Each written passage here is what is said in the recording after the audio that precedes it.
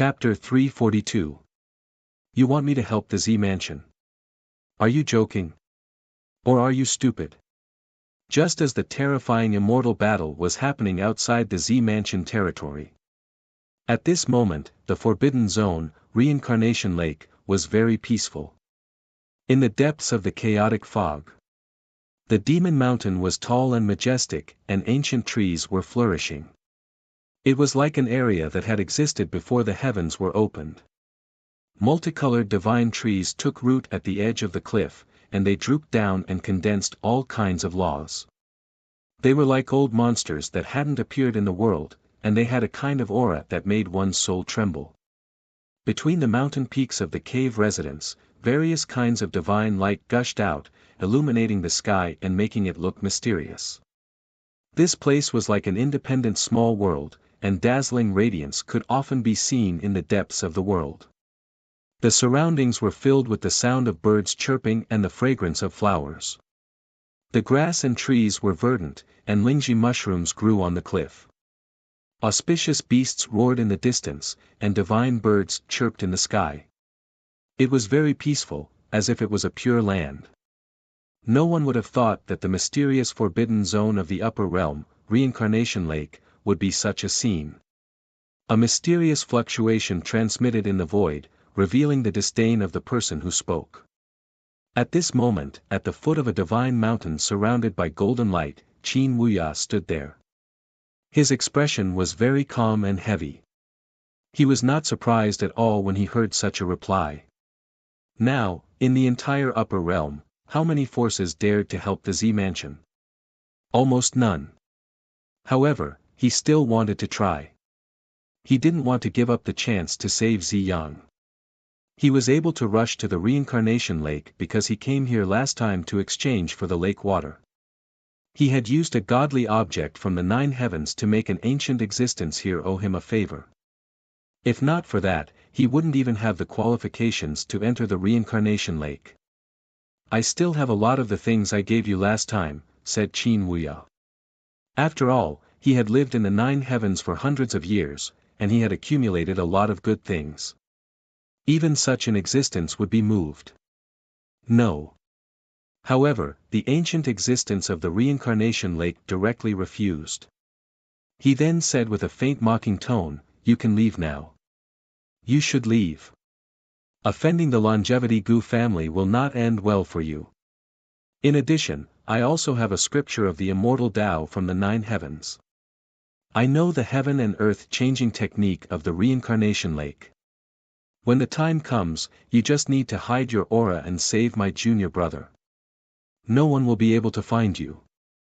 21. Right now, the Purple Mansion is in the midst of a great battle, and I have no time for other things. Gu Chang'e will only think that it was the Purple Mansion sect that secretly made a move. He won't suspect you." Qin Wuya said again. He even took out an incomparably rare immortal Tao scripture that would cause countless cultivators to fight for it if it was brought out in the outside world. Also, you don't have to help the Z government.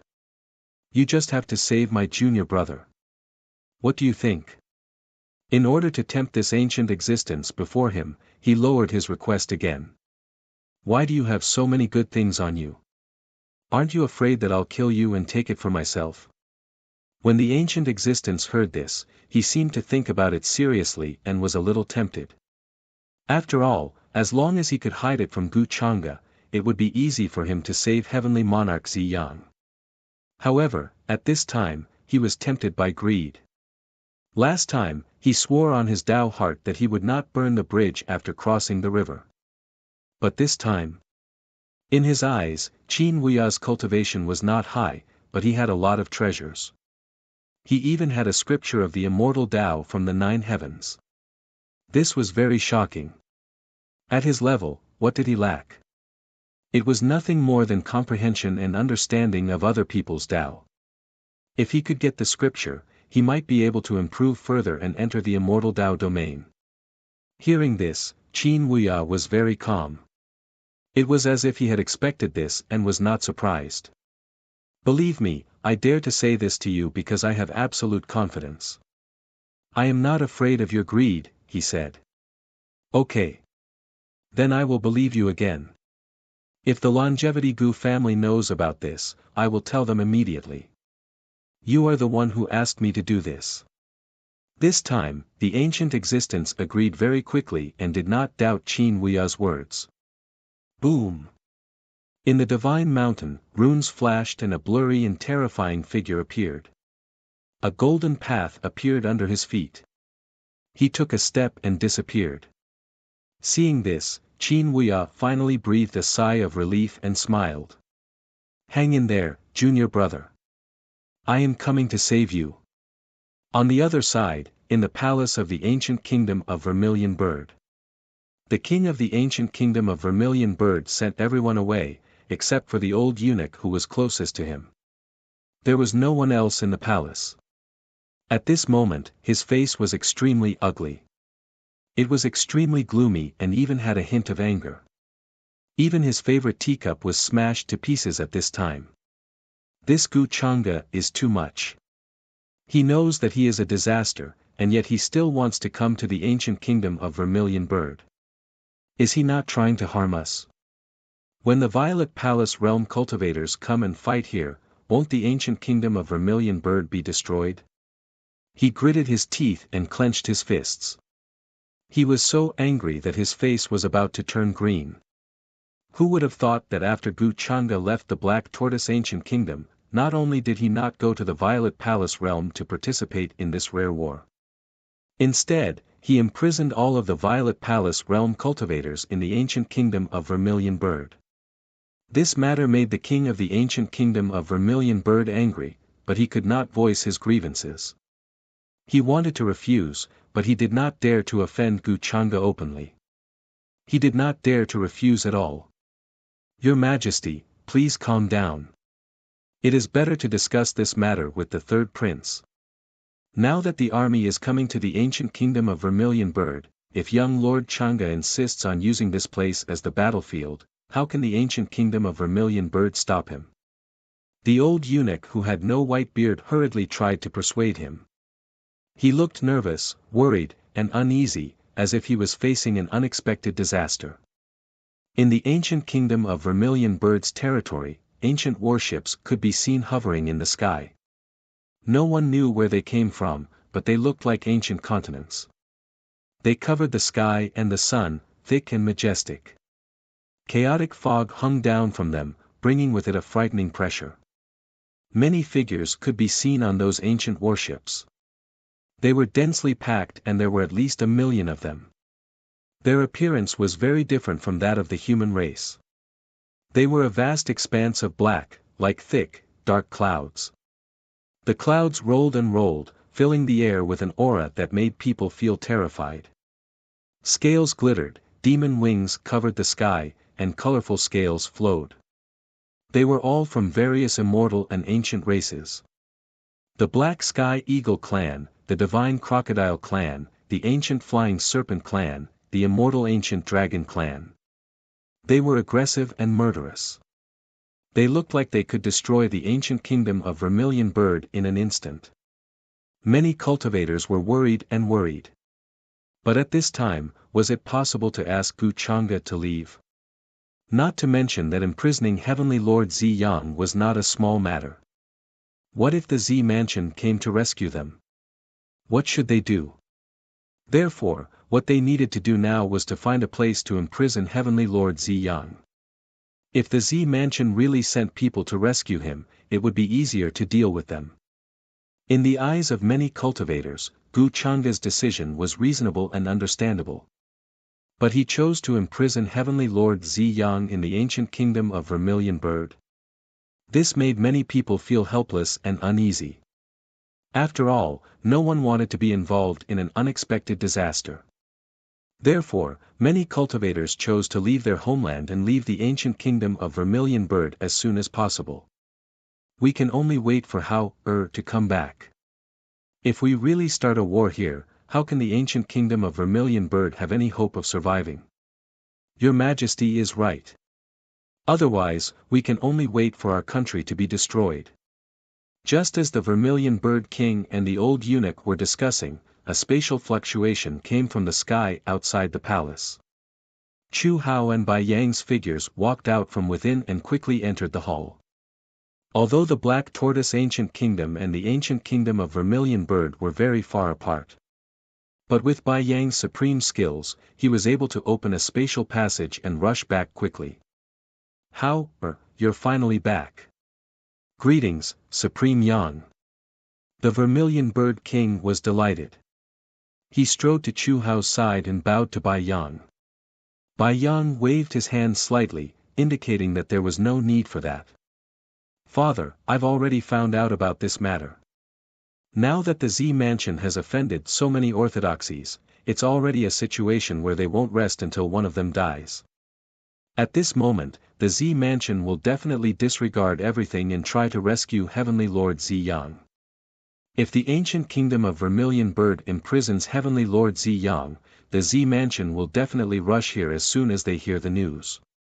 By then, with the strength of the ancient kingdom of Vermilion Bird, let alone resisting, I think will be reduced to ashes in an instant and cease to exist. Gu Changa's evil intentions are merciless. This plan can be said to be vicious. Chu Hao was the first to speak.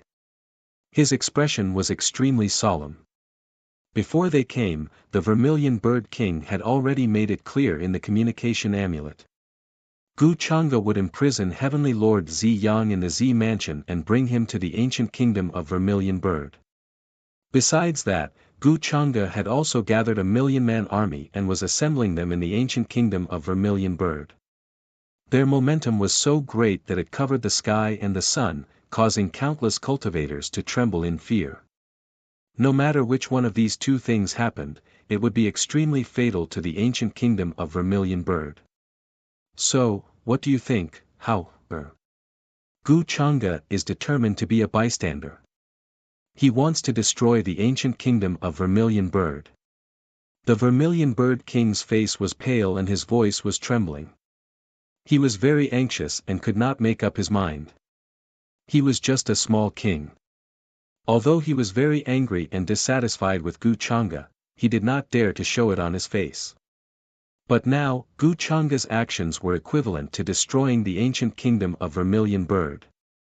The current situation was like a battle between real dragons. The ants under their feet would be annihilated by a wisp of manna. It was more frightening than walking on the edge of a bottomless abyss. Father, don't worry. I've already thought of a countermeasure on my way back.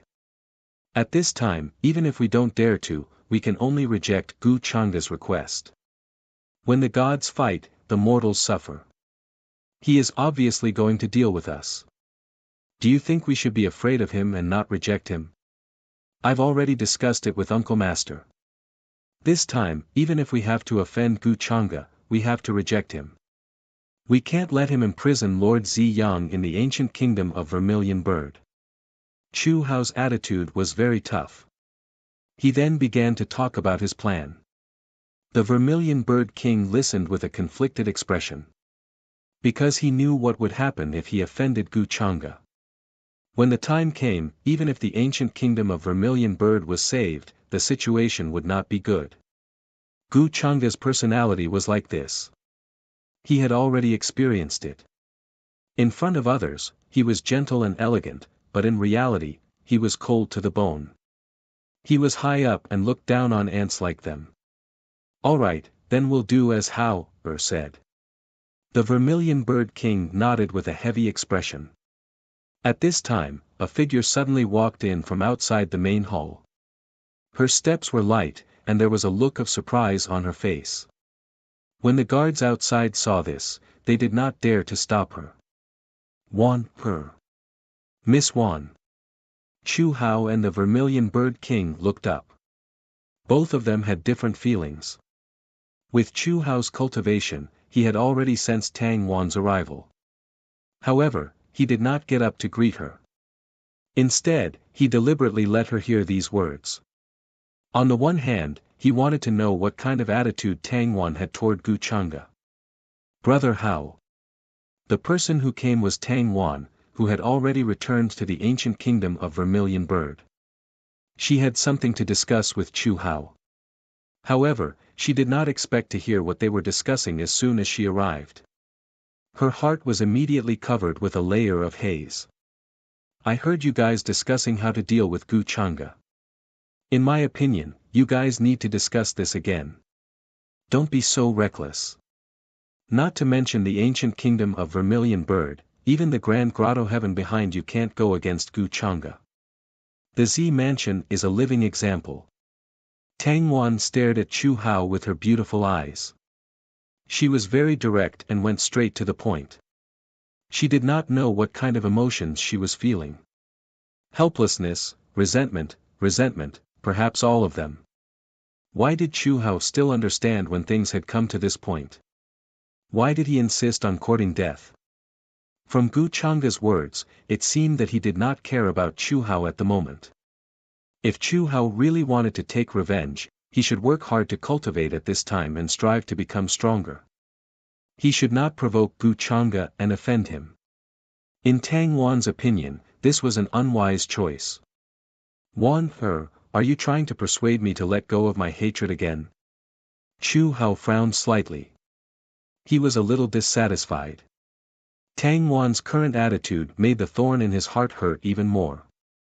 U-703 recalled that she had secretly gone to meet Gu Chang'e without telling him. She even used the excuse that she had family matters to attend to. Chu Hao felt that his heart was hurting. Even if she had her own difficulties, she should be honest about this kind of thing and not deceive the other party. Hearing Tang Wan's words, Bai Yang, who had been silent at the side, frowned. He was displeased. In fact, he did not have a good impression of Tang Wan. Especially after the recent events, he developed a sense of disgust. However, considering her relationship with Chu Hao, he did not say much. But now, Tang Wan actually said that in front of him. She was just short of saying that the Taishan Grotto Heaven could not afford to offend Gu Chang'e. This really made him unhappy. He felt that the Taishan Grotto Heaven had kept a low profile for a long time and was looked down upon by others. Brother Hao, I'm not persuading you to let go of your hatred. I'm just asking you to think twice before you act. Don't overestimate yourself and act on impulse. Tang Wan's expression changed slightly. She felt that she had been misunderstood by Chu Hao. She hurriedly explained, what you should do now is to improve your strength. If Gu Chang'e goes against you, you'll have a higher chance of survival. Her words seemed to come from the bottom of her heart. Tang Wan's character was the same. She did not like to beat around the bush. She believed that Chu Hao would understand her good intentions. That's enough. Wan, I don't want to hear you say these words ever again. However, Chu Hao's face flashed with pain when he heard that. He waved his hand and interrupted her, I realize that you've changed a lot compared to before. However, I understand that you're doing this for my own good. But this time, can you not stop me? If I do as you say, the ancient kingdom of Vermilion Bird will be destroyed. Hearing that, Tang Wan opened her mouth. For a moment, she did not know what to say. Soon, her expression turned gloomy. Then, she turned around and left without saying a word.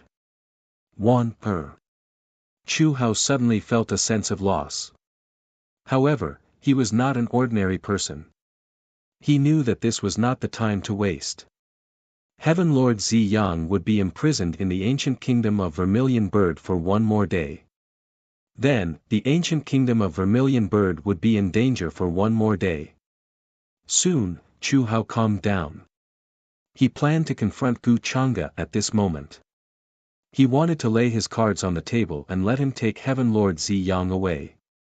How, Martial Uncle will go with you. Bai Yang's expression turned solemn. He was extremely wary of Gu Chang'e. In his opinion, this showdown was equivalent to falling out with Gu Chang'e. In the future, the entire ancient kingdom of Vermilion Bird would be on the opposite side of Gu Chang'e. The consequences of this were unimaginable. Meanwhile, in the ancient kingdom of Vermilion Bird, Gu Chang'e, who was waiting for the person who saved Heaven Lord Ziyang to arrive, naturally heard the notification from the system. To him, this amount of fate points was not essential. What Gu Chang'e cared about was the blow to Chu Hao. If things did not develop this way, how would Qin Wuya be able to get involved? It seems like there's a rift between Tang Wan and Chu Hao. The so-called feelings are so fragile and useless. He could not help but laugh. He had already guessed what Chu Hao was going to do next. Chu Hao's idea was good. However, how could he not expect Gu Chang'e? Chapter 343. If you want to break out of this situation, you can only use the bigger picture to pressure me. But will the so-called bigger picture really work on me? Chu Hao has overestimated the people's will. Before absolute power, who dares to resist? What a joke. Inside the palace, Gu Chang'e stood with his hands behind his back. His robe fluttered in the wind as he stared out the window. There was a faint smile on his lips. Everything was going according to his plan. He had already thought of all the ideas that Chu Hao could think of in advance for Chu Hao. The ancient country of Suzaku had been devoured by him a long time ago. It was a fact that could not be changed. Even if Chu Hao was the child of fate, he could forget about changing this. There was a limit to one's strength. There was nothing he could do. The only thing Chu Hao could do now was to watch in despair as the ancient country of Suzaku was destroyed and turned into ashes. Just as Gu Chang'e was pondering, a servant's report came from outside the palace. "Young master, the descendants of the various clans of Immortal Ancient are here to see you." Gu Chang'e collected his thoughts and said, "Let them in." Soon, following the sound of footsteps, several people entered the palace. Their auras surged like rolling clouds. They flashed with all kinds of colors and their blood was incomparably powerful. The leaders were also the descendants of the various clans. They were clad in scales. Behind them stood the ancestors of the various clans. They were suppressing the void here as if they could fill up every inch of space at any time. They were extremely powerful. Their cultivation levels were all at the quasi-supreme realm. They once stood against Gu Chang'e in the Immortal Ancient Continent. However, Gu Chang'e then plotted against them.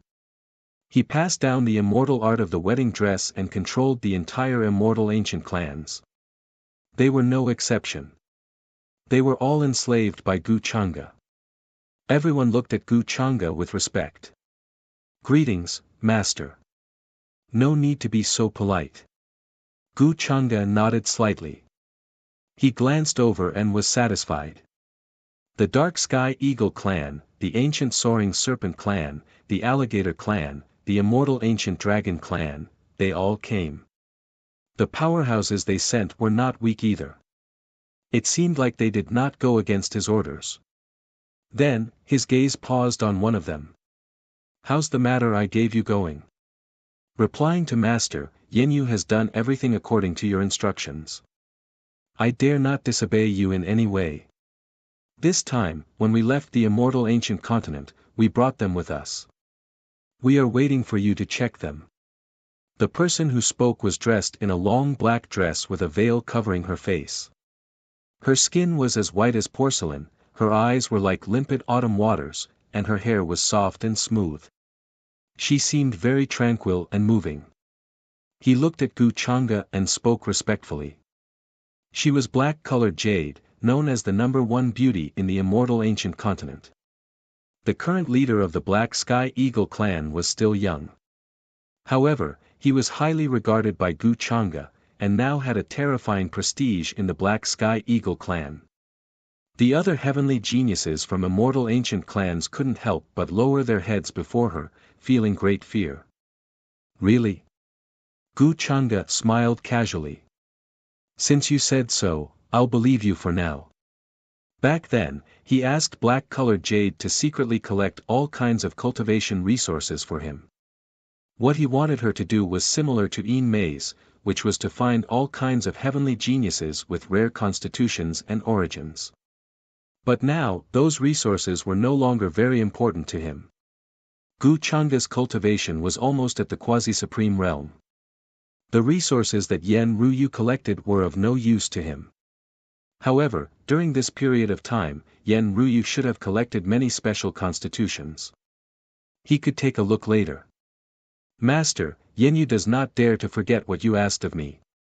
Black-colored Jade lowered her eyes and said respectfully with a gentle voice. Come here. You don't have to be so far away from me. Could it be that I'm some kind of scourge? Gu Changa said with a smile. Yes, master. Hearing this, Black Jade was pleasantly surprised. Then, she walked lightly to Gu Changa's side. She looked very demure. At first, she was worried and uneasy. She was afraid that Gu Changa would not be satisfied with what he asked of her. Because of this, the entire Black Sky Eagle clan was implicated. She knew very well what kind of methods and identity Gu Changa was hiding. There was probably no one in this world who was more terrifying than him. Combined with the many things that happened in the upper realm, Yen Ruyu was even more uneasy and frightened. The calm and indifferent expression on the surface was just something she deliberately showed. In fact, she was panicking in her heart. Accompanying a king was like accompanying a tiger. After all, it was not only her, but also the Black Sky Eagle clan behind her. Their lives were in Gu Changa's hands. They could be crushed to death at any time because of his mood. To the other clans of Immortal Ancient, they all thought that Gu Changa made the Black Sky Eagle clan, Ancient Soaring Snake clan, and Divine Crocodile clan submit to him because of his identity as the successor of the ancient Heavenly Lord of Samsara. However, only Black-colored Jade knew that this was not the case.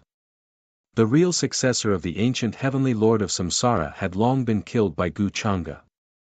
The so-called successor of the ancient Heavenly Lord of Samsara was nothing more than a substitute. Now that she saw Gu Changa's attitude, it meant that he was quite satisfied with her, making Black-colored Jade let out a long sigh of relief. The corners of her mouth under the veil also revealed a faint smile. After receiving Gu Changa's order, she immediately gathered the Black Sky Eagle army. Previously, because Gu Changa gave her a technique, she had to pass down the cultivation method. Black-colored Jade did not dare to disobey. Although she knew that the cultivation method might not be anything good, she did not dare to disobey. If you work for me, you will not miss out on the benefits. Gu Changa smiled casually. It is Yen Yu's honor to work for Master. Black-colored Jade's eyelids drooped slightly, but she still could not hide the joy and happiness on her face.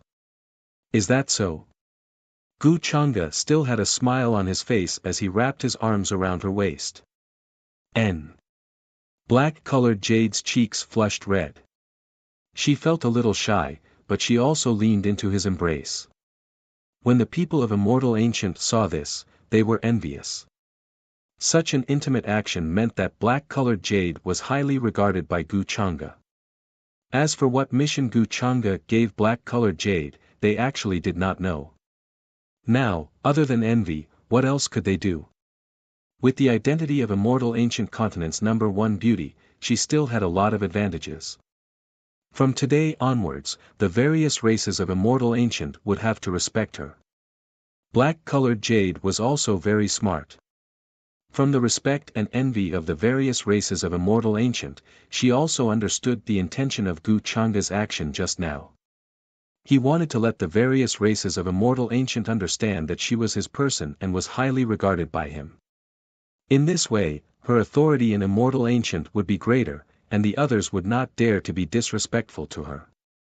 If she worked for Gu Changa, it would be much more convenient and smooth. So this is the benefit that Master was talking about. After thinking through this, Black-colored Jade felt a little disappointed. That's right. With Gu Changa's temperament, why would he suddenly do such an intimate action to her? She was thinking too much, but she was also thinking too much. After that, Gu Changa gave a few more instructions, and then waved his hand to let the various races of Immortal Ancient leave, leaving only Black-colored Jade behind. Master, do you want to see those imprisoned cultivators? Black-colored Jade's eyes fell on Gu Changa's face as she asked softly. Let's go. Gu Changa nodded and let go of her. Then, the two of them left the palace, with black-colored Jade leading the way. Black-colored Jade felt a little disappointed in her heart, but she did not dare to show it on her face. The ancient warships of various races of immortal ancient hovered in the sky 800,000 li away from the Vermilion Bird Palace. The cultivation resources that black-colored Jade brought for Gu Changa were naturally imprisoned there. In fact, it wouldn't take Gu Changa a long time to get there from here. By the way, Master, some time ago, I caught a group of mysterious people outside the immortal ancient forbidden land. I don't know what brought them here. The materials in the immortal ancient forbidden land did not work on them. Moreover, those mysterious people were dressed strangely, and they had a strange metal weapon in their hands that could shoot out a silver metal. The killing power was not small, and ordinary wild beasts were no match for them. However, these mysterious people did not seem to have cultivated before, and their physiques were very weak. Even the weakest child in my race could bully them. On the way to the ancient warship, black-colored Jade suddenly thought of another matter and reported to Gu Changa. Mysterious people outside the immortal ancient forbidden land, strange clothes. What brought them here? Metal weapons? Gu Changa raised her eyebrows slightly when she heard this. This kind of origin sounded very familiar. Could it be that they were visitors from Earth? He seemed to have smelled the scent of chives from it. The immortal ancient continent was a piece of land that had been moved here by the existence of the Tao Heavenly Immortal Palace. At that time, the immortal ancient forbidden land was also brought over by that existence. Although it had always been hidden in the depths of the Tao Heavenly Immortal Palace, after Gu Changa took action to unify the various races in the immortal ancient forbidden land, the immortal ancient forbidden land was open to the public. Now, cultivators from the outside world could be seen entering the immortal ancient continent to train and search for opportunities. However, there was a reason why the immortal ancient forbidden land was called the immortal ancient forbidden land. Even some supreme beings did not dare to enter as they felt that there was a great terror hidden within. Moreover, in the immortal ancient forbidden land, fog surged and shrouded in a mysterious field. If cultivators dared to approach, they would be crushed into a bloody mist by that field, and their bodies and souls would be destroyed. Even if they were lucky enough to escape, they would be haunted by misfortune in the end, and their lives would be worse than death. Many people guessed that there were remnant immortals who had survived from the previous era hidden in the immortal ancient forbidden land. Even the existence who had moved the immortal ancient continent did not dare to say what was hidden in it. Many rumors filled the immortal ancient forbidden land with a veil of mystery. Yes, at that time, I was cultivating in the clan when I suddenly heard a clansman coming to report that there was a shocking commotion in the immortal ancient forbidden land. So I hurried over, but I didn't expect to see more than 10 mysterious people running out from there. They looked terrified, as if they had seen something terrible. Black Ruyan nodded. Then, she described in detail how she captured that group of mysterious people outside immortal ancient's forbidden region. She did not know how to deal with this matter, but she happened to receive Gu Changa's order, so she brought those people over. Then, did you see what brought them to the immortal ancient forbidden land? Hearing this, Gu Changa asked with some interest in her eyes. No, after I caught those mysterious people, I wanted to ask them something, but they did not seem to understand our language. I tried to search their souls, but I found that their souls were very weak. They would shatter with the slightest touch, so I could not find anything. Then, I gave up. Yen Ruyan said.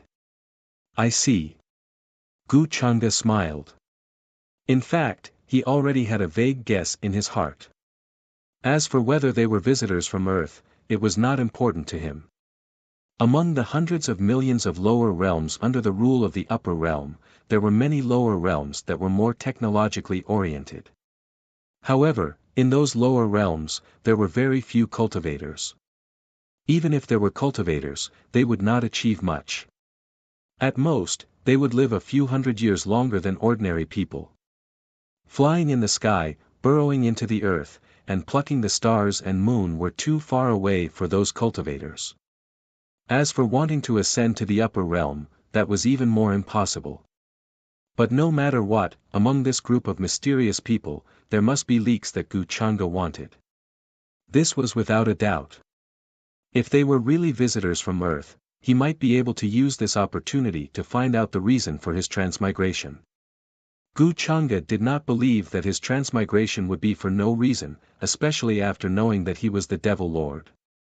However, Wuxia felt that the possibility of them being visitors from Earth was very small.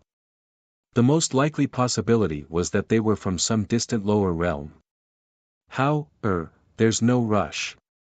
If we go to Wuxia now, regardless of whether he agrees or not, the ancient kingdom of Vermilion Bird will be at a disadvantage. If we use the big picture to pressure him, it might work. No matter what, the image that Wuxia has created in front of people is positive. Unless he really wants to destroy his image, he won't do anything to the ancient kingdom of Vermilion Bird directly. This is our only chance now. At this moment, in the palace of the ancient kingdom of Vermilion Bird, Chu Hao could not wait to lay his cards on the table with Wuxia. The king of Vermilion Bird's eyes flashed. He suddenly thought of something and stopped Chu Hao.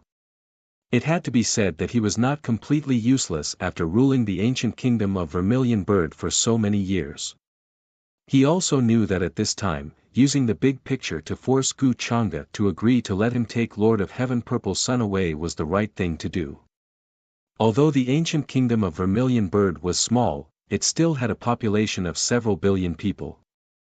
At that time, if Wuxia did not agree, then these billions of cultivators would suffer, and he would have to bear the infamy of causing the deaths of billions of cultivators. Unless Wuxia really did not care about these things. What the king of Vermilion Bird said is a good idea. However, at this time, I am worried that Wuxia really does not care about the lives of the people of the ancient kingdom of Vermilion Bird. Bai Yang's eyes lit up when he heard this. He gave the king of Vermilion Bird a look of appreciation.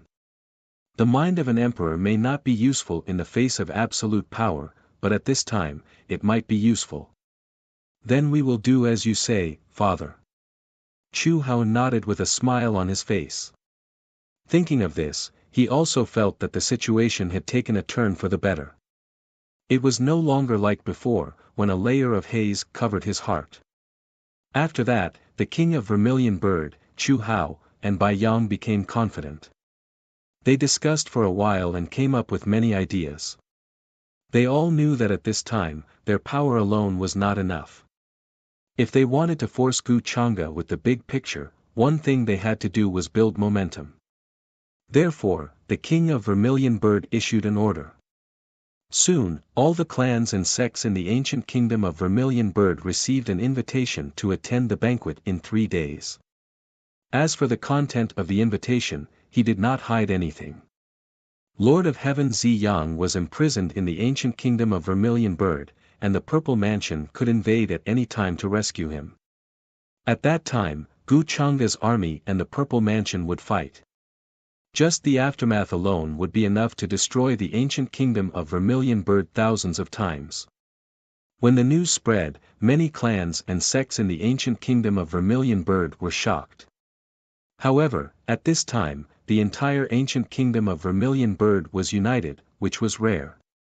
After all, this was a matter of life and death. If they did not want to give up the foundation they had built over the years, they chose to leave their homeland and go to the ancient kingdom of Vermilion Bird. Then, they had to attend the banquet in 3 days. Furthermore, they had to do everything they could to make Wuxia rescind the order he gave. When all the clans and sects in the ancient kingdom of Vermilion Bird heard the news, they were shocked, feeling that this was no small matter. In front of Wuxia, the entire ancient kingdom of Vermilion Bird was like an ant. To him, whether the ancient kingdom of Vermilion Bird was destroyed or not did not matter. He would not even ask. However, to them, this was the place where their clans and sects stood. If it was destroyed, they would not be far from being wiped out and swallowed up. With that thought in mind, all the sects and clans, as well as many people with a strong foundation, showed up one after another, not daring to be negligent. Of course, those people with a strong foundation were all old monsters in the Saint Plain. The strongest among them was only in the Saint Plain, and they were still a long way from the great Saint Plain. At this moment, they were all discussing this matter. Today's matter concerns the life and death of the ancient kingdom of Vermilion Bird. If the ancient kingdom of Vermilion Bird is destroyed, then our clans and sects are not far from being destroyed. Today, we gathered all of our people here to prepare for the banquet that the king is going to hold in 3 days. Do you have any ideas to make Wuxia rescind the order he gave? The ancient kingdom of Vermilion Bird has never offended him. Why would he target us like this? This plan is vicious. He doesn't even need to do anything to destroy us. At the Grand Tutor's residence in the ancient kingdom of Vermilion Bird, an old man with white hair, but his bearing was not to be underestimated, said in a deep voice. That old man was the current Grand Tutor Wang, who had taught the king of Vermilion Bird and the third prince, Chu Hao. He was a person of virtue and prestige in the ancient kingdom of Vermilion Bird, and had students all over the world. Below him stood all the important people of the Grand Tutor's residence. At the same time, they were all the people in charge of the Grand Tutor's residence, holding important positions in the ancient kingdom of Vermilion Bird. Among those people, there were many young people, both men and women. They were all geniuses of the Grand Tutor's residence. Their futures were limitless, and they shouldered the responsibility of making the Grand Tutor's residence even more glorious. Other than them, the others were all mighty ones of the Grand Tutor's residence. The most powerful one was a middle-aged man wearing a blue robe. Streaks of golden light were seen when he opened his eyes. Divine runes swirled, emanating the might of a saint. He was at the pinnacle of a saint. His name was Yi Tian, and he was a servant of the Wang family. Father, we know everything you said. If the ancient kingdom of Vermilion Bird were to be destroyed at this time, where should we go from here? A middle-aged man asked. He looked very similar to the Grand Tutor, and was the eldest son of the Grand Tutor. If the ancient kingdom of Vermilion Bird were to be destroyed, the Wang family would have to find another way out. We can't just be destroyed here with the ancient kingdom of Vermilion Bird. Hearing that, the person next to him immediately said. What the ancient kingdom of Vermilion Bird is doing now is offending Wuxia. Do you think he would change his mind for a puny ant? We are not people of the same world as him. Do you really think he would care about our considerations and opinions? Father, the way I see it, the priority is to get out of here as soon as possible. He was the second son of the Grand Tutor, and he also held an important position in the ancient kingdom of Vermilion Bird. His words were immediately approved by the people of the Wang family, as they were not willing to take the risk. Where there's life, there's hope. Father, let's just leave tonight. It's obvious that the third prince of the ancient kingdom of Vermilion Bird, Chu Hao, offended Wuxia back then, and he's just retaliating. Do you still not understand at this time? We can't keep the ancient kingdom of Vermilion Bird. The people of the Wang family tried to persuade him, as they were very open-minded about the matter. Unless they were stupid, who would want to be destroyed with the ancient kingdom of Vermilion Bird? To them, this was a truly unexpected calamity. But if we leave the ancient kingdom of Vermilion Bird, where can we go? The foundation we built over so many years. The Grand Tutor sighed deeply. Looking at the expressions of the people below, he knew that there was no turning back. Fine, fine. I'll listen to you all. It's fine if we don't stay in the ancient kingdom of Vermilion Bird. If we offend Wuxia, there will be no place for us in the upper worlds. Then, he made up his mind and stopped thinking about it. The people of the Wang family began to pack up. They took what they needed to take with them, and left those who could not. The ancient kingdom of Vermilion Bird would be destroyed sooner or later anyway. Those things would be destroyed, and no one would be reluctant to leave. On that night, a divine rainbow flying vessel began to streak across the sky. It was extremely dazzling and rumbling as it left. Similar scenes were happening in all the major clans and sects in the ancient kingdom of Vermilion Bird. On one hand, they had to protect the country, and on the other hand, they had to offend Wuxia. Anyone who was not stupid knew what to choose at that time. Almost everyone chose to leave. The invitation letter from the king of Vermilion Bird, in their eyes, became a lifesaver that reminded them to flee. Many people felt grateful to the king. If the king of Vermilion Bird had not explained so clearly in the letter, they would not have realized the seriousness of the matter. When the time came, they would not even know how they died. That would be too horrible. However, thinking about it was just thinking about it. At that time, no one would be stupid enough to be willing to be destroyed with the ancient kingdom of Vermilion Bird. The so-called feelings of home and country were nothing in the eyes of cultivators. How could they be more important than their own clans and sects? The next day, many cultivators in the ancient kingdom of Vermilion Bird were dumbfounded. Some of the once glorious and ancient clans and sects were long gone. Only empty houses and sects were left behind. Not a single person was left behind. Such scenes were not seen in just one house. Throughout the entire ancient kingdom of Vermilion Bird, all forces with a little bit of strength and age moved out. They moved out overnight, not daring to stay. It was obvious that some forces were still in a panic at that time. Some of the more precious things were left behind, as if they were afraid that if they stayed even a moment longer, they would attract disaster. That scene shook the entire ancient kingdom of Vermilion Bird. All the cultivators were in a panic, feeling that something big was going to happen and that a disaster was about to befall them. For a time, many cultivators chose to move out of the place in their panic, without asking why. Of course, there were also some smart cultivators who figured out the reason. Now, there were millions of soldiers hovering in the ancient kingdom of Vermilion Bird's territory, as well as countless ancient warships. Was that not enough to prove anything? The ancient kingdom of Vermilion Bird was in chaos. Panic spread everywhere, and there were bandits who took advantage of the situation everywhere. It was not far from falling apart. Chapter 344. In the palace, the Vermilion Bird King, Bai Yang, Chu Hao, and the others had all received the news. They were also stunned. They never thought that things would develop in this direction. I underestimated the fear of these families and sects toward Wuxia. They would rather leave their homes and go to other regions than fight against Wuxia with us at this time. The Vermilion Bird King's face was pale as he fell from his seat in a daze. It's over, he kept mumbling. His face was ashen and full of despair.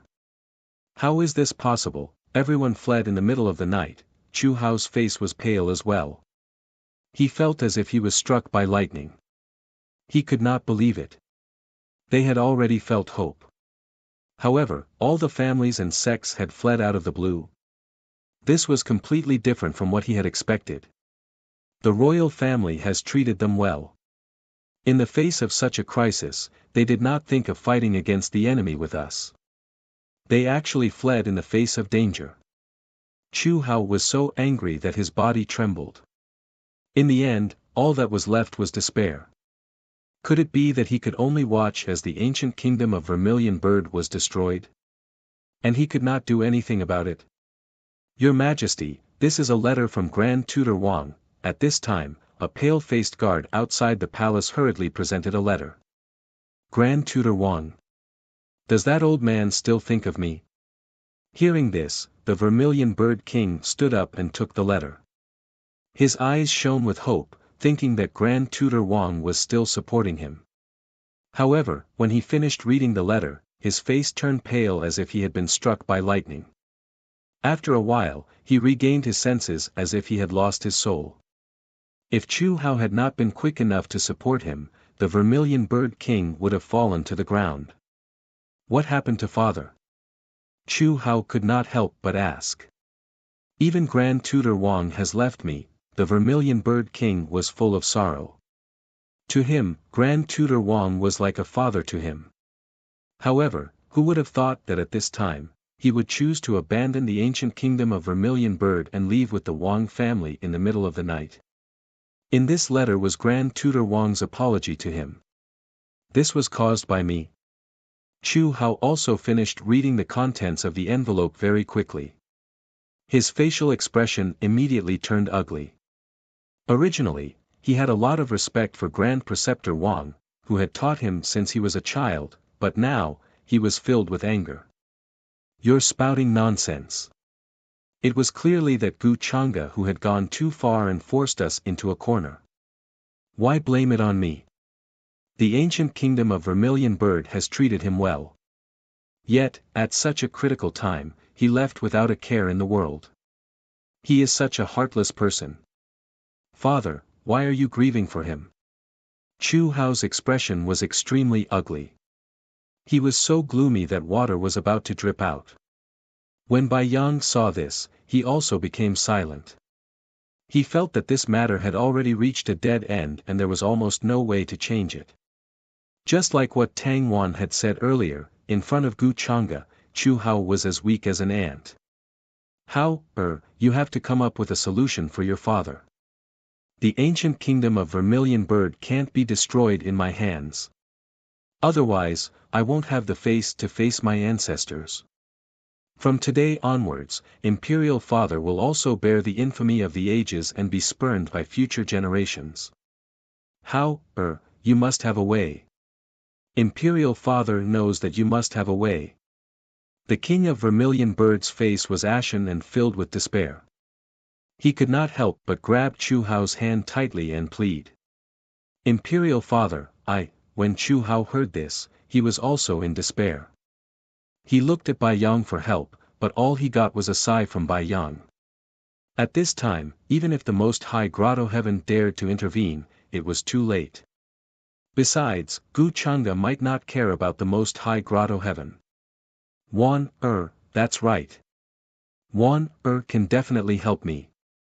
She has met with Gu Chang'e several times in private. If she can help and put in a good word for me in front of Gu Chang'e, maybe he will agree to let the ancient kingdom of Vermilion Bird go.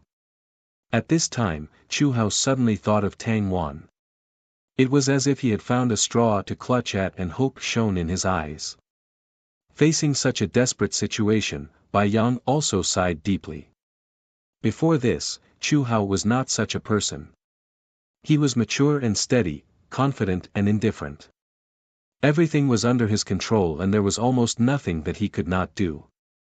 But now, he was like a headless fly. He had completely forgotten what he said to Tang Wan before, and how he was angry because Tang Wan met with Gu Chang'e in private. This feeling made Bai Yang sigh inwardly. He felt that a good seedling had been driven crazy by Gu Chang'e. The towering and majestic ancient worship towered above the sky. It was simply like a floating continent that covered everything. Clouds and mist surged, and it was incomparably terrifying. In the depths of the ancient worship were rows upon rows of palaces and buildings. They were grand and ancient, with the style of the immortal ancient era. At this time, under these buildings, there was a very secretive dungeon. The atmosphere was damp, full of rot and blood, making one's hair stand on end. Beast oil lamps were lit on both sides of the tunnel, making it very dim. But one could see that the dungeon was divided into two sides. In the left dungeon, there was a group of frightened cultivators. There were about 100 of them, men and women of all races. Their auras were different, and the strongest had reached the saint realm. Their hands and feet were shackled, symbols flickering. They were extremely heavy, making it difficult for them to move. Meanwhile, in the right dungeon, 8 people were locked up, 3 women and 5 men. The clothes they wore were clearly different from the clothes of the various races. Moreover, most of their expressions were even more terrified, cowering in a corner. Even though there were no shackles on their bodies, they still didn't dare move. When they looked at everything outside, they were filled with panic, fear, and despair. Right now, there were two people who were currently conversing in each other's language. Chen, do you think we transmigrated? We were just doing our archaeological work, but in the end, we were struck by that white light for some reason, brought to this mysterious and monstrous world. Moreover, the small bronze boat that suddenly appeared, so why did it suddenly disappear? However, these should be the chi refinement cultivators recorded in the ancient legends, right? Not only can they fly through the sky, move mountains, and fill seas, even those monsters here are the same size as mountain ranges. Back then, the woman who took action to capture us was simply as beautiful as a fairy. Even though school beauty Xiao is also beautiful beyond mortals, compared to that fairy, I always feel like she's lacking something. What a pity. If we can go back alive and tell the public what happened here, we'll definitely cause a sensation in the world and become famous. The man who spoke looked simple and honest, tall and sturdy. However, when he spoke, the shrewdness in his eyes inadvertently showed that he was not as simple as he looked. I don't know.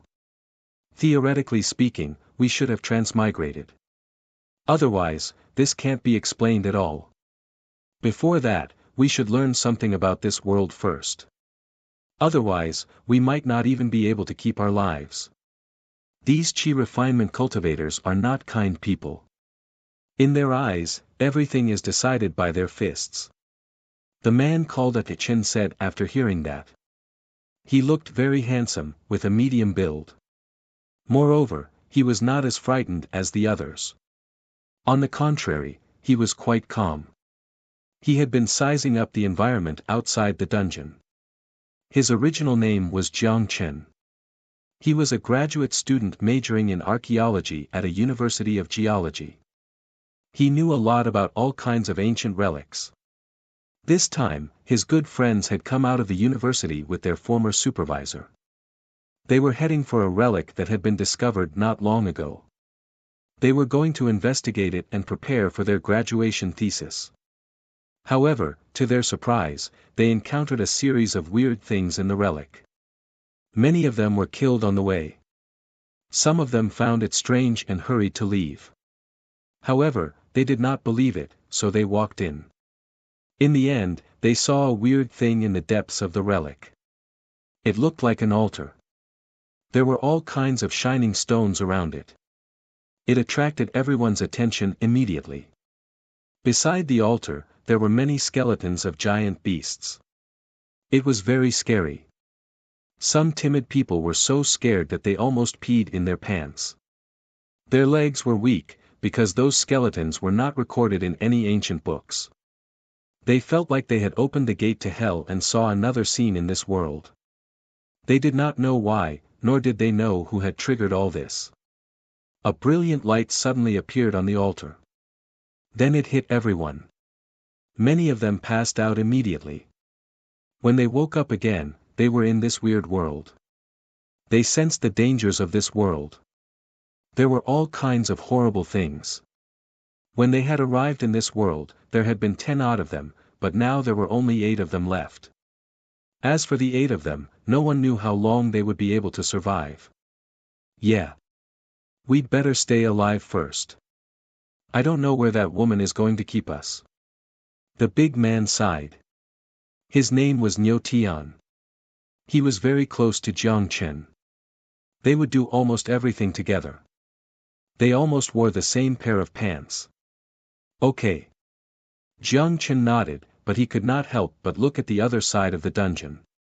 She was holding her knees. Her black hair was like a waterfall.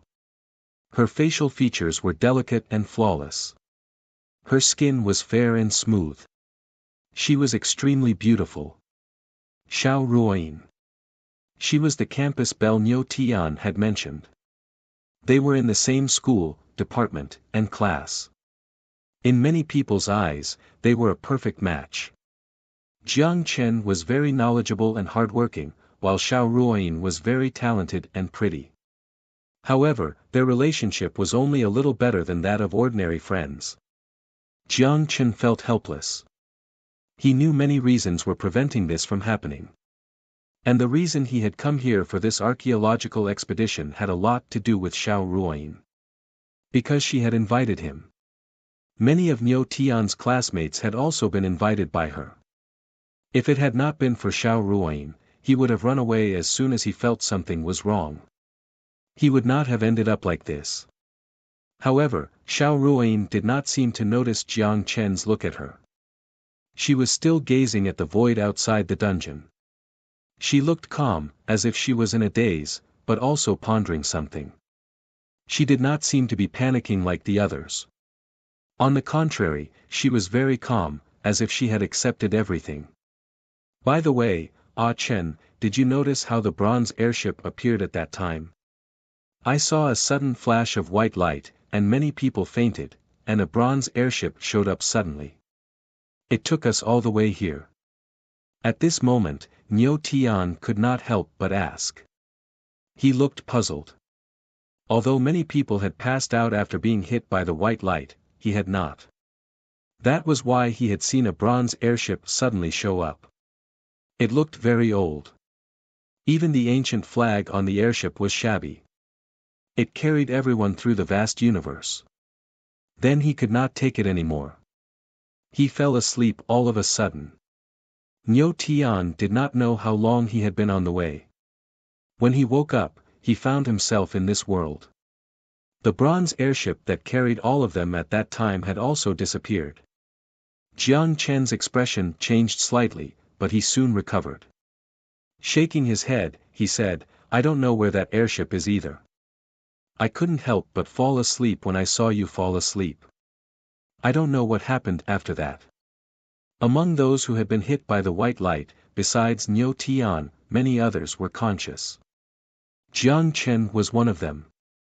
In fact, he already knew what Niu Tian had said, but there were some things that Jiang Chen didn't know how to say, so he didn't say anything. The bronze airship that had carried all of them here had actually flown out of his body. The white light suddenly hit him, and then there was a mysterious and indescribable change in his body. Then, the bronze flying ship appeared, carrying everyone away. Except for Jiang Chen, no one else knew about this. Until then, Jiang Chen still could not figure out why such a thing had appeared in his body. At this moment, Xiao Ruoyin seemed to have overheard their conversation. She turned her head to look at Jiang Chen. She said, Do you have any idea how to get us out of here? Jiang Chen looked over when he had heard the goddess's question. He said with a smile, I do, but I think it will take me some time. I have to learn their language first. Xiao Ruoyin's eyes lit up. She seemed to have thought of something, but she shook her head. She said, I'm afraid we don't have enough time. Jiang Chen also fell silent. Facing this group of mysterious and powerful Qi practitioners, they didn't even have a chance to fight back. Not to mention that there was a more powerful being hiding among this group of Qi practitioners. Jiang Chen even had the feeling that such a being could destroy the world on his original planet alone. How could they fight back against such a Qi practitioner? At this moment, the only thing he could pray for was that the mysterious bronze airship would show up again and take all of them away. In fact, this world appeared in my dream. At this moment, Xiao Ruoyin seemed to have thought of something. She suddenly spoke again. However, Jiang Chen and Niu Tian were shocked by what he had said. What? Jiang Chen opened his eyes wide. He could hardly believe what he had heard. Xiao Ruoyin said this place had appeared in her dream. Did she already know what would happen when she went to the relic? Xiao Ruoyin saw the two in shock and disbelief. She seemed to want to say something else. However, a voice suddenly came from outside the dungeon. She closed her mouth immediately and looked over. Jiang Chen and the others also looked over when they heard the noise. They looked vigilant, scared, and uneasy. They felt a chill down their spines. It's the woman in the black dress who took us away, Niu Tian said in a low voice. Then he noticed two people walking over slowly from outside the dungeon. The woman in the black dress was tall and slim. Her face was covered by a veil. Only her beautiful eyes were exposed. Her eyebrows were as black as jade. She looked gentle and quiet. She was surrounded by a vague fog, which made it difficult to see her surroundings clearly. However, they had experienced how dreadful she was, especially when they had witnessed their companions die tragically at her hands. Jiang Chen and the others certainly wouldn't take her lightly. They didn't think she was a good person. A femme fatale. That was what everyone thought. However, what shocked Jiang Chen and the others was that the woman in the black dress was walking in with a young man that day. Judging from her expression, she obviously respected the white-clothed man very much. Before this, the woman in the black dress had given them the impression that she was strong and noble, majestic, like a queen. Who on earth was this white-clothed man? In their eyes, this white-robed man's entire body seemed to be glowing. His celestial aura was resplendent, and even his hair was sparkling like ink. He looked incomparably transcendent and divine, like an immortal who lived above the 9 heavens in legends. They couldn't even see any joy or anger in his deep eyes. They couldn't see any emotional fluctuation either. They were like a deep pool. To them, this feeling was the same as when they were sizing up those ants in the past. Jiang Chen, Niu Tian, and the others couldn't help but shiver. They didn't feel any malice from him, but they couldn't help but feel scared, as if life and death had been separated from them. The newcomers were Gu Chang'e and Black Jade. Master, they are the group of mysterious people that I captured in the immortal ancient forbidden land. However, many of them died because of some things. Black Jade said to Gu Chang'e in a gentle voice. Gu Chang'e nodded. He looked calm. Then he looked at Jiang Chen and the others in front of him. He paused for a while when he saw Jiang Chen and Xiao Ruoyin. Then he asked, "Do you want to leave here alive?" Jiang Chen, Niu Tian, and the others were puzzled. They didn't understand what Gu Chang'e was talking about. Master, they don't understand our language, Black Jade explained. She thought Gu Chang'e didn't know about this. However, Gu Chang'e didn't pay attention to her. He looked at Xiao Ruoyin with interest. Interesting. You can understand what I'm saying. Xiao Ruoyin looked at him in confusion. It seemed she didn't understand what he was talking about. I like smart people. Smart people know what to do at this moment, Gu Chang'e said calmly. Hearing this, Xiao Ruoyin's expression couldn't help but change slightly. She felt like her throat was being strangled by a pair of invisible hands. She couldn't breathe at all. She almost suffocated. This made her feel a terrible fear. She didn't know how Gu Chang'e knew about this. She had disguised herself very well. Do you want to leave here alive? Gu Chang'e asked again, smiling slightly. Xiao Ruoyin kept silent. Then she answered in this world's language, yes. Chapter 345. It was dim in the dungeon. The air was damp. There was a smell of blood and decay in the air. People couldn't help but think of corpses. Desperation and fear filled the air. Everyone's souls were trembling. They couldn't help but shiver. When Gu Chang'e and Black Jade walked in, everyone, including Jiang Chen and Niu Tian, was only uneasy and frightened at the beginning. However, they gradually calmed down. They were ready to see how things would develop. They had all guessed the white-clothed man in front of them was extraordinary, much more dreadful than the queen-like woman in the black dress. But they still felt he shouldn't be a bad guy. After all, he had an extraordinary immortal aura. He seemed to be out of this world. His entire body seemed to be glowing. Strands of divine multicolored light glowed brilliantly in his hair. He was divine like jade, untainted by a speck of dust, and nothing more than that. It was hard for people to have a bad impression of him just because of the first impression. Then, when Gu Chang'e asked them questions, everyone was surprised. They didn't understand what he was talking about. Jiang Chen was the only one who suddenly felt uneasy. Especially when the man in white did not ask all of them but asked Xiao Ruoyin, he felt that something was amiss. He didn't think the white-clothed man would have any bad intentions toward Xiao Ruoyin. After all, judging from the other party's behavior, the way he looked at them from the beginning to the end was as if he was looking at ants from the clouds. He looked casual and careless. Xiao Ruoyin was pretty, but the woman in the black dress was as pretty as her. Jiang Chen felt something was wrong with Xiao Ruoyin. Judging from what she had said and her expression, she seemed to have known about time travel a long time ago. That was why she had accepted it so quickly. But at that moment, judging from Xiao Ruoyin's slightly pale expression, Jiang Chen's heart sank. He didn't feel good. Xiao Ruoyin seemed to understand what the white-clothed man was saying. And the white-clothed man in front of them seemed to have detected it as soon as he walked in. This was Jiang Chen's first thought. As expected, when Jiang Chen heard Xiao Ruoyin say those weird words, he was shocked, but at the same time, he understood what had happened. Xiao Ruoyin seemed to have some understanding of this bizarre world, but she had never revealed anything to him. Jiang Chen felt bitter for no reason. Beauty Xiao can understand the other party. Before this, she had never told us anything. What else is she hiding?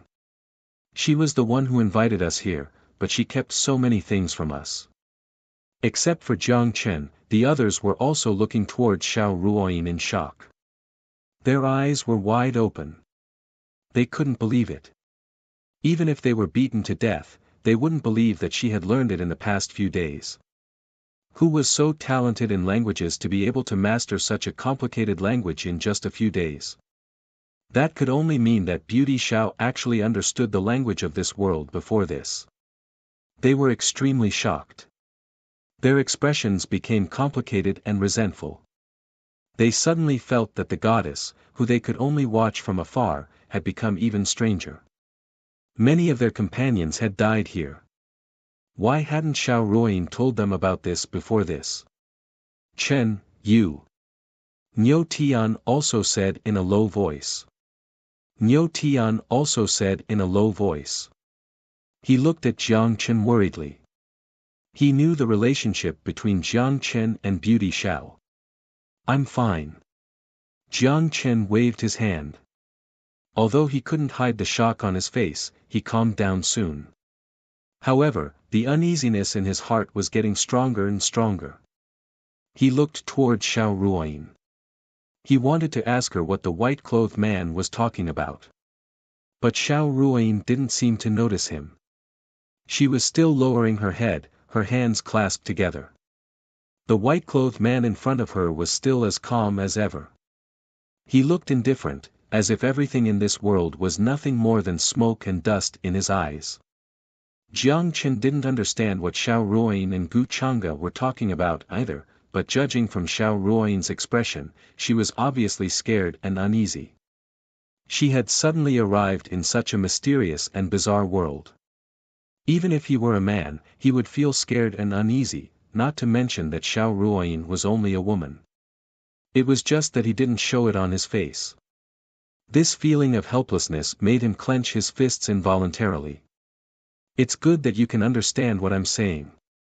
At this moment, while Jiang Chen and the others were worried and lost in their thoughts, Gu Chang'e spoke again. Seeing Xiao Ruoyin admit it, he couldn't help but show a faint smile.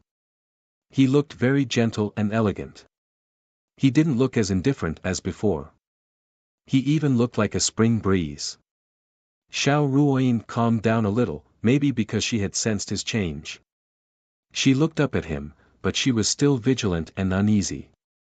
She didn't know how Gu Chang'e had found out she could understand their language. In Xiao Ruoyin's original plan, she would first learn some information about this world, and then find a way to escape.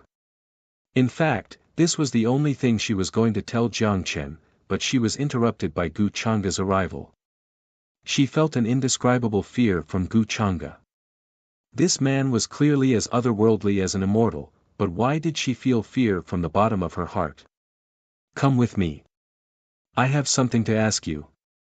Gu Chang'e said again, looking towards Xiao Ruoyin with a faint smile. His tone was simple.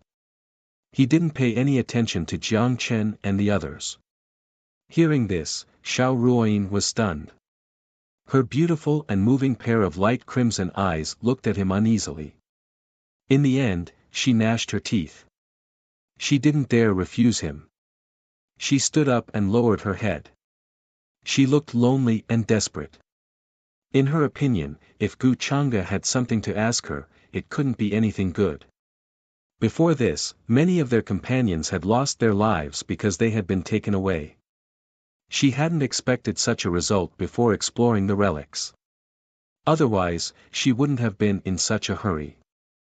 Xiao Ruoyin couldn't help but feel desperate. Before this, no matter how calm she had been, she was only a weak woman after all. Even the spiritual gun she used for self-defense had been taken away by him. Ruoyin, what did he say to you? Seeing Gu Chang'e leaving with Xiao Ruoyin, Jiang Chen, Niu Tian, and the others were all shocked. They couldn't help but ask worriedly. Ruoyin, what's going on? Jiang Chen turned pale. He clenched his fists. He had a feeling Xiao Ruoyin knew what was going to happen next. But he couldn't understand what she had said. He felt like a cat was scratching his heart. Jiang Chen, Xiao Ruoyin looked back at him. She looked miserable and desperate. Looking at her helpless and desperate expression, Jiang Chen felt as if a bomb had exploded in his head. Anger and reluctance rushed to his head. His eyes turned red. He couldn't help but stand up abruptly. He stared at Gu Chang'e with hatred and anger. Come at me. Let Ruoyin go. He couldn't help but shout in anger. He chose to stand up for Xiao Ruoyin when everyone else was cowering in fear. Chen, calm down. Don't act on impulse. Niu Tian turned pale with fright. He hurried to stop Jiang Chen. Wasn't it courting death to offend the white-clothed man at such a critical moment? Didn't he know the gap between them? The white-clothed man could scare him out of his wits with just a breath. Besides, Xiao Ruoyin could understand what he had said, but they couldn't. Who knew what the white-clothed man had said to Xiao Ruoyin? Jiang Chen. Xiao Ruoyin glanced at Jiang Chen, feeling touched. But then something occurred to her. She gnashed her teeth and looked determined. She said to him, don't worry about me, but you have to survive. Ruoyin. Jiang Chen's eyes turned even redder. He was extremely angry. He sensed Xiao Ruoyin's desperation. He felt like he was about to part with her forever. However, other than sighing at this time, the rest of the people were indifferent. They couldn't even protect themselves. Who would have time to care about the others? In their eyes, Jiang Chen was too impulsive. As expected, under everyone's shocked and even frightened gazes, Jiang Chen said, eh? Gu Chang'e frowned slightly. He looked a little unhappy. Instantly, everyone felt like they were being suffocated by a dreadful sense of suffocation. They felt like the sky was falling and the earth was sinking. Even the air around them seemed to be filled with lead water. They felt like their skin was going to explode. Everyone felt like their throats were being strangled. Wow, Jiang Chen was the first to bear the brunt of it. He turned pale immediately. He felt like he was drowning. He was almost suffocating. Then, under such dreadful pressure, he couldn't take it anymore. His legs gave out. He knelt down with a plop. He was soaked with sweat. He couldn't even move an inch. His skin, bones, flesh, and lungs felt like they had been crushed by a great force. They made cracking sounds. Blood was oozing out of them. Everything before his eyes turned red. He couldn't even keep his eyelids open. Everyone looked at this scene in horror. They were terrified to the extreme. Jiang Chen. Xiao Ruoyin turned pale. She couldn't help but shout in surprise. She was very worried, but under the pressure of Gu Chang'e, she didn't have the nerve to move. I don't have much patience. Gu Chang'e continued to speak casually. Ah Chen, Niu Tian looked at Gu Chang'e in terror. He didn't have the nerve to move either. He felt like he was being stared at by a dreadful fierce beast.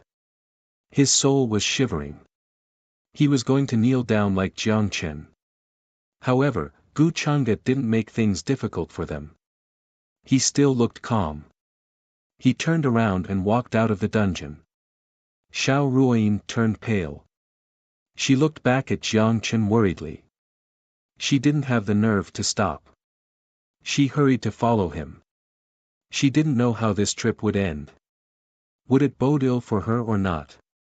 She felt desperate and uneasy at the moment.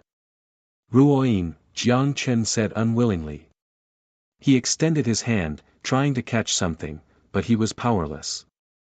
Then, everything went black. His eyelids closed, and he fainted.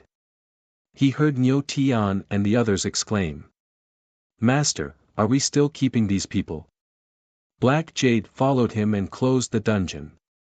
She glanced at Jiang Chen and the others and couldn't help but ask. In her opinion, this group of mysterious people was no different from ants in front of Gu Chang'e. If it weren't for their mysterious backgrounds, she wouldn't have taken a second look at them. That won't be necessary. Just keep them for now. Gu Chang'e said casually. He was interested in them. So, he didn't kill them. Otherwise, Jiang Chen would have exploded. His body and soul would have been destroyed. In addition, he found there was a vague fluctuation of luck in Jiang Chen, but it hadn't come out yet. If he wasn't wrong, Jiang Chen should be the son of luck, the kind that hadn't woken up yet. The system didn't mention it. It seemed it would take some time. However, compared to Xiao Ruoyin, Jiang Chen was still much weaker. But he would keep him as a leak for the time being. He might be useful in the future. Gu Chang'e didn't find any template of the son of luck on Jiang Chen, Xiao Ruoyin, and the others. However, Xiao Ruoyin's luck points seemed to be too high. Even if she wasn't the son of luck, she was still a person with great luck. At first, Gu Chang'e thought the template would be something like the celestial Emperor Ye's coffin pulled by 9 dragons, but after seeing it, he found he was overthinking. Besides, Jiang Chen and the others weren't from Earth. Gu Chang'e was sure about this, but he was a little disappointed. Xiao Ruoyin, following the two in silence, couldn't help but tremble when she heard their conversation. She was a little scared. However, when she heard Gu Chang'e say he would keep Jiang Chen and the others for the time being, she felt relieved. Most of her uneasiness and fear disappeared. Xiao Ruoyin felt Gu Chang'e didn't seem to have any bad intentions toward her. He was just curious. After leaving the dungeon, Xiao Ruoyin felt a little relieved to see the sunshine and fresh air. She followed Gu Chang'e silently. She could see this world was magnificent and grand. All kinds of things she had never dared to imagine before appeared in front of her eyes. The odd-looking races, the sacred mountains shining with divine light, the silver waterfall hanging upside down in the sky, the extraordinary immortals. This scene caused Xiao Ruoyin to involuntarily take a deep breath. For some unknown reason, her state of mind gradually calmed down. It was as if she belonged here. This feeling was very strange, and it came without rhyme or reason. This world seemed to be more suitable for her. Soon, they arrived at a magnificent palace. Gu Chang'e sat down casually. He looked peaceful. He didn't look like an immortal anymore. He looked more like a mortal. He Yen served him a cup of tea and stood by his side obediently. If Xiao Ruoyin hadn't seen how fierce she was, she might have thought this black-dressed woman was so obedient. Of course, she also understood that the reason why the woman in the black dress was like this was all because of the extraordinary man in front of her. "What's your name?" Gu Chang'e asked her casually. Lowering his eyes, he blew at the mist on the tea. Xiao Ruoyin stood where she was. She didn't dare lie. She answered, Xiao Ruoyin. Xiao as in bleak and Yin as in music. This was how she had always introduced herself. Before this, there had always been people who had mistaken her surname for another Xiao. Oh, Xiao Ruoyin. That's a nice name. Gu Changde nodded. Then, he said, I want to know about the world you're in. If these people's souls were stronger, he could have searched their souls directly. There was no need to go through the trouble of asking directly. After all, they were people of the modern society. The whole civilization was leaning toward technology. This caused the strength of their souls to be many times weaker than the mortals in the upper realm. When she heard Gu Changde's question, Xiao Ruoyin's eyes narrowed. She didn't expect Gu Changde to ask such a question. He didn't ask how they got here, nor did he ask her how she learned the language of this world. This caught her off guard. It was obvious that Gu Changde knew a lot about their origins. He didn't seem surprised. When she thought of this, Xiao Ruoyin's expression returned to normal. She knew that Gu Changde had the means to know whether she was lying or not. She didn't dare to lie, so she began to tell the truth. We used to live on a blue planet called the Sky Blue Planet. It's very different from here.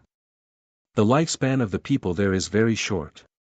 Without this kind of chi refinement technique, even if we use all kinds of technology and medical methods, it's very rare for them to live past 100 years. Asking for fresh flowers, she didn't know if Gu Changde could understand these words. However, Gu Changde didn't interrupt her. While drinking tea, he stared at her with interest. He seemed to be engrossed in listening and was very curious about that world. Seeing this, Xiao Ruoyin breathed a sigh of relief again. She was much more relaxed. She was no longer as worried as before. Master, this is the weapon we found on her. I tried it. It's not very powerful. It can't even break through the skin of ordinary beasts. However, it can penetrate those ordinary beasts. At this time, Black Jade seemed to think of something. She took out something from the Sumeru ring and handed it to Gu Changde. The shape looked almost the same as the pistol that Gu Changde was familiar with. However, he felt that there was a faint fluctuation of spiritual energy in it. It seemed to be different from ordinary guns. This is a psionic pistol. In our world, it's very rare. It needs a special kind of bullet. Seeing this, Xiao Ruoyin didn't know if Gu Changde could understand, so she explained. If it wasn't for her special identity and her family's strength in her original world, she wouldn't have this kind of psionic pistol. Interesting. Gu Changde smiled, looked at the pistol a few times, and then returned it to her. From Xiao Ruoyin's introduction, he almost figured out what kind of civilization the world behind her was. It looked similar to the Earth, but there seemed to be some stones that contained special energy. Xiao Ruoyin called them spirit stones. This time, the reason why they had transmigrated to this world was because she had accidentally touched the spirit stone beside the altar. There's spiritual energy, it seems to be from the cultivation side to the science side. I just don't know if there will be a spiritual energy recovery. Gu Changde smiled casually, but his words made Xiao Ruoyin's pupils shrink again, and her expression changed slightly. She could naturally understand the meaning of Gu Changde's words. It's just that she didn't understand why Gu Changde knew this. In fact, before this, I have met people with the same origin as you. They also came from a lower realm. Gu Changde said calmly. As for the origin of that group of people, he didn't say much. Xiao Ruoyin was stunned when she heard this, but she didn't doubt Gu Changde's words. She just didn't expect that in addition to them, there were people with the same origin in this world. No wonder Gu Changde didn't seem to be surprised about their origin, but wanted to know something about the world behind her. 0. Your world seems to be quite interesting. If there's a chance, I'd like to go and have a look. Then, Gu Changde seemed to have thought of something and sighed slightly. Xiao Ruoyin looked at him blankly. She didn't expect him to say this. Suddenly, she felt that this ethereal man in front of her seemed to have a more worldly aura, and was no longer as aloof as before. The fear she had for Gu Changde also dissipated a lot. He didn't seem to have any ill intentions, and seemed to be purely curious about the world behind them. With young master's identity, why would you care about these mortal things? After thinking about it, Xiao Ruoyin didn't know how to address Gu Chang'e, so she could only call him young master. She didn't know where she got the courage to speak to him like this. You don't understand. Hearing this, Gu Chang'e looked at her and seemed to smile. Then, he sighed slightly, as if he had a myriad of emotions in his heart. Xiao Ruoyin stared at this handsome face that was enough to make countless women go crazy in her previous world, and stood there in a daze. From his sigh, she could hear all kinds of emotions, and it made her feel as if she had seen a different kind of immortal. Could it be that this immortal, who had transcended the mortal world in her eyes, also had worries? If there's a chance in the future, Ruoyin hopes to bring young master to see that world. It's actually not as interesting as you think it is. Xiao Ruoyin lightly pinched the corner of her clothes, her voice calm. She didn't know how she mustered up the courage to say this. With her current status, it was obviously disgraceful for her to say such words to Gu Chang'e. After saying this, she felt a little uneasy, but she still forced herself to remain calm. Interesting, this is the first time someone has dared to speak to me like this, and it's a mortal. Gu Chang'e didn't seem to get angry. Instead, he smiled casually, looking very approachable. Hearing him say this, Xiao Ruoyin was stunned once again. Then, her delicate snow-white face turned a little red as she suddenly thought of something. However, Gu Chang'e didn't blame her, and she finally believed it. Gu Chang'e didn't mean any harm to her, Jiang Chen, Niu Tian, and the others behind her. Then, Xiao Ruoyin took a deep breath and said again, in fact, when I was in that world, I had some weird dreams since I was little. I dreamt that I was a flying immortal, and that I was omnipotent. Sometimes I even dreamt of some scenes in the future. I was very worried at that time. I thought I had some kind of disease. Then, I happened to find an ancient book that no one could understand, and I knew all the words in it. Later, I studied archaeology, trying to find the world in my dreams. That was why she could understand the language of this world. She had never said this to anyone else, not even to Jiang Chen, whom she had a good relationship with in college. Xiao Ruoyin didn't know why she had said this to Gu Chang'e, a man she had just met for the first time. Oh! Such a miraculous thing, it seems that you may have the wisdom of your previous life. Hearing this, Gu Chang'e looked at her with interest. Wisdom of my previous life? Xiao Ruoyin didn't understand. She suddenly felt excited. Her heart was beating very fast. Was my previous life actually from this world? He seemed to have noticed the longing and fascination in her eyes.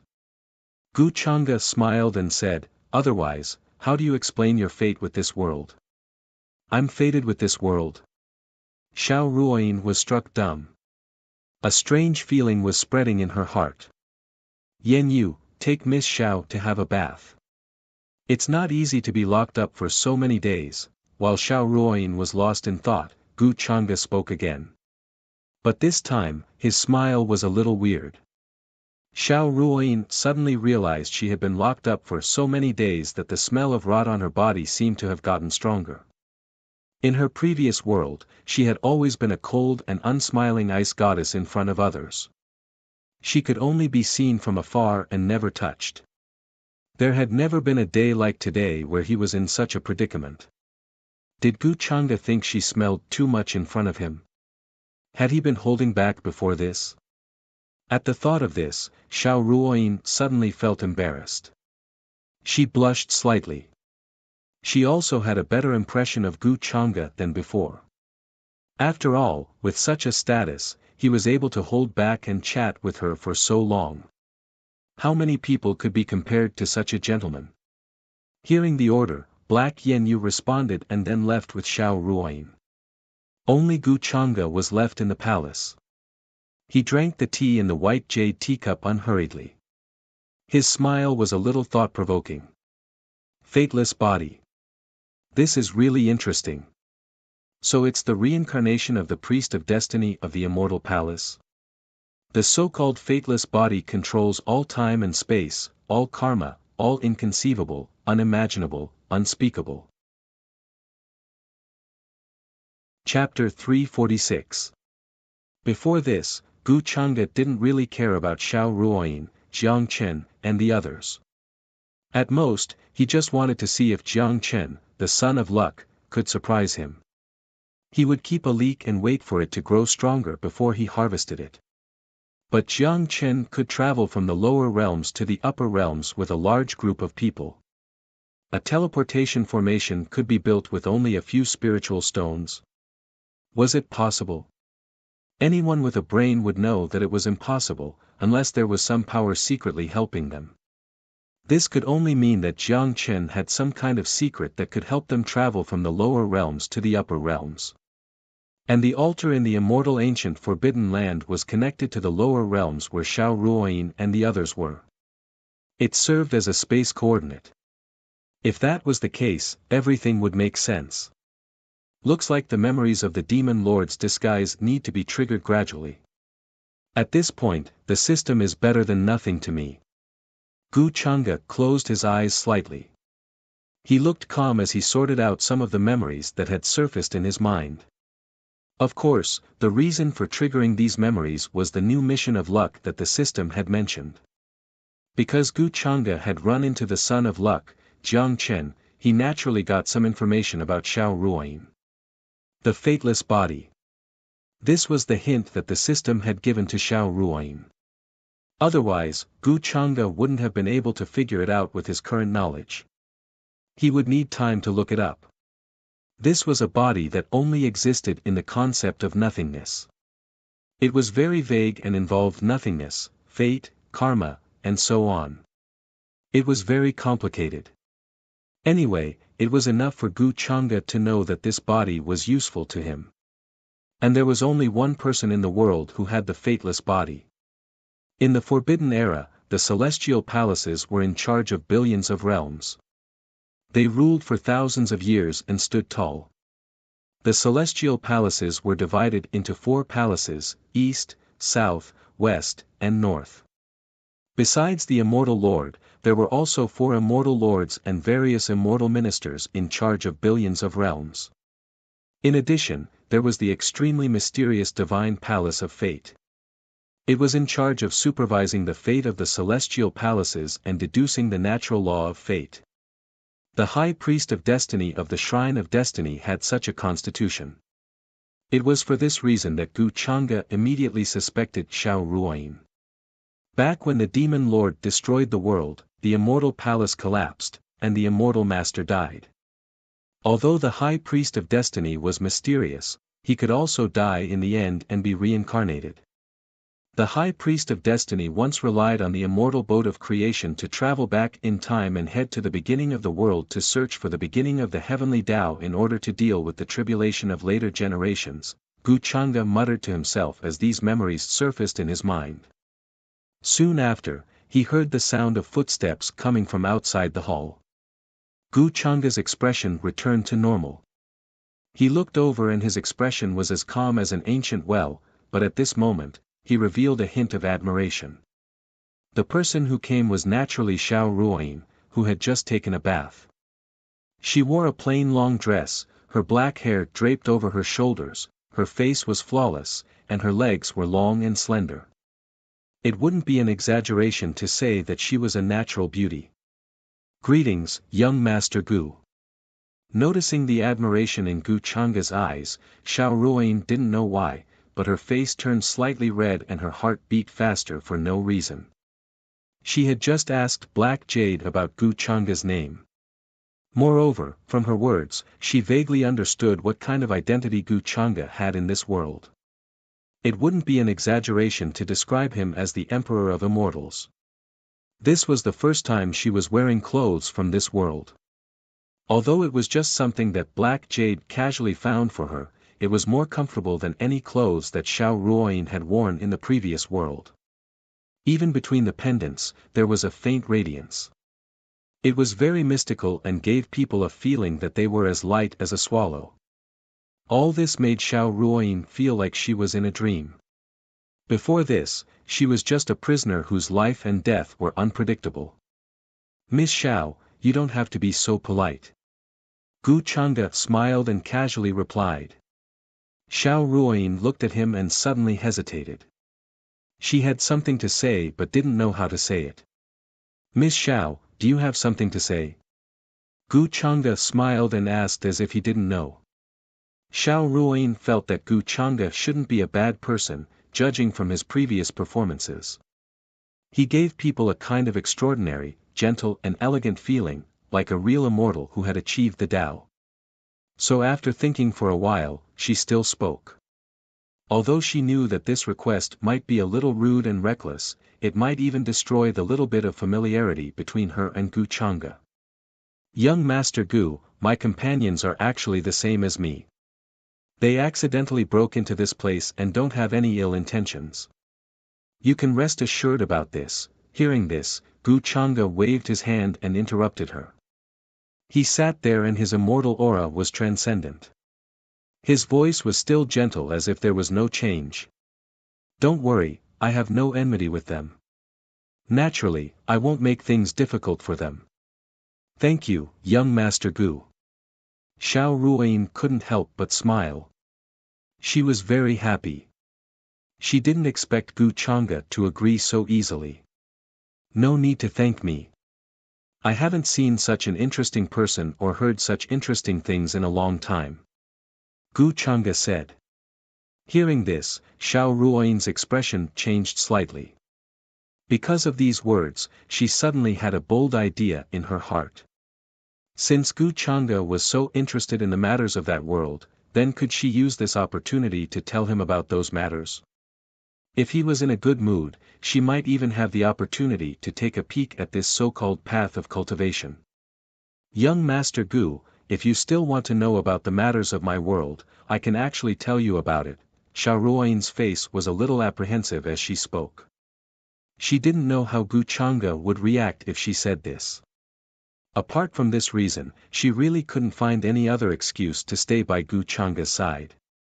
Although in her previous world, she had many suitors because of her beauty, in this world, her appearance didn't seem to bring her much of an advantage.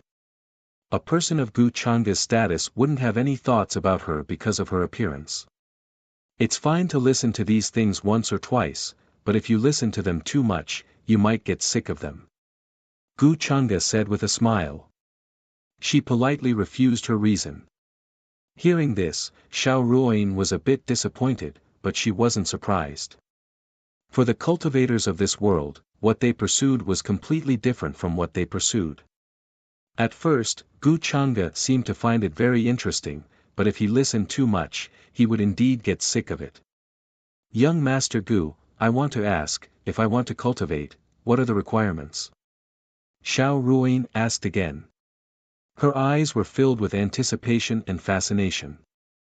Being able to become a cultivator had always been her dream and pursuit, and now, this dream was infinitely magnified, allowing her to see hope. She knew that if she kept asking questions, anyone else would feel annoyed, but facing this opportunity, Xiao Ruoyin really didn't want to let it go. Cultivation. Hearing this, Gu Changde seemed to be stunned for a moment.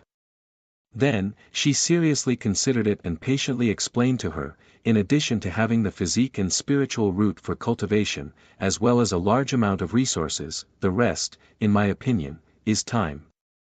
A constitution, spirit root, cultivation method, large amounts of resources, and time. Xiao Ruoyin muttered these words, and the light in her eyes gradually dimmed. She didn't have any of these. Even if she had a constitution, it was impossible for her to have cultivation method or resources. She could be considered as a transmigrator, but in such a strange world, she had no relatives or friends. How could she have the opportunity to obtain these things?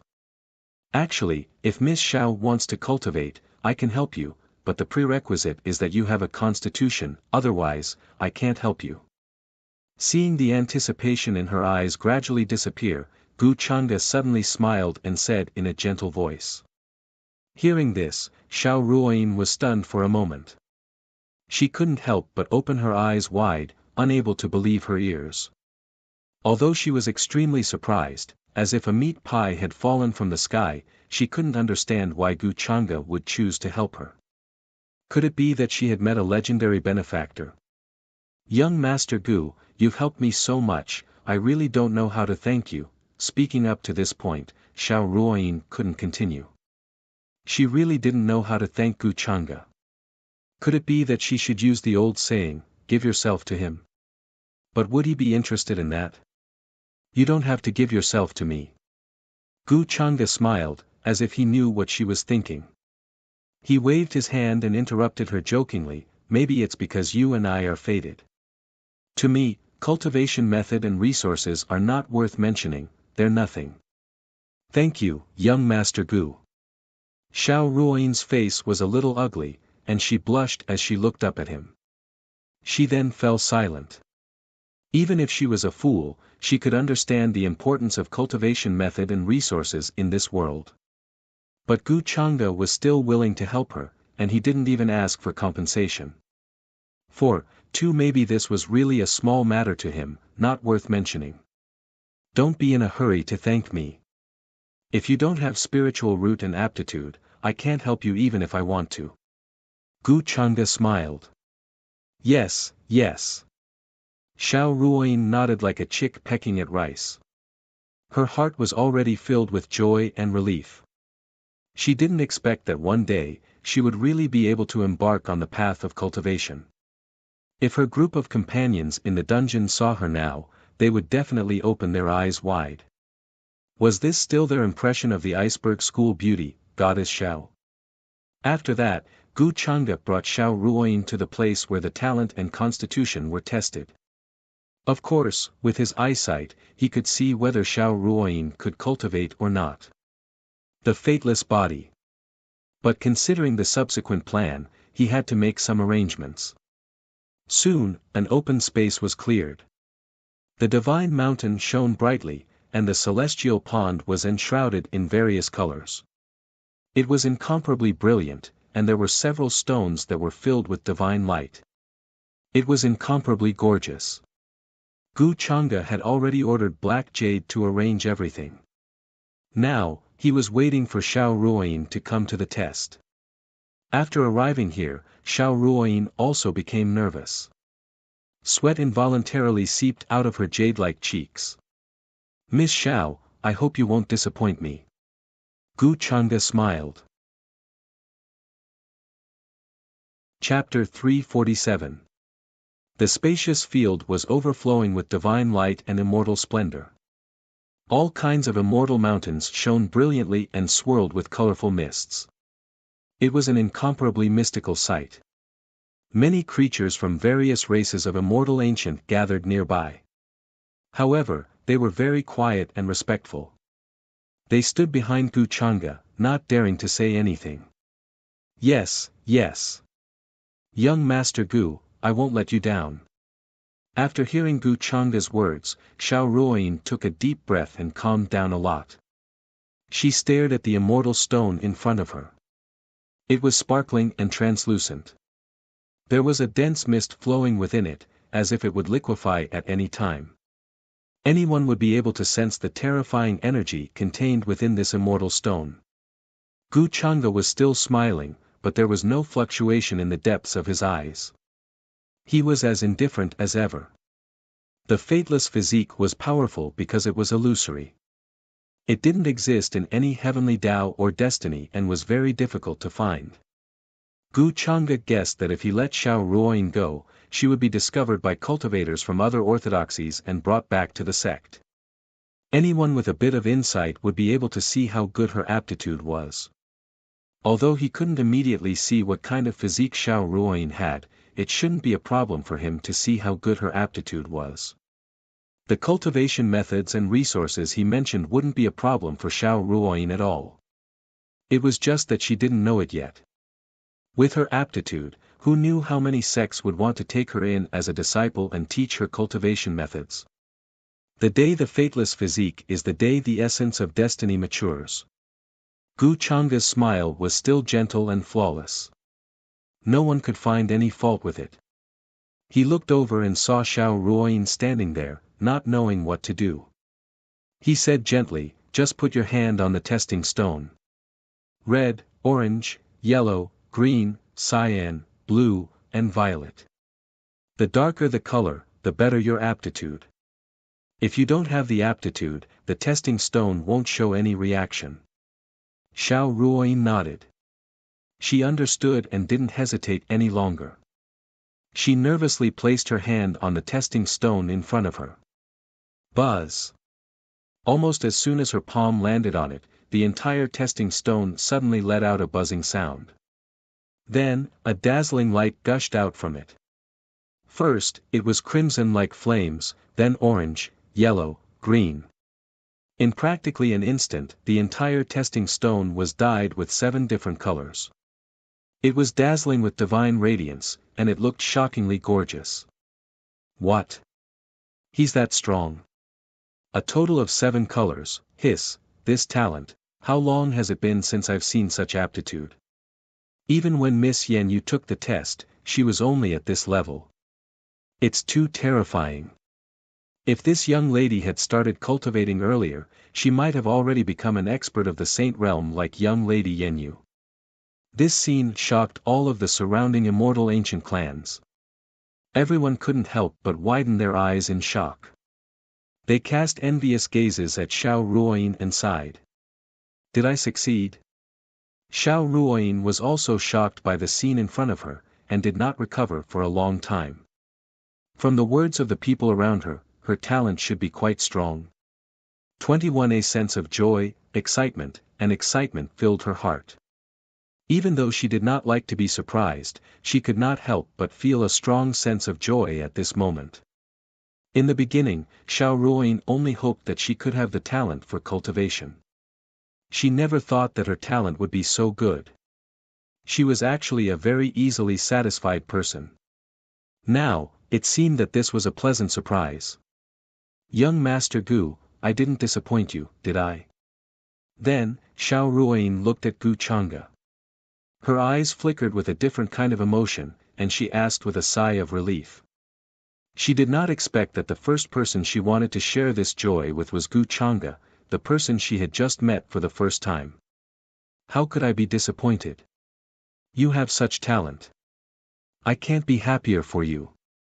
Gu Chang'e smiled. Yes. But I still have to thank young Master Gu for giving me this opportunity. Xiao Ruoyin nodded. She was unprecedentedly relaxed and happy. Your talent is stronger than many heaven's prides. In the future, if you cultivate well, you won't be weaker than them. Gu Chang'e smiled and said. I'll help you find a master in a while. If you want to cultivate in the future, just follow her. Speaking of this, Gu Chang'e planned to send a message to Yan Ji to come here. Some time ago, he heard that she was going into closed-door cultivation. She should be trying to break through to the quasi-supreme stage. It was just right to let her look after Xiao Ruoyin and teach her at the same time.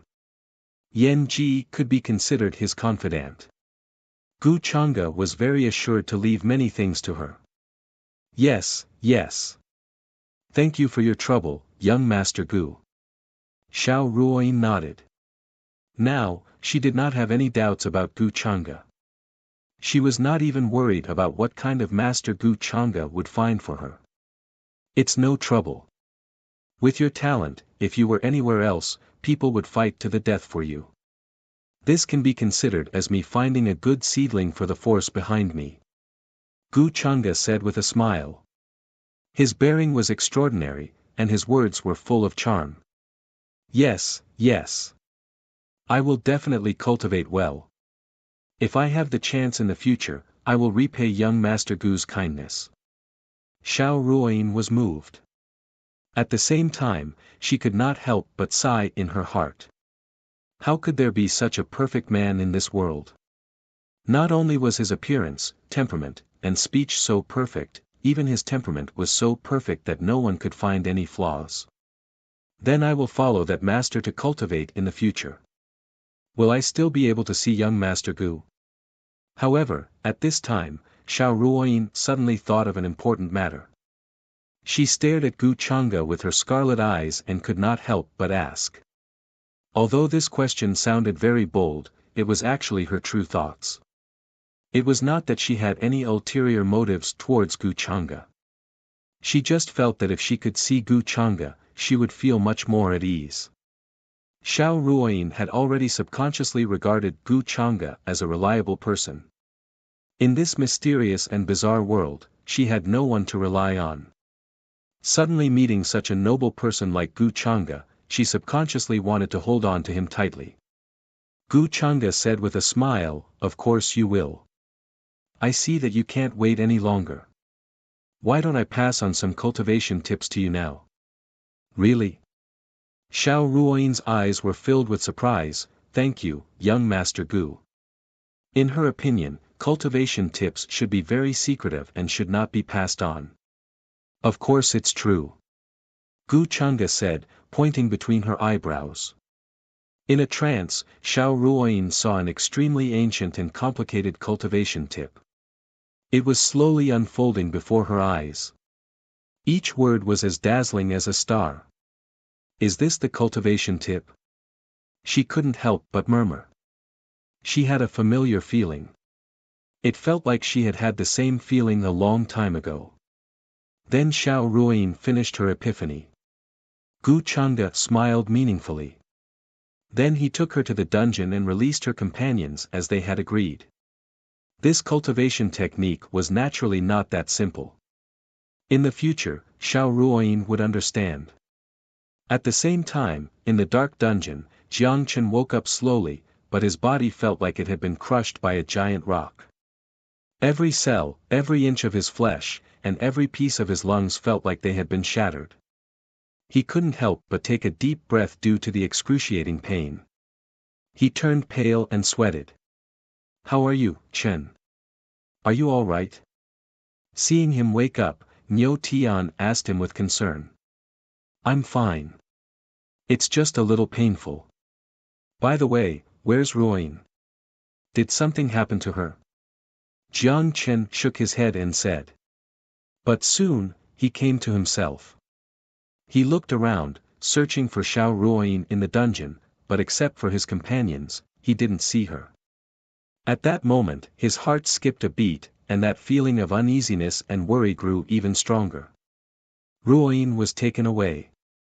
"She hasn't come back yet, but she should be fine. Don't worry about her," Niu Tian comforted him. Jiang Chen kept silent. Uneasiness and anger flashed in his eyes. But in the end, he managed to control himself. He couldn't forget the suffocating fear he had felt, as if he was facing death. "How long have I been in a coma?" Jiang Chen asked again. "About half a day," Niu Tian said. "Half a day?" Jiang Chen murmured. He felt sorry for Xiao Ruoyin. It had been half a day since she had been taken away in a coma. Who knew what could have happened in that half a day? She was a weak woman. If she ran into any danger, she wouldn't be able to get help. What should he do then? "Jiang Chen, don't worry about Xiao Ruoyin. She obviously knew she was going to time travel. She even understands the language of this world. But she didn't tell us anything. Maybe she was taken away to leave this place. Maybe she was just pretending." At this moment, a woman spoke. She was dressed fashionably and had delicate light makeup on. She looked a little embarrassed because she had been locked up for a long time, but it was still obvious that she had pretty features. Her name was Wang Ning. She was a classmate of Jiang Chen, Niu Tian, and the others. But she didn't get along well with Xiao Ruoyin. She was called Goddess Wang at school because of her pretty face. She had many flatterers. She had a lot of feelings for Jiang Chen, but since Jiang Chen was only in love with Xiao Ruoyin, she was always at loggerheads with Xiao Ruoyin. Although her words carried a bit of sarcasm, they also touched the bottom of many people's hearts, and they all fell silent. After all, Xiao Ruoyin hadn't mentioned to them that she could speak the language of this world. Besides, it was Xiao Ruoyin who had invited them to the archaeology trip. Wang Ning, don't say that. Ruoyin must have her reasons. We're all classmates. Don't you think it's too much to say bad things about her behind her back? Jiang Chen frowned. He wasn't happy about it. What bad things did I say? Is there anything wrong with what I said? Maybe Xiao Ruoyin has been taken care of by that white-clothed man. She's already left this damn place. She's living a good life. Why would she care about us? Jiang Chen, what's the point of defending Xiao Ruoyin? She doesn't care about you at all. Believe it or not, the cold and untouchable goddess Xiao is with that white-clothed man. Who knows what they're doing? Needless to say, Wang Ning's words were vicious. She wasn't polite at all.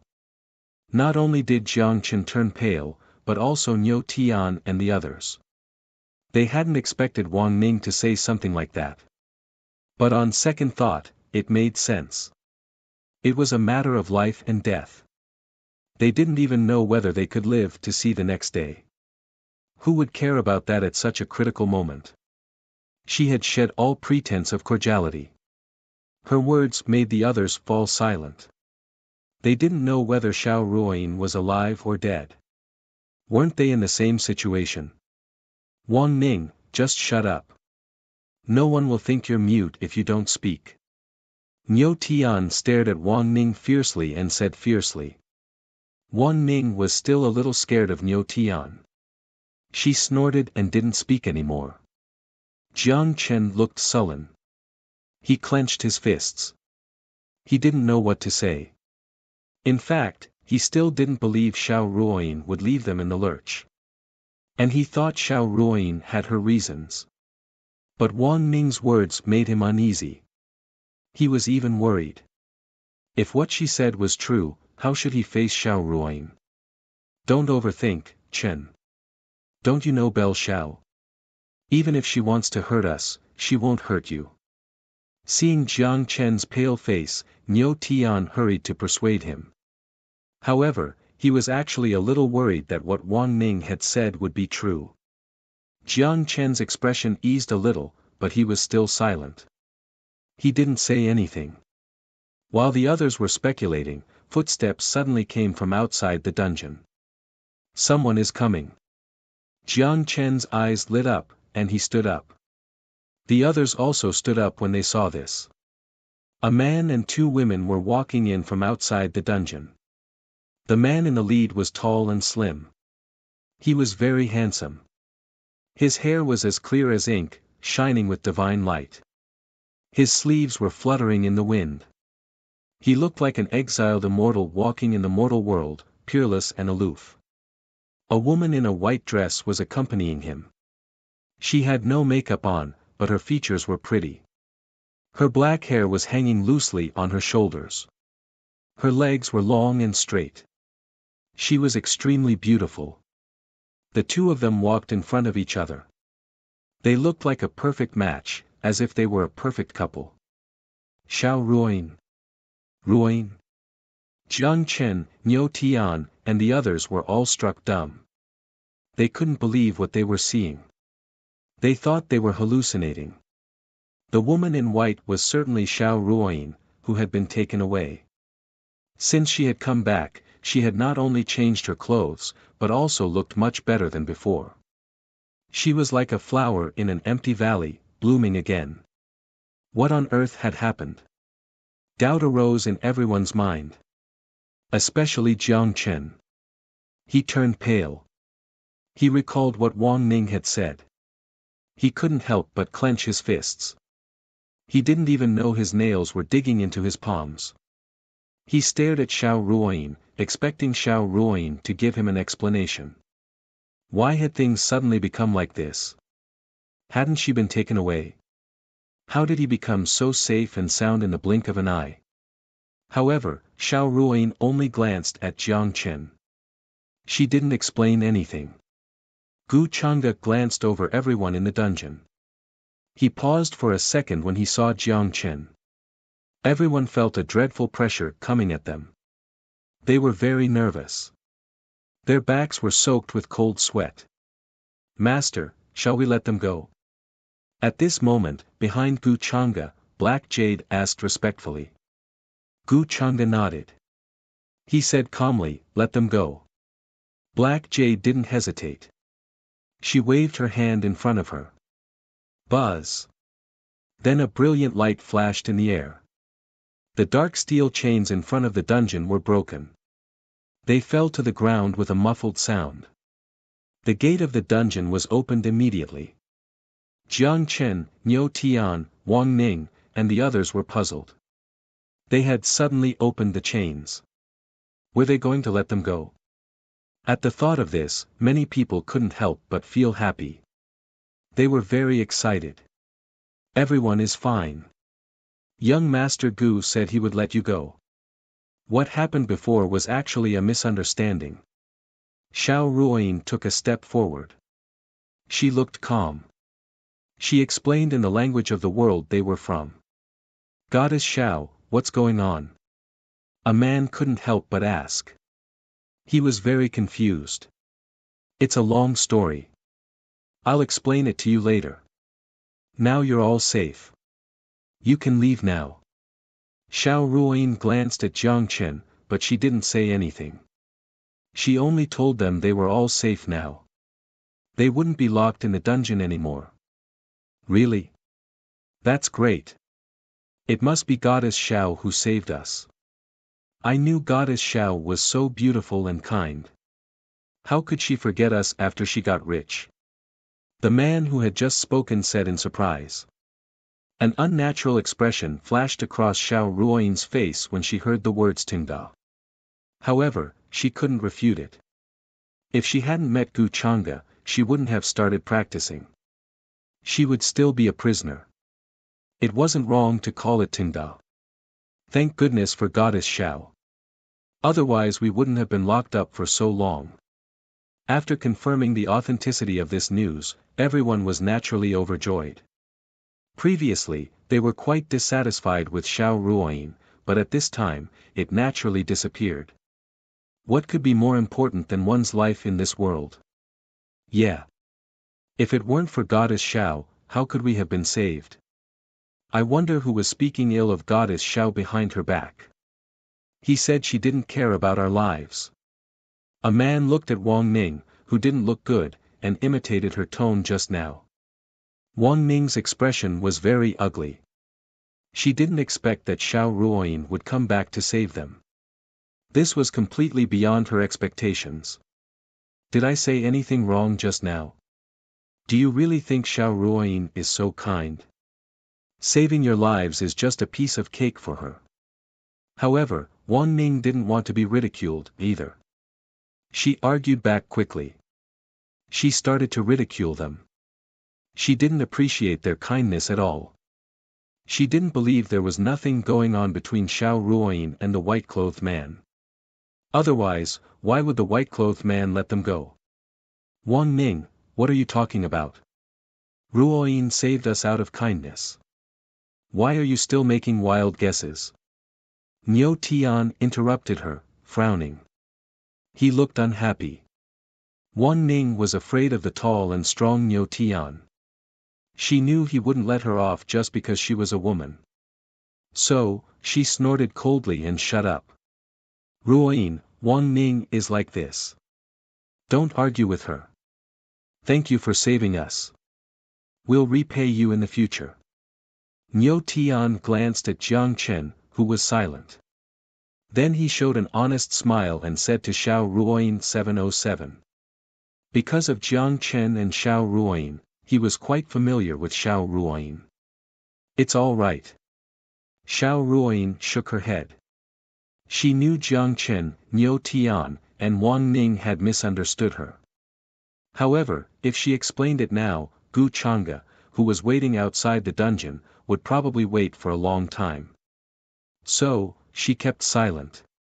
She planned to explain it to them later. Chen, are you all right? You have to trust Belle Xiao. Don't you know her character? Niu Tian sighed and said in a low voice. Okay. I trust Ruoyin.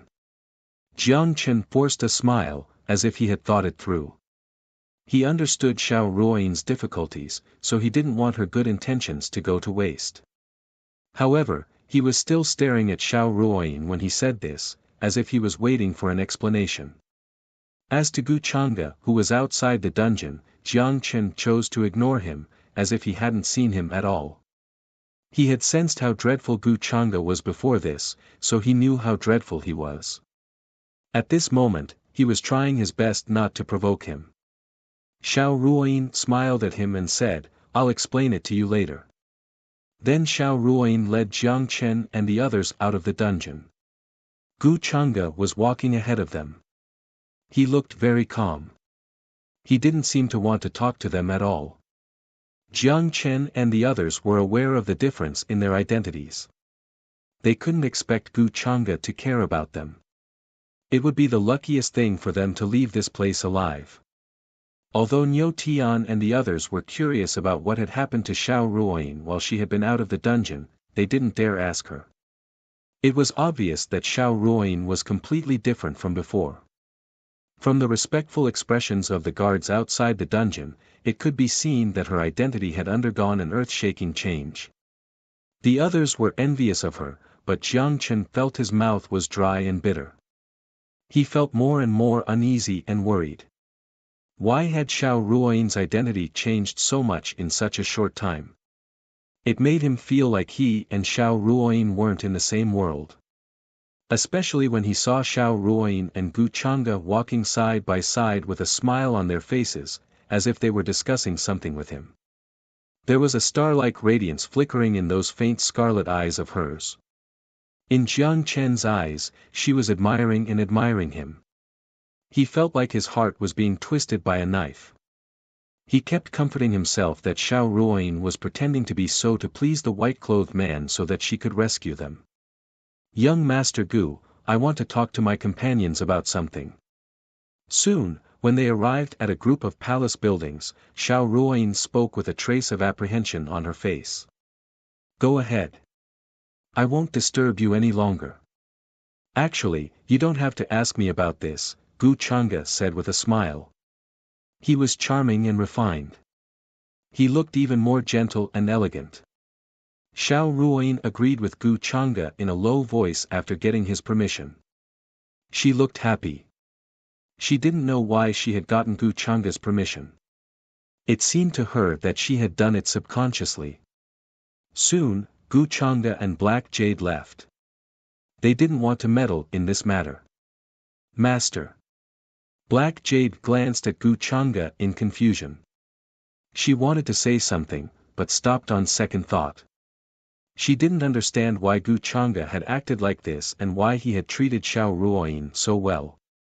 In her opinion, although Xiao Ruoyin's talent was very strong, it was far from reaching the level that Gu Chang'e was so concerned about. Besides, she knew Gu Chang'e well. She knew he was cold and heartless. He wouldn't do anything that wouldn't benefit him. Gu Chang'e spent so much effort on this kind of time-wasting and boring thing. It could only mean that this woman called Xiao Ruoyin seemed to have some other use to him. You don't have to worry about it. Just keep an eye on their tracks. Gu Chang'e's smile faded, and her expression returned to its usual calm and indifference. She said lightly. "Okay." Black Jade felt relieved. She said respectfully. To be honest, she had been jealous of Gu Chang'e since he had treated Xiao Ruoyin so well. Why couldn't she get him? However, it seemed Gu Chang'e had other plans. This made black-faced Jade feel much better. Chapter 348. After Gu Chang'e had left with He Yenyu, Xiao Ruoyin took Jiang Chen, Niu Tian, Wang Ning and the others to an open area. Although there were guards on patrol, they didn't care about them at all. They treated them as invisible people, as if they hadn't seen them at all. Apparently, they had received instructions from Gu Chang'e. "Ruoyin, what happened? Why did that white-clothed man let us go all of a sudden?" Jiang Chen couldn't help but ask when they had arrived. He sounded like he was questioning and blaming her. Niu Tian and the others were also puzzled. They were waiting for Xiao Ruoyin to give them an explanation. Actually, it's nothing serious. Young Master Gu didn't do anything to me after he took me away. He only asked about our background. I told him the truth, so he didn't make things difficult for us. In fact, it's all a misunderstanding. Young Master Gu is a nice guy. He didn't mean us any harm. Xiao Ruoyin took a deep breath and explained. She told them what had happened. Hearing her words, Niu Tian and the others breathed a sigh of relief and did not suspect anything. It was especially so for the women, including Wang Ning. After all, when they had seen Gu Chang'e for the first time, they had thought Gu Chang'e couldn't be a bad guy. It wasn't that a bad guy couldn't be so good-looking, but Gu Chang'e's temperament made it hard for them to hate him. He was more like an immortal who had stayed away from the world of mortals and watched the ages from the top of the world. However, Jiang Qin frowned. Apparently, he wasn't satisfied with her answer. He still remembered the pain and fear he had felt when his internal organs had almost been crushed. Now Xiao Ruoyin said it was all a misunderstanding. That so-called young Master Gu didn't mean them any harm. He was a good guy. How could he accept that? Jiang Chen, listen to me. Just let it go. You're fine now. Otherwise, if you really offend young Master Gu, I'm afraid I won't be able to protect you. Upon witnessing Jiang Chen's expression, Xiao Ruoyin realized what was on his mind. She sighed and spoke. How could she expect Gu Chang'e to apologize to a nobody like Jiang Chen at such a time? Ruoyin, Jiang Chen sighed helplessly. He was not someone who did not know what was good for him, nor was he a fool. Offending Gu Chang'e at this time would only result in death. There was almost no other possibility. Xiao Ruoyin said this for his own good. However, he really couldn't bear to say such words. Oh right, what happened after that, Ruoyin? Why did you change your dress too? Jiang Chen asked. He suddenly got nervous. He was worried he would hear something bad from Xiao Ruoyin. If what Xiao Ruoyin said was true, then why did she change her clothes and look much better than before? Why was she talking and laughing with Gu Chang'e? Hearing this, Xiao Ruoyin thought of the embarrassing situation at that time. Her face was a little red, but she quickly recovered. She explained, young Master Gu saw my clothes were a bit tattered after being imprisoned for a long time, so he asked someone to take me to wash them. It's not as complicated as you think. Jiang Chen felt uncomfortable when he saw her expression. However, since Xiao Ruoyin had explained it to him, if he still didn't believe her, the relationship between them would only drift further apart. So, he didn't say anything more. Niu Tian and the others didn't suspect anything either. I told you to trust Goddess Xiao. Niu Tian said to Jiang Chen in a low voice. He also felt relieved for him. Ruoyin, what are you going to do next? None of us can understand the language of this world. Staring at Xiao Ruoyin, Jiang Chen asked nervously. His palms were sweaty. What he meant was that he wanted Xiao Ruoyin to leave with them. Hearing this, everyone looked over as well. Their faces were filled with anticipation, hoping that Xiao Ruoyin could take care of them. After all, they were all classmates. They didn't even understand the language of this strange world. It would be difficult for them to survive after leaving this place. Hearing this, Xiao Ruoyin frowned slightly. Clearly, she was a little conflicted and didn't know what to say. However, she had to tell Jiang Chen, Niu Tian, and the others about this. She chose her words carefully and spoke slowly. I'm going to stay with young Master Gu. I don't think I can leave with you, what? Jiang Chen turned pale with fright before she had finished speaking. He couldn't believe what he had just heard. The others opened their eyes wide, too. They hadn't expected Xiao Ruoyin to stay. Ruoyin, did that young Master Gu force you to stay? He must be up to something. Jiang Chen looked pale, but he took a deep breath and forced himself to calm down. In his opinion, why would Xiao Ruoyin choose to stay for no reason? It was only the first time she had met young Master Gu. Therefore, there was only one possibility. No. I wanted to stay. Young Master Gu is really nice. He's my benefactor.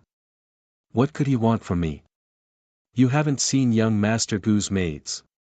They're all as pretty as fairies. How could she have any ulterior motives towards me? Don't talk about young Master Gu like that. Xiao Ruoyin looked unhappy, but since she knew Jiang Chen was worried about her, she softened her tone a lot. Jiang Chen couldn't help but open his eyes wide. He opened his mouth, but then chose to shut up with a bitter smile. Niu Tian and the others at the side also sighed and tactfully shut their mouths. What did young Master Gu do to you? You're speaking for him even though you've only met him for the first time. Jiang Chen felt his mouth was dry. His voice was a little hoarse. His heart ached, as if it was being torn apart. You don't understand. I'm only grateful to young Master Gu. I don't want anything else. Xiao Ruoyin's voice calmed down. She looked like an aloof goddess again, aloof and distant. Can you tell me why? Asked Jiang Chen. Because I'm going to embark on the path of practice. Xiao Ruoyin hesitated, but she still decided to tell him. The path of practice, everyone was shocked. Then they came to themselves and envied her. Before coming to this world, they hadn't believed there were immortals in this world at all. But apparently, what they were witnessing had changed their worldview. Immortals did exist in this world. They could fly on clouds, pick stars, and grab moons. They were omnipotent. At this thought, they were even more envious of Xiao Ruoyin. I see. You and I won't be in the same world soon, Jiang Chen smiled bitterly. He had figured everything out. It wouldn't take long for Xiao Ruoyin to become a superior immortal like the white-clothed man. She would treat them like ants, not in the same world anymore. But soon, he remembered that mysterious bronze flying boat of his. Could he also cultivate with it? Jiang Chen couldn't help but feel hopeful. Goddess Xiao, if you can practice, can we practice, too? We want to embark on the path of practice, too. Niu Tian and the others looked toward Xiao Ruoyin and asked hopefully. The requirements for practice are very strict. Thanks to young Master Gu's help, I wouldn't have been able to embark on the path of practice without him, Xiao Ruoyin said. She didn't have the heart to tell them about the requirements for practice. Jiang Chen, Niu Tian, Wang Ning, and the others reacted the same way as she did. They stood there, petrified. They were desperate. Talent, practice methods, practice resources. Jiang Chen murmured to himself. Jiang Chen murmured. He felt like a fire was burning in his heart. Miss Xiao, young master has prepared a banquet. He invites you and your companions to come with him. At this moment, a strange creature with a terrifying appearance that was densely covered in green scales suddenly appeared and spoke to Xiao Ruoyin. Everyone was given a scare. They felt like they were suffocating. The energy of this giant creature was too dreadful. Got it. I'll be right there. Xiao Ruoyin pulled herself together and answered with a smile. The creature grinned. Miss Xiao, I'll be looking forward to your arrival. Then he disappeared. Jiang Chen, Niu Tian, and the others broke out in a cold sweat. They didn't know whether he had done it intentionally or not. Ruoyin, what did he say? Jiang Chen couldn't help but ask. He said young Master Gu has prepared a banquet for us. He asked me to take you there, Xiao Ruoyin explained. Young Master Gu has prepared a banquet for us. That's great. We're so lucky to have Goddess Xiao. This young Master Gu isn't a bad guy. Looks like he's trying to make up for the misunderstanding. Everyone was excited. They hadn't had a banquet in this world yet. It was a good opportunity to broaden their horizons. However, Jiang Chen remained silent. In next to no time, Xiao Ruoyin brought them to the location of the banquet, and the various scenes they saw along the way caused everyone to be extremely shocked. Especially when they saw those magnificent palaces.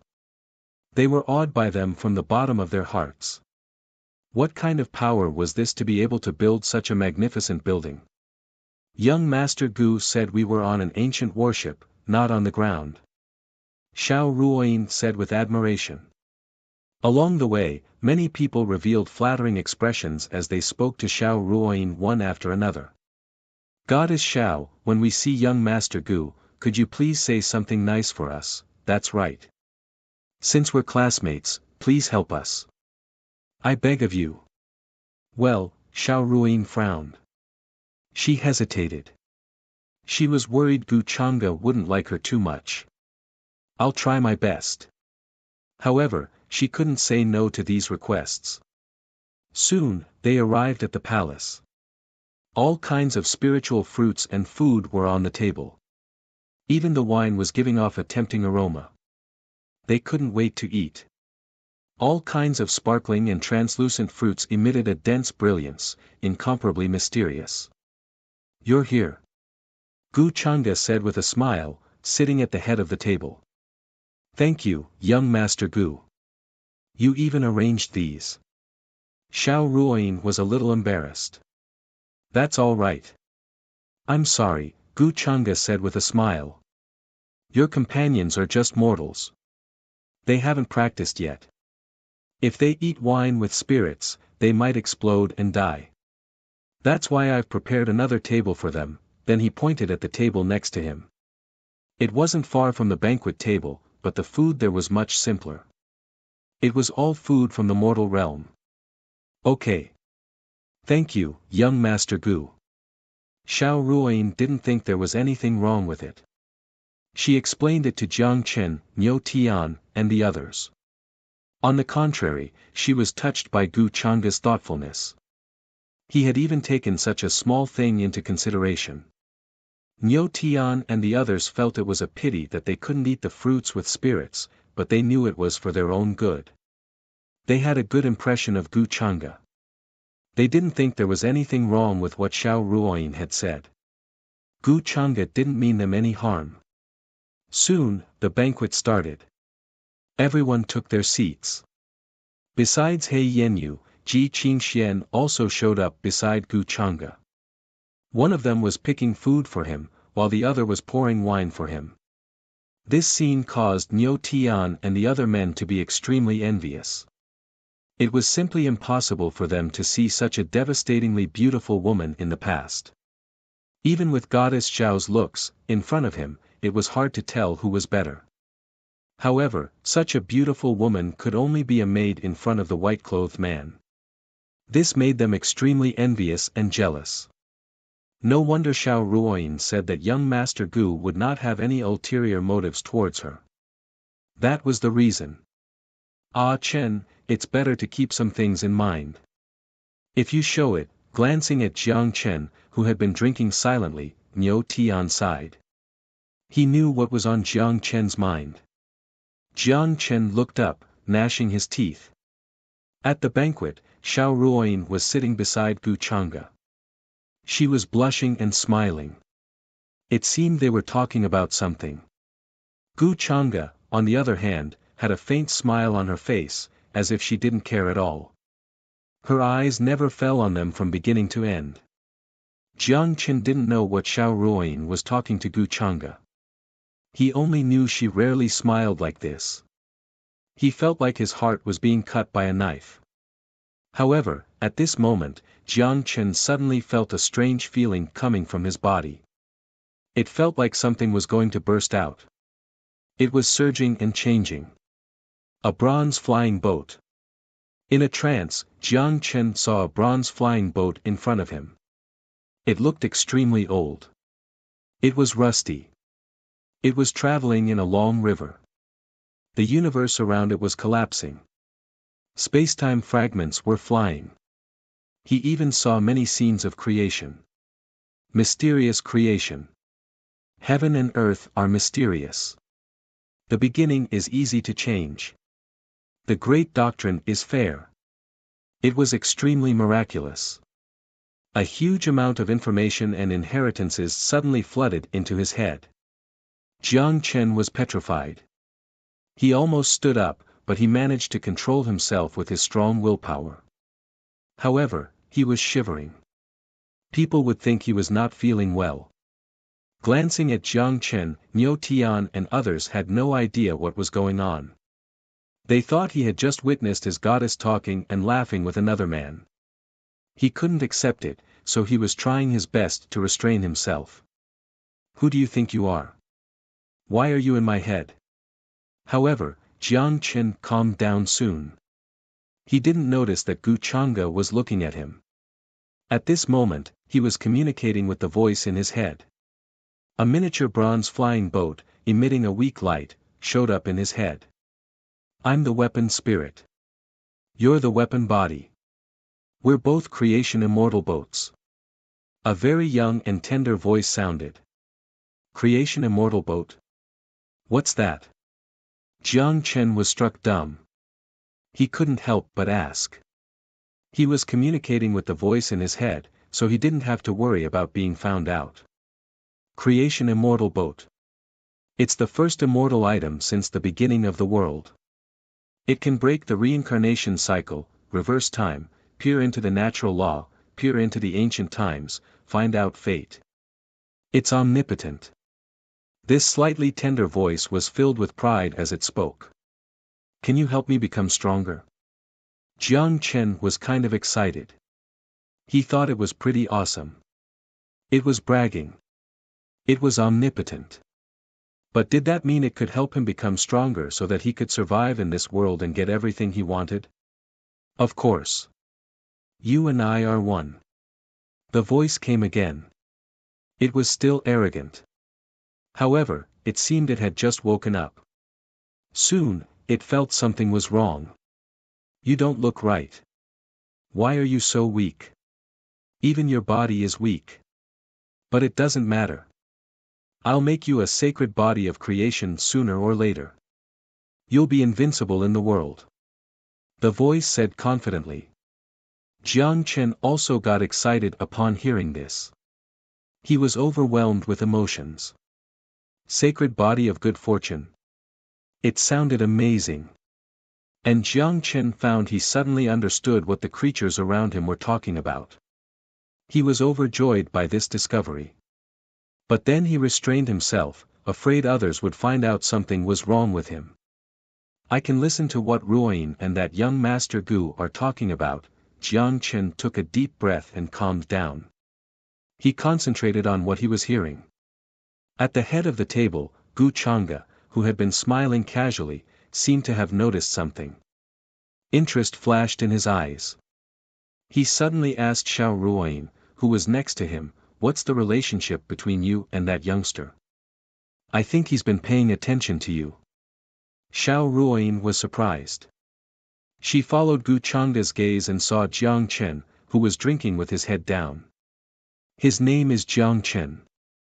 He used to be one of my pursuers, she answered. Somehow, she didn't want Gu Chang'e to misunderstand her, so she told him directly. Of course, Xiao Ruoyin wasn't lying. In everyone's eyes, she and Jiang Chen were a perfect match, but that was all. She knew Jiang Chen had a good impression of her, but she only wanted to look for the relics and find out the truth. As far as she was concerned, Jiang Chen was only a suitor she had a good relationship with or a friend. Oh, I see. Gu Chang'e smiled. No wonder he's been paying attention to you. Jiang Chen, who had gathered all of his attention, certainly heard her. He couldn't help but turn pale. Then he smiled bitterly. He couldn't refute it. He was only a pursuer indeed. That woman. I think she's my master. No way. While Jiang Chen was filled with bitterness, the childish voice rang out in his mind again. But this time, it was full of shock, uneasiness, trembling, and fear. Master, the man with her is very dangerous. Chapter 349. There were 2 seats in the hall. Gu Changa was sitting in the first seat. He was in a long white robe. His black hair was sparkling and shining. His eyes were gentle and calm. He was holding a wine cup made of white jade. He put it close to his mouth. His posture was elegant and graceful. There was a faint smile at the corner of his mouth as he said something to Xiao Ruoyin. Xiao Ruoyin had delicate features. She was a little flushed. She raised her cup to toast him. Her eyes were shining. She was learning more and more about the vastness and mysteries of this world from her conversations with Gu Changa.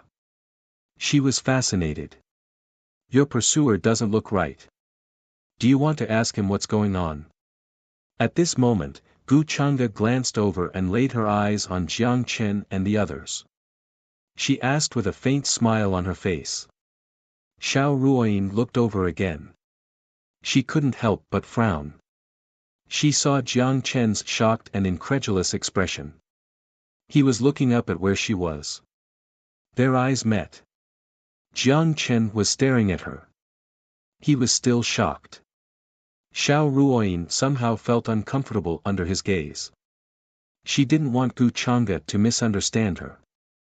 Although she only felt grateful to Gu Changa and didn't dare have any other thoughts, she still didn't want Gu Changa to think there was something going on between her and Jiang Chen. However, at that moment, Jiang Chen was staring at her. He didn't give her any face at all. Xiao Ruoyin was displeased by this. Jiang Chen, she couldn't help but shout at Jiang Chen.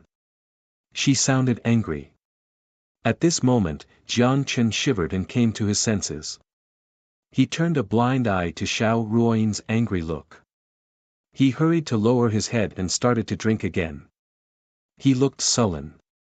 Niu Tian and the others could only sigh to themselves. They didn't think Xiao Ruoyin had done anything wrong. If it weren't for Xiao Ruoyin, they would still be in the dungeon. No one knew whether they were dead or alive. Of course, in their eyes, Jiang Chen's actions were reasonable.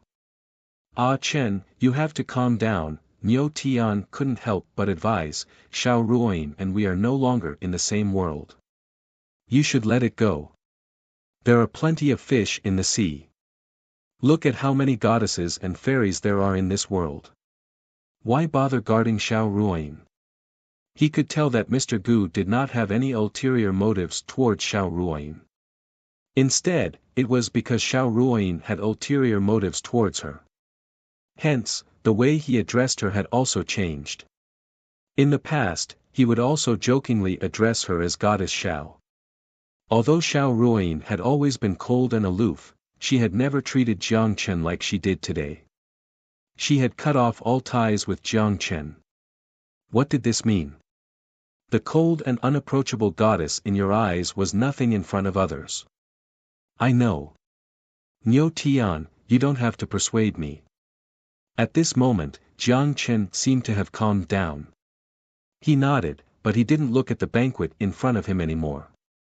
It was as if he had accepted everything calmly. However, only Jiang Chen knew that he was clenching his fists so hard that his fingernails had sunk into his palms. They were red. He was unwilling and angry, but more than that, he chose to understand. He had roughly figured out what had happened from the explanation of the weapon spirit of the celestial boat of fortune. I knew that Mr. Gu was up to no good. He let us out, invited us to a banquet, and helped Ruoyin to start on the path of cultivation. How could there be such a good thing in the world? He is just a hypocrite with a human face and a beast heart. Jiang Chen sneered inwardly, but he looked calm. He was thinking of a way to get out of this situation. As a traveler, he had the celestial boat of fortune. As long as he made a good plan, he would definitely be able to defeat him. Jiang Chen, we must save our master. She hasn't woken up yet. She is very weak. She was our former master, the high priestess of fate. We can't just ignore her. The weapon spirit's voice was shaking in his mind. It sounded scared. It had been proud, but at the moment, it was shocked, uneasy, and scared. It felt like it had seen something horrible with Gu Changa. That man is dangerous. Although I don't know who he is, the fear has gone deep into my sea of soul. I can't get rid of it. It's really dangerous for our master to stay with him. We don't know when she will be killed by him. It was still rattling on and on about its explanation. It was extremely worried. However, Jiang Chen interrupted it. He looked calm. I see. Now you just need to tell me what you can do and how you can help me. Ruoyin was deceived by that young Master Gu. She didn't know anything about it. No one can save her now except me. Hearing this, the artifact spirit of the good fortune immortal boat said, I have only just awakened, so there isn't much I can do to help you. However, my greatest specialty is that I can observe fate and destiny, crack array patterns, and so on. I can also transform you into the good fortune saint body, sacred body of fortune. What kind of body is that? It sounds like it's very powerful. Jiang Chen asked. What's the use of observing fate, luck, crack formation patterns, and so on? I don't need to tell you how powerful the sacred body of fortune is. You only need to know that it's one of the 10 greatest sacred bodies in the world. It can control the doctrine of fortune. It's extremely powerful. As long as we leave this place and go to the outside world, with my ability, you can easily obtain many opportunities that ordinary people can't. I can identify some treasures that others can't identify. Apart from that, I can decipher those origin stones, the topography of the mountains and rivers, and the formation runes and restrictions, the weapon spirit of the celestial boat of fortune explained. It sounded as arrogant as before. So, it was like picking up treasures, gambling on stones, and so on. Jiang Chen nodded. He listened to her attentively. Gradually, he felt hopeful. However, in other people's eyes, he was just drinking bitterly, one mouthful after another. Has the cheat been activated? Looks like it's time. At the head of the table, Gu Changa drank up the wine in his cup. He had been paying attention to Jiang Chen's behavior. A faint smile was hanging at the corner of his mouth. In his eyes, Jiang Chen's luck points were changing rapidly. They were like an erupting volcano. Compared to before, his luck points had increased by more than one level. What did this mean? It meant Jiang Chen had finally become a real son of fortune. He had his own cheat. He was finally qualified to make Gu Changa take advantage of him. The spirit body is one body, and it can go against the universe. What does this mean? Does it have anything to do with the celestial boat of fortune? Gu Changa looked interested. He recalled the explanation the system had given him when he had asked it. Soon, he had guessed what kind of son of fortune Jiang Chen was. The weapon spirit had been reincarnated into a human. If that was the case, the rest of the matters would be much simpler. Chinga, bring the universal fruit here. At this moment, Gu Changa suddenly spoke. He told Ji Qingxian, who was next to him. The universal fruit, as its name suggested, could help people understand this world's language quickly after taking it. For some practitioners who had ascended from the lower realm but did not know this world's language, it was a rare spiritual object. Yes, young master. Ji Qingxian got up quickly.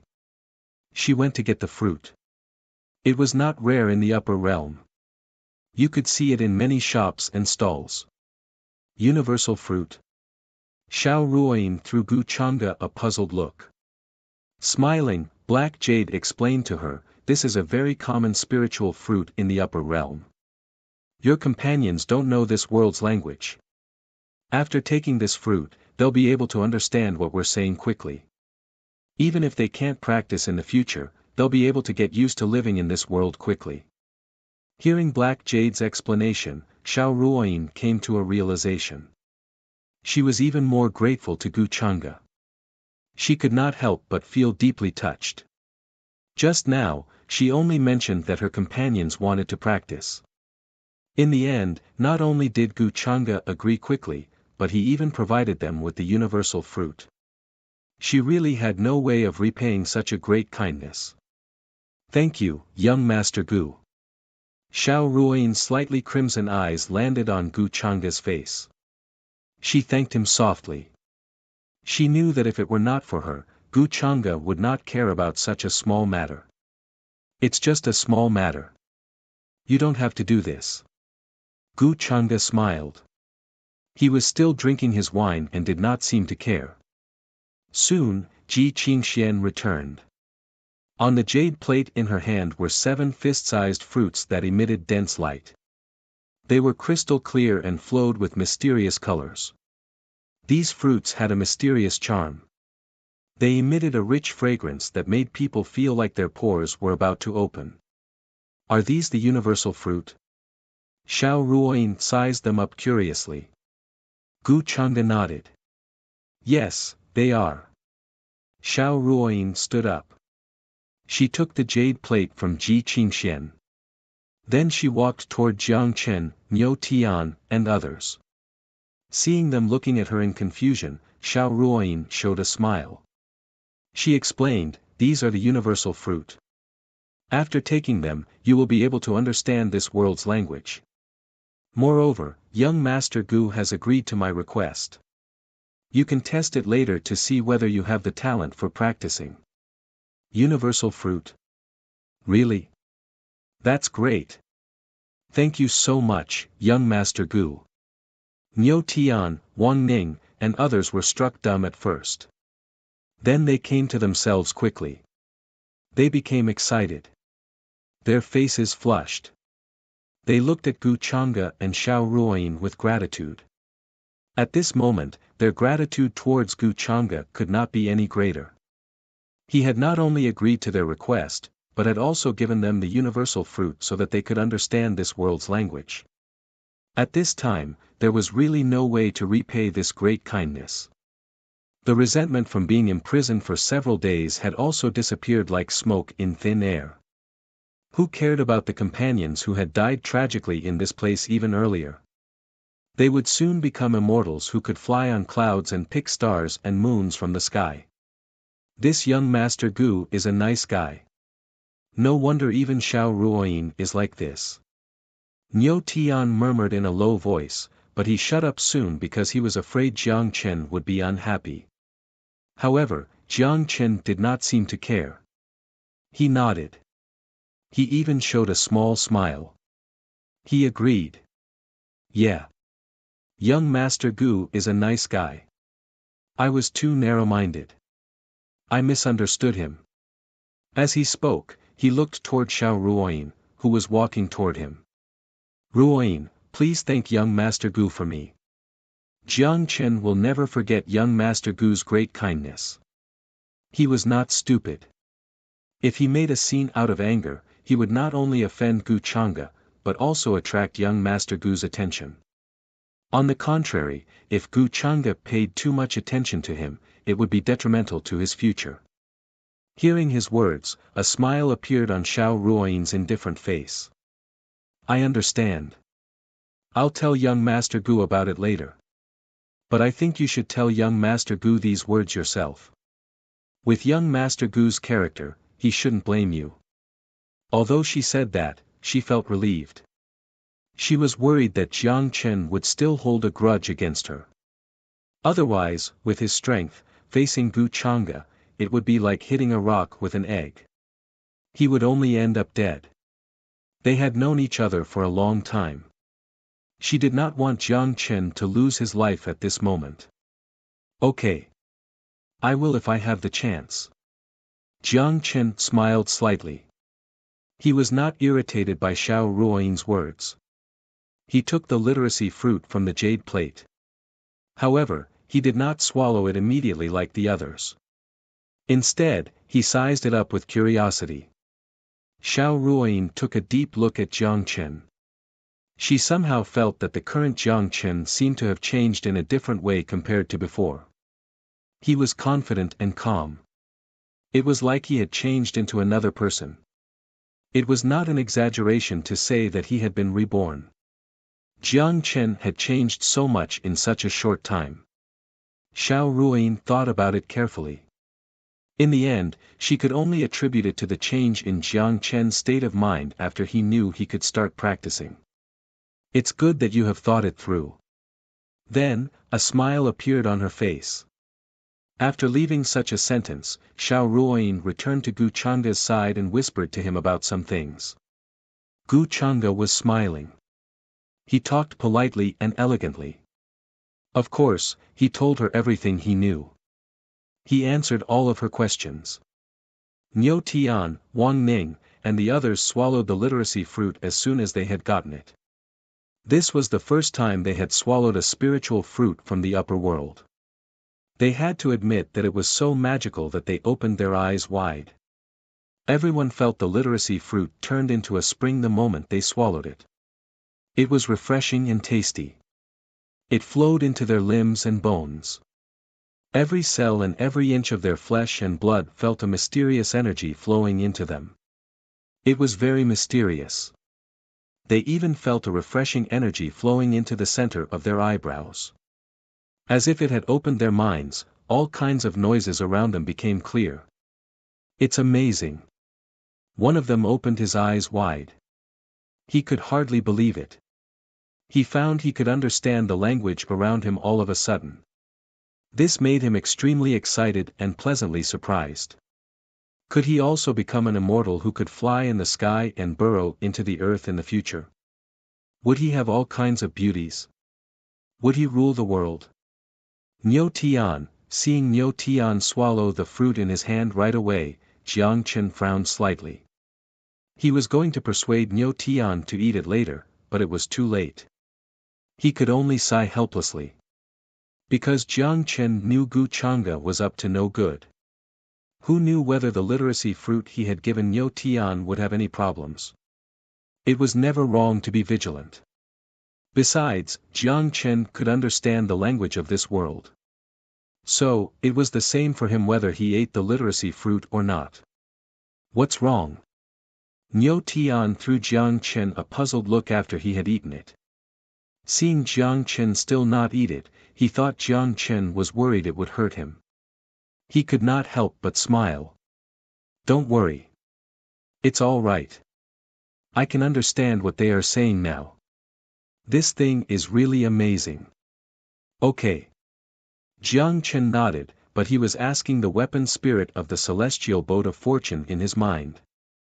If he did not eat it at this moment, he would be humiliating Gu Changa in front of so many people. Who knew what the consequences would be? Jiang Chen, don't eat it. No, don't swallow it after you eat it. I feel like this literacy fruit is different from other literacy fruits. You can't be too careful. The weapon spirit of the celestial boat of fortune answered. His tender voice was uneasy and vigilant. Okay. Got it. Jiang Chen nodded. Then, under many people's gazes, he swallowed the literacy fruit. However, when the literacy fruit had turned into a spring, he did not swallow it like the others.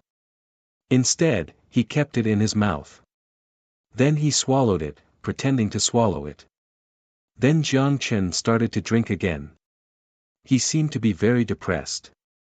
However, he seemed to have drunk too fast. He choked and spat out all the wine in his mouth. Drink slowly. Why are you in such a hurry? Niu Tian glanced at him helplessly, but he knew Jiang Chen was not feeling well, so he did not say anything to him. I'm fine. I'm much better now. Jiang Chen smiled. He looked very calm. Gu Changa, who was sitting in the main seat, saw all of Jiang Chen's little tricks. He could not help but smile, but he did not point it out. For him, all of Jiang Chen's current actions were like child's play. They were ridiculous. They would not affect him at all. However, in order to help Jiang Chen, who was like a leek, grow up healthily, Gu Changa did not mind him playing such tricks. Young Master Gu, Jiang Chen asked me to apologize to you for what he did in the past. I hope you won't take it to heart. An elegant and peaceful fragrance came from next to him.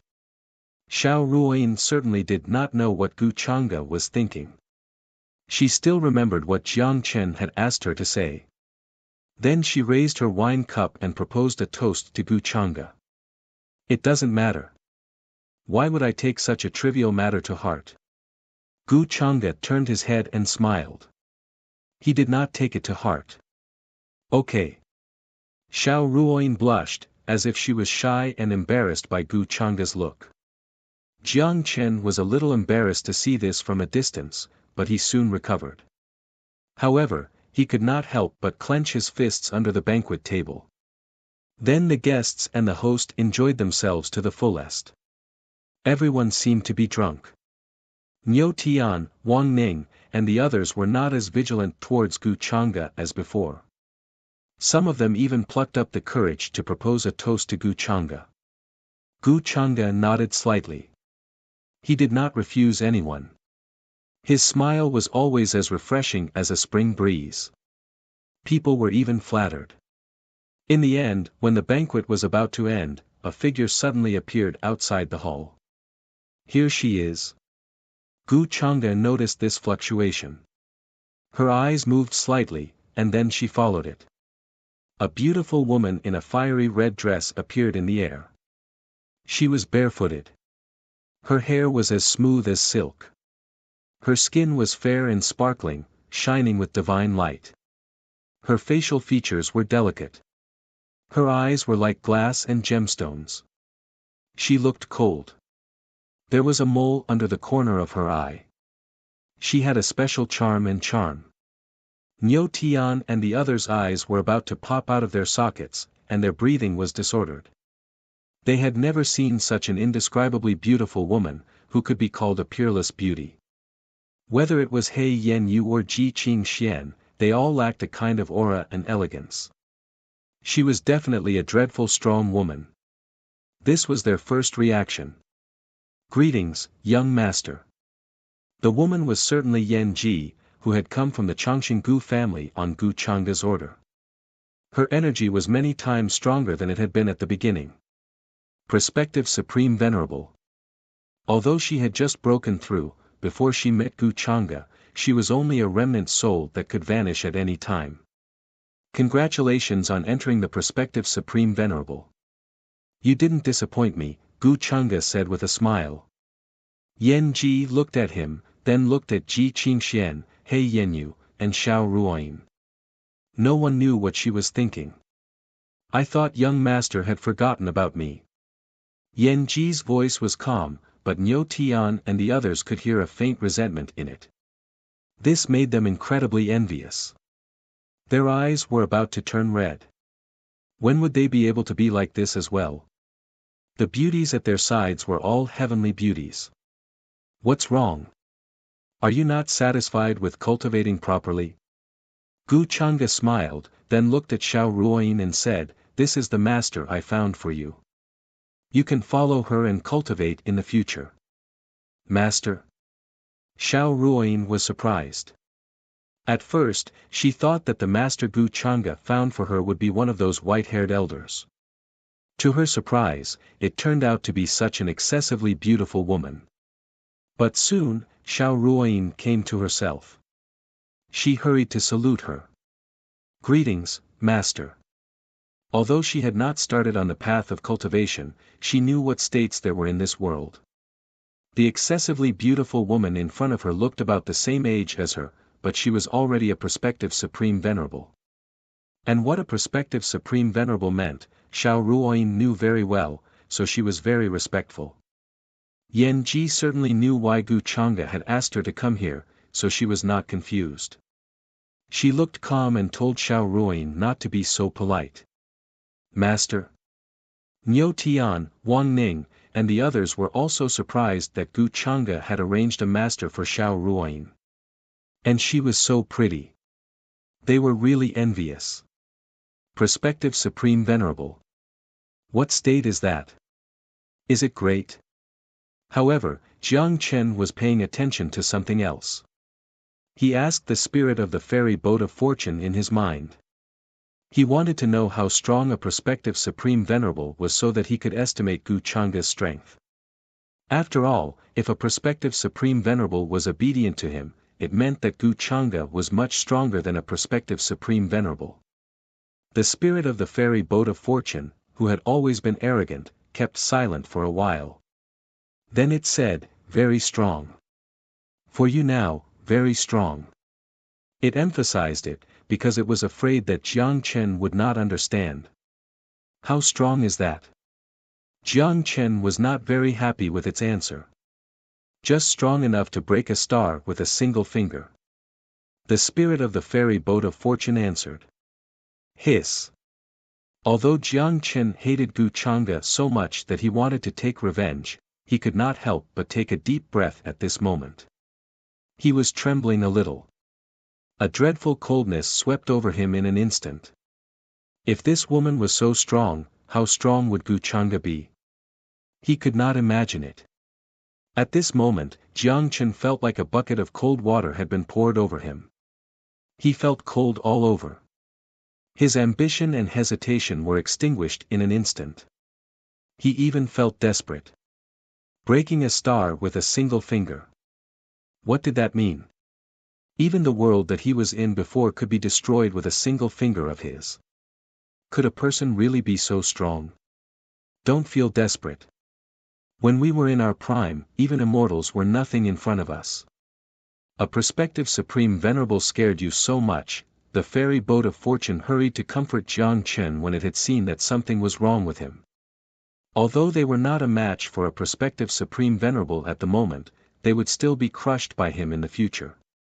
Jiang Chen felt much better. He calmed down very soon. He was weak indeed, but who could predict what would happen in the future? It seems like you still need to temper your mental state, the vessel spirit of the immortal vessel of fortune said. Then the banquet ended. Xiao Ruoyin took Jiang Chen, Niu Tian, and the others to test their talent and constitution. Gu Changa did not go with them. Then he waved his hand to dismiss He Yenyu and Ji Qingxian. Only he and Yan Ji were left in the hall. Chapter 350. Young Master, is there anything special about that girl? With no outsiders around, Yan Ji was very direct. Her gaze fell on Gu Changa's face, and she couldn't help but ask. Gu Changa didn't mention much about Xiao Ruoyin to her. He only told her that he found her a disciple with good aptitude and asked her to guide her along the way. However, Yan Ji could see that Gu Changa had other plans for that girl. Otherwise, with his personality, he wouldn't be so troublesome and treat a girl so well. So well that she was a little envious. However, this feeling only lasted for a while. Yan Ji knew that her cheap disciple might have some kind of special constitution. Gu Changa planned to devour her when her cultivation was higher. In that case, she was a pitiful person. She is quite special. She might be of great use to me in the future. Gu Changa didn't have anything to hide from Yan Ji. He smiled lazily. Then I'll definitely guide her well. Yan Ji nodded. Actually, there's no need. Maybe it won't be long before she remembers something. You just need to let her know that we're doing this for her own good. Gu Changa's smile was somewhat profound. Yan Ji had a look of realization. That girl is the reincarnation of someone. Gu Changa smiled and didn't say much. Yan Ji was very smart. She knew what to do next when he told her this. I haven't seen you for a while, but your cultivation has become so much more profound. Then, he gently wrapped his arms around Yan Ji's waist and casually chatted with her, asking her about recent events. Yan Ji looked at him with slight annoyance. He's been cultivating all day. He doesn't lack cultivation methods or resources. Even a pig should have broken through by now. However, although she had broken through to the quasi-supreme realm, she still couldn't sense Gu Changa's realm. It was as if he was always covered by fog, unfathomable and unfathomable. He could feel the faint resentment in her words. Gu Changa smiled faintly. That's why I found something for you to do. Are those mortals in cahoots with my cheap disciple?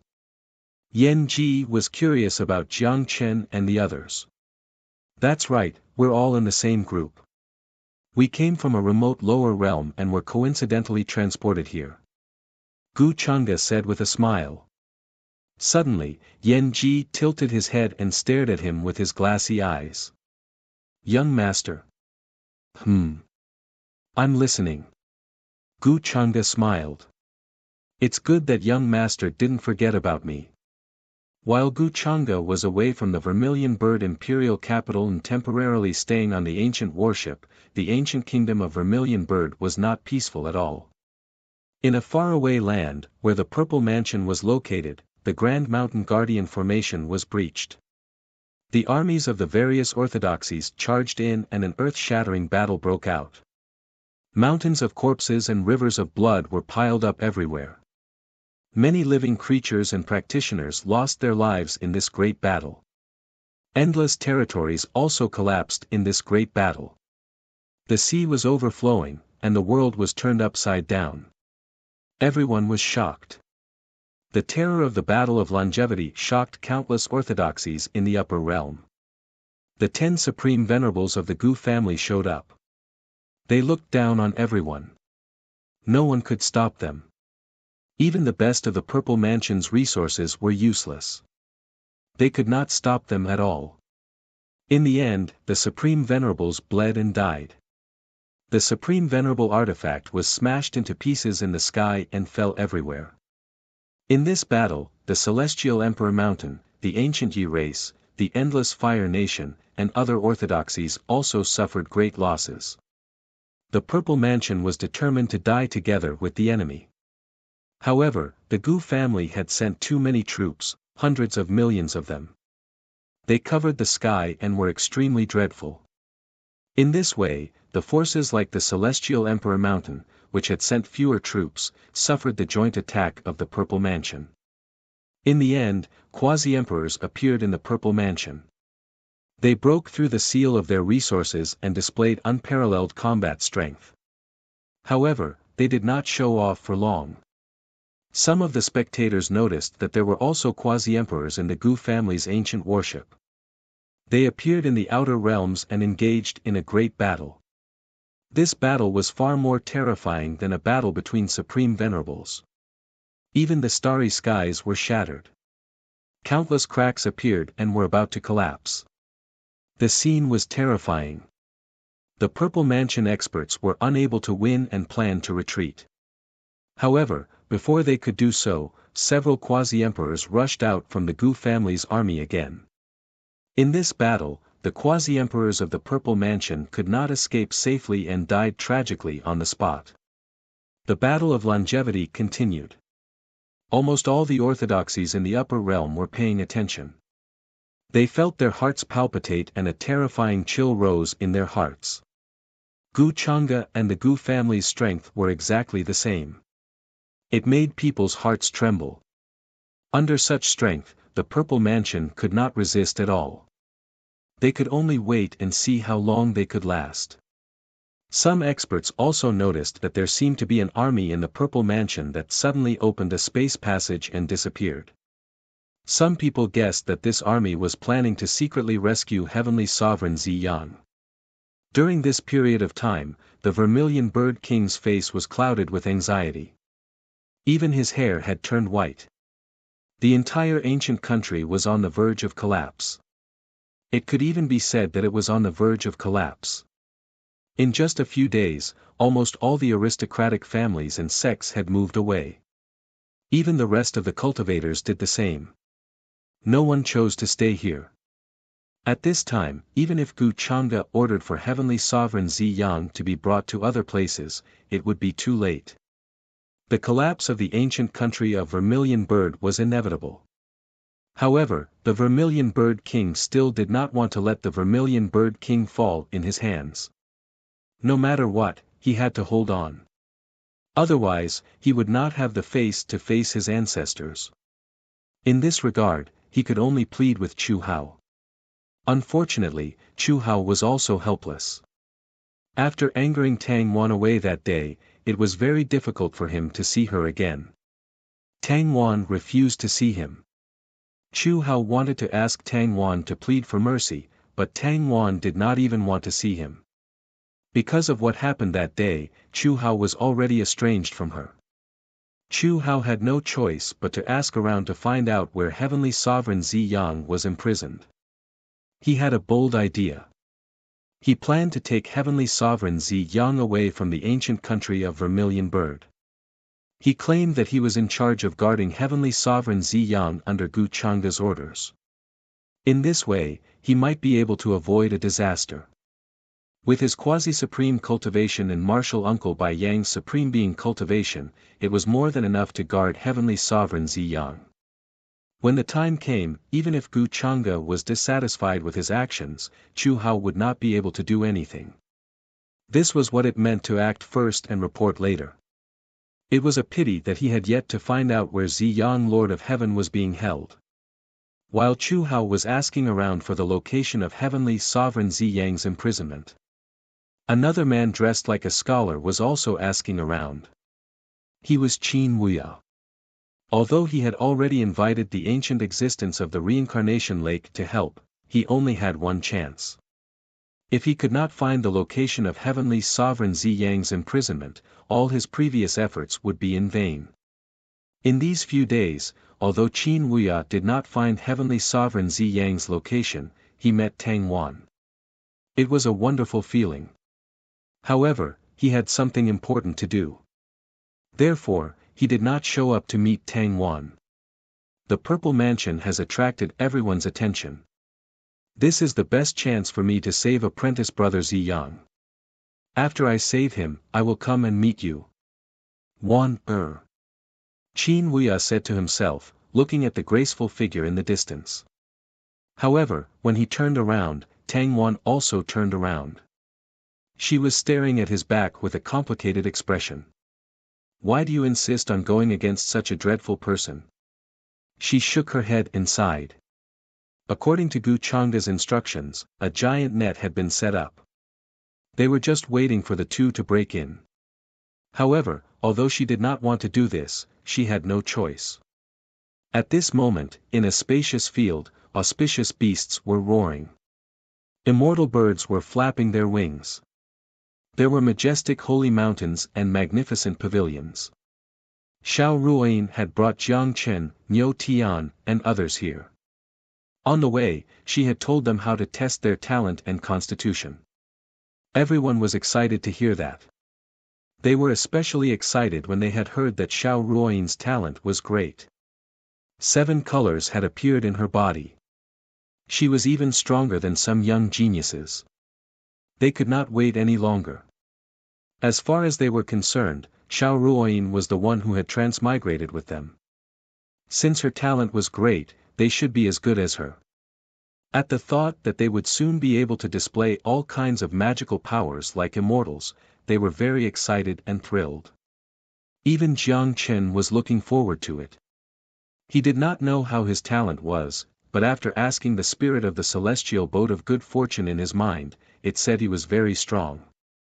Jiang Chen felt relieved. He was kind of happy. He had been holding back his anger. Now he could finally release it. In this world, talent and constitution were the only thing that mattered. So, his talent would probably be better than young Master Gu's. He would steal his thunder. Jiang Chen felt good at the thought of it. Xiao Ruoyin had great talent, but his talent was not any worse than hers. I don't know how my talent is. If I don't even have the qualification to practice, it will be a shame, Niu Tian said nervously. At this moment, Jiang Chen comforted him. You are in good health. I'm sure you can practice. Don't worry too much. While they were talking, someone in front of them walked up nervously. It was a man called Song Ming. He was not close to them. However, he was Wang Ning's bootlicker. Jiang Chen and Niu Tian were staring at Song Ming. They saw him put his hand on the testing stone nervously. Then, the brilliant light that people had expected did not appear.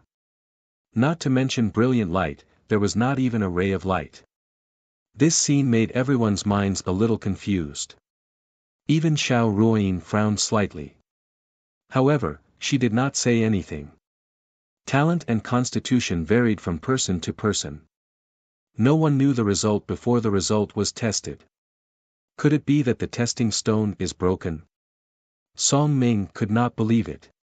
He opened his eyes wide. His lips were trembling. This fact was like a bolt from the blue. He almost could not stand still. If he had no talent for practice, what would he do in this world? Wouldn't his dream of practice be shattered? The testing stone is broken. That's hilarious. No talent for practice means no talent. Can't you see it? Without talent for practice, you are a good-for-nothing in this world, the tall creature next to him sneered at him. He seemed to be disdainful. Song Ming glanced at the tall creature in fear. Then he walked away in a daze. He looked desperate. The people behind him could not help but feel nervous. After all, this was a cruel world. The strong were the weak. Many people were speculating whether it was because of her talent that Gu Changde thought highly of Xiao Ruoyin. Soon, 4 people took the test in a row. None of them got the result. The testing stone did not move at all. There was no change at all. Jiang Chen, Niu Tian, and the others were also frowning. Xiao Ruoyin did not look good either. She felt helpless for them.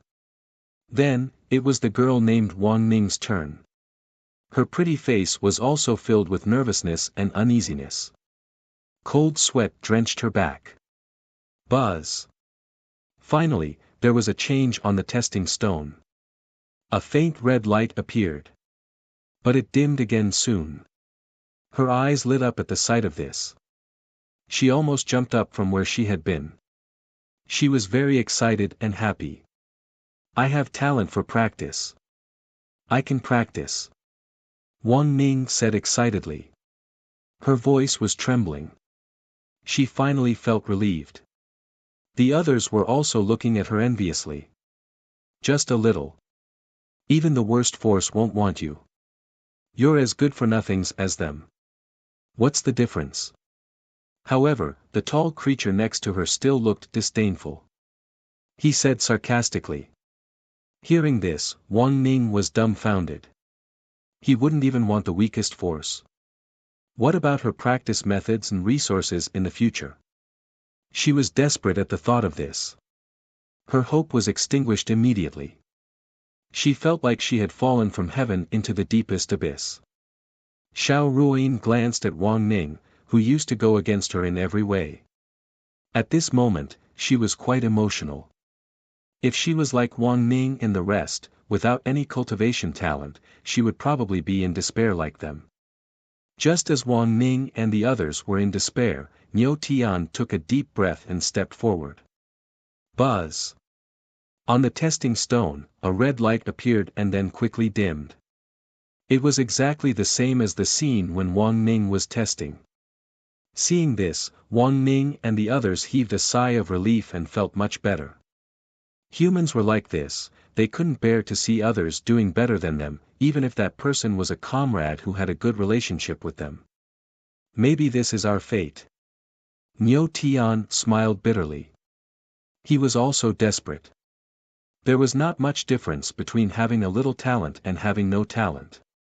In this world, sometimes talent meant everything. At this moment, Jiang Chen didn't know how to comfort his brother anymore. He looked very serious. Niu Tian, don't worry. I'll find a way for you to practice in the future. He still remembered what the celestial boat of good fortune had told him. He was very talented, so he only needed to practice hard. When he was strong enough, he would definitely find a way to help his brother. Niu Tian forced a bitter smile. He thought Jiang Chen was comforting him, so he did not think too much about it. Wang Ning and the others felt very uncomfortable. Jiang Chen sounded like he was saying he must have a talent for practice. And he was so calm. Jiang Chen, do you think you're as lucky as Goddess Xiao? What future? I think everyone's cultivation talent is actually the same. Other than Goddess Xiao, you can stop dreaming. The man called Song Ming could not help but mock Jiang Chen. He sounded very sarcastic. The others didn't stop him or refute him. If Jiang Chen was found to have a talent at this moment, they would be jealous of him to no end. Why did Jiang Chen have a talent for practice, while they did not? You're so snobbish. Let's wait and see. Jiang Chen had known the result, so he was very calm. At the moment, he only frowned slightly. He had seen through his classmates. Then he strode directly to where the testing stones were. He looked very calm. He did not look desperate or frustrated like the others. Even Xiao Ruoyin felt something was wrong. Where did Jiang Chen get his confidence from? Why did he think he must have a talent for practice? However, she did hope Jiang Chen would really embark on the path of cultivation. Otherwise, when she achieved a high level of cultivation in the future, she would find her former classmates had all turned into skeletons. She wouldn't be able to find anyone she could talk to. Where does Jiang Chen get his confidence from? Or is he just trying to show off at this moment? Xiao Ruoyin frowned. She was unhappy. She used to think that Jiang Chen was mature, steady, reliable, and a trustworthy person. However, Jiang Chen's behavior today made her feel like she might have misjudged him. In the past, Jiang Chen would not have done such a brainless thing. Unless Jiang Chen was sure he could show a great talent, he would definitely become a laughing stock and a target of ridicule. In the distance, in a magnificent pavilion, Gu Chang'e and Yan Ji were standing side by the window. They were watching what was happening. It's really interesting. I just don't know how wonderful his expression will be in the next moment. Gu Chang'e had a faint smile at the corner of her mouth, appearing to be very playful. Young master, you've already arranged for someone to tamper with the testing stone, haven't you? At this moment, Yan Ji also noticed that something was wrong. In fact, two of the people who had been tested were quite talented in her eyes, but the testing stone only gave off a faint light. That explained everything. For those people, their talent for practice was an important factor that would determine their future. But how could they know there was really something wrong with the stone used to test their talent? Yeah. If I hadn't tampered with it, would I have waited for that guy to show off? Gu Chang'e smiled and said naturally. He didn't feel like he had tampered with the stone at all. What he had done was a big deal for these people, but it was a big deal that would determine their future. It wasn't right, because these people wouldn't have a future at all. Except for Jiang Chen, the leak, Gu Chang'e wasn't going to let go of anyone else. 0-inch I can tell this guy called Jiang Chen has a special body type. Yan Ji nodded. She didn't think there was anything wrong with it. After all, it was Gu Chang'e who had saved these people's lives. As to their future, it wasn't up to Gu Chang'e to decide. In the field, Jiang Chen put his palm on the testing stone confidently and calmly. Almost everyone looked over. They wanted to see whether Jiang Chen was really as snobbish as he had claimed. Soon, 1 second had passed. The testing stone was still motionless. There was no change at all. Jiang Chen frowned. He didn't look right, but he still didn't put his hand on the stone. How is that possible? He quickly asked the artifact spirit of the celestial boat of fortune in his mind. What was going on? Didn't they say he was very talented? Why didn't this testing stone react at all? Jiang Chen, how long are you going to put your hand on it? The longer you put your hand on it, the more your talent will show. You just don't have it. Why are you still pretending? Snobbish? That's hilarious. Song Ming, who had just been insulted by Jiang Chen, scorned him again. She was very disdainful. The rest of the people also had gloating expressions on their faces. Jiang Chen, don't try to be brave if you don't have talent. Xiao Ruoyin frowned. She looked more and more unhappy. She knew Gu Chang'e was watching them from a distance. Jiang Chen's behavior seemed very disgraceful to her. Jiang Chen broke out in a cold sweat. He looked embarrassed. Why was this so different from what he had expected? Was the artifact spirit of the celestial boat of fortune trying to trick him?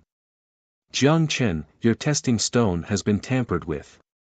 It's broken. Someone wants you to make a fool of yourself. At this moment, the artifact spirit of the celestial boat of fortune's voice came again. It sounded angry. I see. This testing stone is broken. Jiang Chen felt relieved. He had already guessed who had done this. His expression was ice cold. However, he soon calmed down. He said, this testing stone is broken. I'll try another one.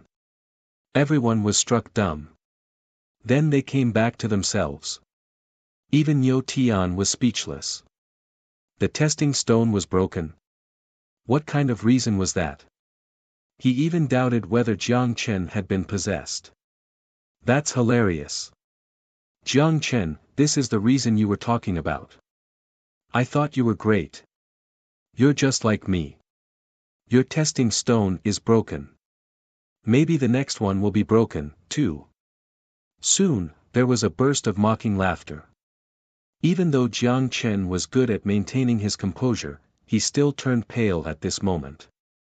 He felt very aggrieved and embarrassed. Jiang Chen, what are you talking about? I used this testing stone to test my talent. How could it be broken? Xiao Ruoyin was also speechless. She did not expect him to come up with such a lame excuse after failing to test his talent. This testing stone is really broken. If you don't believe me, you can try it again. Jiang Chen stared at her. He was still trying to explain, but Xiao Ruoyin did not want to talk to him anymore. I know you can't accept this result, but this world is cruel. If you don't have talent for practicing, it's not bad to be an average person. I believe with your ability, you'll live a better life than others even if you're an average person, Xiao Ruoyin said after she had calmed down. Jiang Chen was going to say something else, but the tall creature waved his hand. He looked cold, and his voice was full of scorn. He stood in Jiang Chen's way. Miss Xiao isn't in the same world as you. You're a bunch of good-for-nothings. You don't even have talent for practicing. How dare you dream of becoming immortals? When you die of old age and turn into skeletons, Miss Xiao will still be as pretty as she is now. Even her face won't change. I've made myself clear. If you don't give up, don't blame me for attacking you. Then a dreadful energy surged out of him. Jiang Chen, Niu Tian, and the others turned pale. They almost knelt down on the ground. Xiao Ruoyin looked at this scene, seemingly unable to bear it. However, at this moment, Gu Chang'e walked over from afar. He said with a smile, sometimes this world is cruel. You should cut off all ties you have. A broken lotus root and a strand of silk reconnecting is extremely detrimental to one's future cultivation. Xiao Ruoyin kept silent for a while. Then she glanced at Jiang Chen and the others. Take care of yourselves. Then she turned around and walked towards Gu Chang'e. Ruoyin, Xiao Ruoyin. Jiang Chen, Niu Tian, and the others turned pale. In the next moment, several beings with terrifying auras and flowing with divine light appeared around them and surrounded them. Take them away from here, Gu Chang'e ordered calmly. 1000.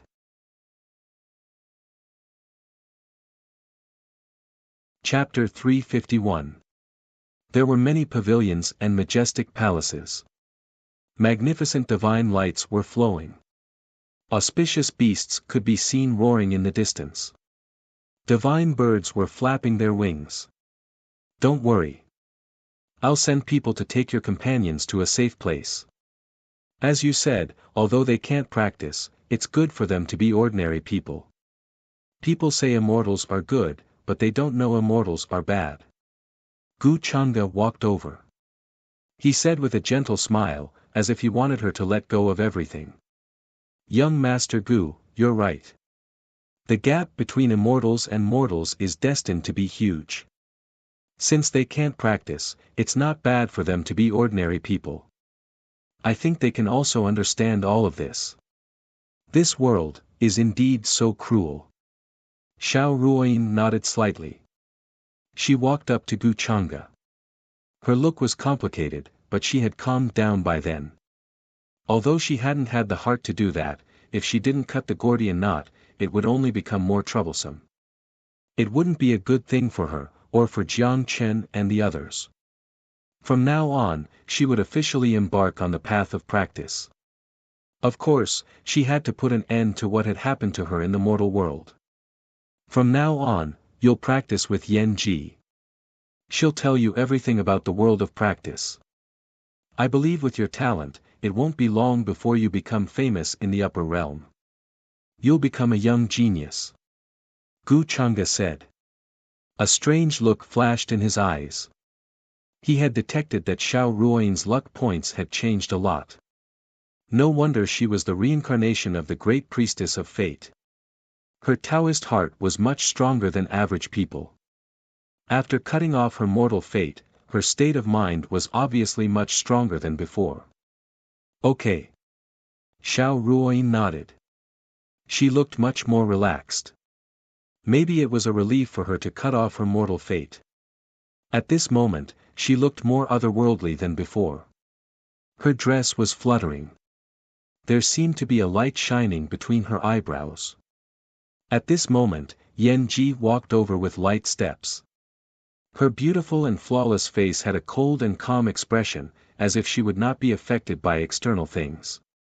She stared at Xiao Ruoyin and said, "From today onwards, you will cultivate with me. In a while, I will teach you some common knowledge of cultivation in this world. At the same time, I will also teach you some of the easier spells and supernatural powers."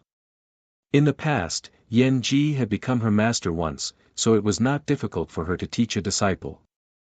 Not to mention, Gu Chang'e had already told her about Xiao Ruoyin's background. There were many things that she did not need to teach. Xiao Ruoyin should be able to awaken some memories of her past life very soon. At most, he would just go through the formalities of being a teacher. Disciple thanks master. Xiao Ruoyin hurried to say. She respected Yan Ji very much.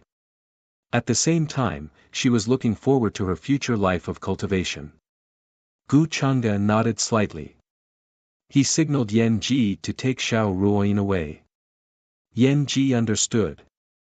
Then she took Xiao Ruoyin away with the excuse of teaching her a method. In the distance, Jiang Chen, Niu Tian, and the others were still calling Xiao Ruoyin's name. However, although Xiao Ruoyin heard them, she did not change her expression. She still did not look back. As Gu Chang'e had said, their mortal fate was over. They were no longer in the same world as her. After thousands of years, she was still as beautiful as before, but Jiang Chen, Niu Tian, and the others had turned into ashes. They could not even find where they were buried. It was better to cut off all of this at this moment. Otherwise, it would only leave them with sadness. Come here. Gu Chang'e glanced at Jiang Chen and the others. Then he waved his hand to summon several creatures with strong energies. He gave them an order casually. Yes, master. These creatures became serious and said respectfully. After that, Gu Chang'e left the place and appeared in a pavilion. He Yenyu had just brewed a pot of tea for him. The tea had a light green color and was surrounded by mist. It was very elegant and fragrant. Arrange the army. Get ready for battle. The Purple Mansion's men should be here soon. Gu Chang'e said calmly, sipping his tea unhurriedly. Although he had not participated in this battle of longevity, he had received a lot of news from the front line. As a result, Gu Chang'e knew that the Purple Mansion had secretly sent a large army to rescue Lord of Heaven Purple Sunday. Although the ancient country of Vermilion Bird was on the verge of falling apart, it was still one step away from being destroyed. Gu Changge wanted to use this opportunity to make Chu Hao confront Qin Wuya. Otherwise, he would not have had to go through so much trouble. The small ancient country of Vermilion Bird was not worth his attention at all.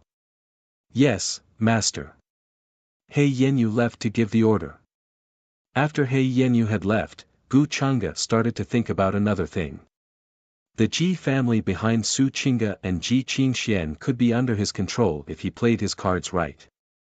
In any case, it could be considered an impressive force. During this period of time, Gu Changge could see that Ji Qingxian had a different kind of ambition for power. Her own methods were not inferior to her sister's in the slightest.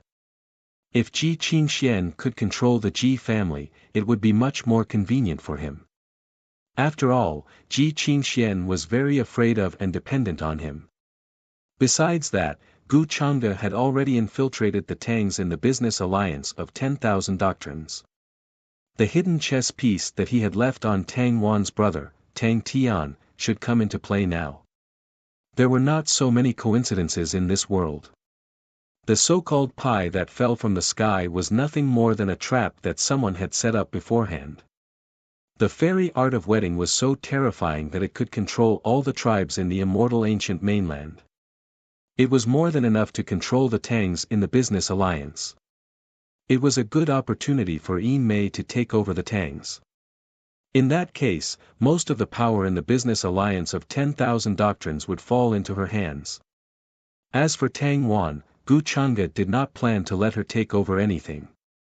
Her only function was to be the fuse that ignited the conflict between the two sons of Providence. Other than that, she was useless to Gu Changge. During this period, Yu Mingkong should be busy collecting the 7 weapons of heaven-wielding. Apart from the heaven-wielding jar and heaven-wielding bottle in my hands, she should have collected many of them too. When I'm done here, I'll ask her for them. At the thought of that, Gu Changge could not help but smile faintly. However, he guessed that even if he did not ask for them, Yu Mingkong would eventually send them to him after she had collected all of them. Then, Gu Changge thought of something and waved his hand. A figure in a black robe that was covered by black fog appeared in the void behind him. It had a cold expression and seemed emotionless. However, it was emitting the terrifying aura of a supreme saint. It was the demonic cultivation puppet. Greetings, master. The puppet greeted Gu Changge respectfully. There was a hint of intelligence in its eyes. Gu Changge nodded his head slightly. He waved his hand again and the black fog on his face disappeared, revealing the face of an ordinary middle-aged man. After thinking about it for a while, a faint smile appeared on his face. Go and find him. In the next instant, the puppet's face started to change. Soon, it turned into a cold old man with a high nose bridge that looked like an eagle's claw. It gave people a chilling feeling. Yes, master. The black-robed old man took a step forward and disappeared instantly. There was no trace of him at all. On the other side, Jiang Chen, Niu Tian, and the others were being driven off the ancient warship. They were going to be taken down. You still want to eat swan meat at such a time? What a joke. Why don't you take a look at your cultivation talent? You're just a good-for-nothing. You're not in the same world as Miss Xiao. Why don't you leave? Do you want to stay here and ask for trouble? Around them, several creatures with terrifying auras were gazing at them coldly. They emitted a terrifying aura that made them turn pale. Their souls were shivering. They were scared out of their wits. In their opinion, it was because of Xiao Ruoyin that the group of living beings on the ancient warship were more polite to them. But now, when they were tested to have no cultivation talent, this group of creatures' true faces were also revealed. They were incomparably cold, their words merciless. This was how cruel the world was. It was one of them who spoke. He did not try to hide his scorn and sneer. He waved his hand and a terrifying aura was emitted. He was going to drive Jiang Chen and the others off the ancient warship. Ruoyin, Jiang Chen looked sad and helpless. At the same time, he was very worried. He did not have the nerve to argue with such a scornful remark. He had no doubt that if he argued with it, a palm as big as a rush cushion would hit his head. With his current body, wouldn't he be smashed into meat paste by such a palm? You're smart. Seeing Jiang Chen not speaking, the creature who had spoken just now smiled coldly. He looked cold again. A gloomy look flashed across Jiang Chen's face. He swore to himself that if he had a chance in the future, he would kill this creature. Although what Xiao Ruoyin said to them was very heartless and indifferent, he knew that there was nothing he could do about it because Xiao Ruoyin didn't believe that the testing stone was tampered with by Gu Chang'e. He was not without cultivation talent. It was just that Xiao Ruoyin did not know about it. If Ruoyin had listened to me, things would not have turned out this way. But young Master Gu showed up at that time. He wouldn't have given me a chance to explain. Jiang Chen clenched his fists. He calmed down soon, although he was still angry. But he also knew that if he went against Gu Chang'e at that moment, he would be courting death. Once Xiao Ruoyin was separated from them, what would he do if Gu Chang'e killed her? At that moment, he did not even have a chance to tell Xiao Ruoyin everything. As far as he was concerned, Xiao Ruoyin had been kept in the dark by Gu Chang'e. She did not know anything.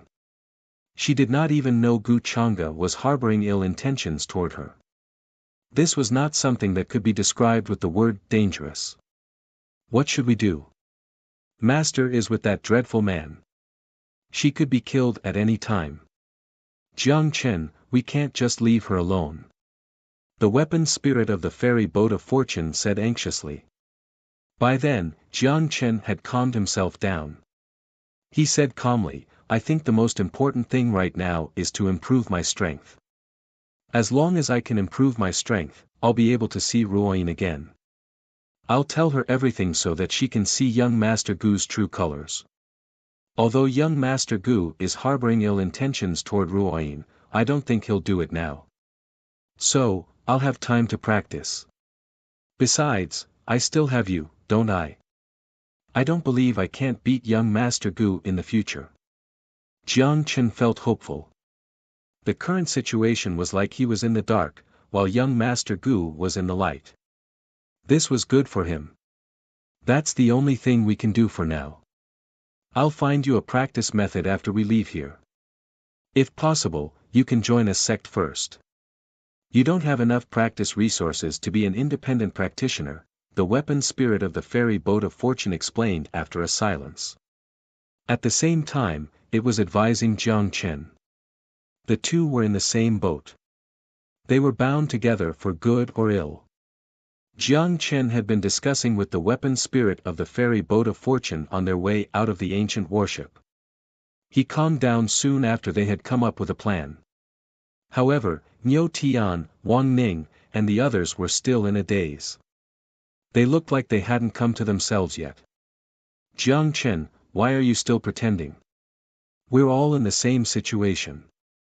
We can't practice in this world. Maybe one day we'll run into a fight between two practitioners. The repercussions of the fight will be enough to kill us thousands of times. Seeing Jiang Chen so calm, Song Ming, who had been mocking him, couldn't help but speak again. She didn't show him any respect. She was pissed off by Jiang Chen's attitude.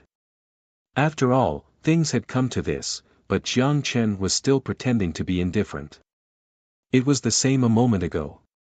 Everyone thought Jiang Chen was going to create a miracle since he was so calm. However, in the next second, they were slapped in the face. The testing stone didn't do anything either. He even said the testing stone was broken and he would test it again with a new one. Only Jiang Chen could do such a shameful thing. Song Ming felt ashamed for Jiang Chen. It was so shameful. The others also started to speak. Their eyes were full of sarcasm. Maybe this was the only way they could vent their anger at this moment. Shut up. Niu Tian glanced at his companions, frowning. He was tall and strong. He had been tested to have talent. Although it was average, he was much better than them. This group of people were very afraid of the tall and strong Niu Tian. After muttering a few words, they also shut up. I told you the testing stone was broken, but you didn't believe me. Now you're blaming me. Ha, that's ridiculous, Jiang Chen said indifferently. Jiang Chen said calmly. He knew he had a talent for practicing. He wouldn't be on the same side as these snobbish classmates very soon, so he just let them be. He appeared to be very calm and collected. Alas! Niu Tian glanced at him and shook his head. Jiang Chen smiled and said to him, "Don't worry. The testing stone was broken. In fact, you and I both have talent for practice." Yeah. Seeing how confident he was, Niu Tian was a little doubtful. Could it be that the testing stone was really broken? But he didn't ask. After all, there were so many dreadful creatures around. If he said something that upset them, who knew what would happen? Jiang Chen, is the testing stone really broken? At this moment, Jiang Chen suddenly smelled a fragrance beside him. He looked back when he heard the voice. It was Wang Ning, who looked nervous. Somehow, Wang Ning thought Jiang Chen was so calm and confident. She thought about his usual behavior and felt there was a reason behind it. He must know something.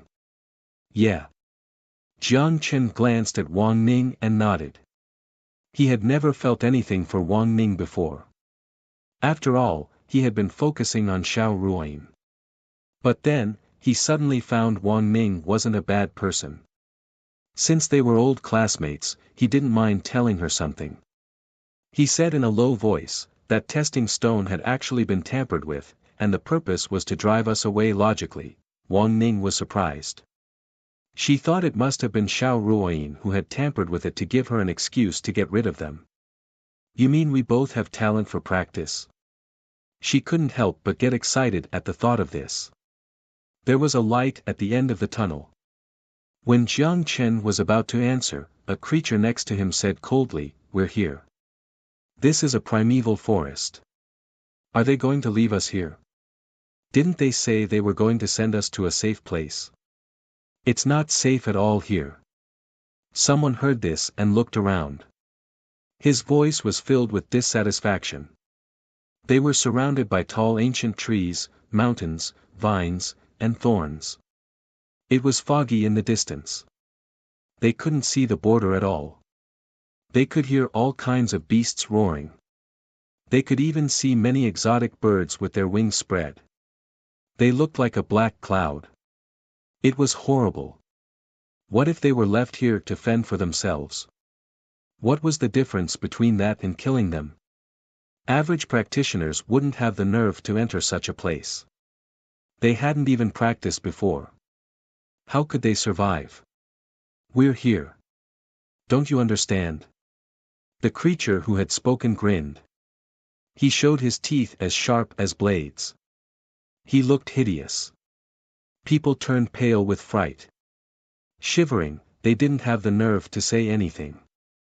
At this moment, Jiang Chen, Niu Tian, and the others all sensed something was wrong. Because the creatures next to them were looking at them with cold disdain. They didn't say anything. "Run. They're going to kill you." In Jiang Chen's mind, the weapon spirit of the celestial boat of fortune shouted at him anxiously. Boom!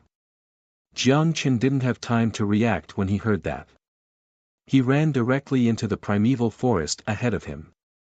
However, as soon as he started to move, a dreadful energy swept over from behind. A red glow suddenly broke out. The mountains nearby were shaking, as if they were going to collapse. He looked back. His pupils constricted.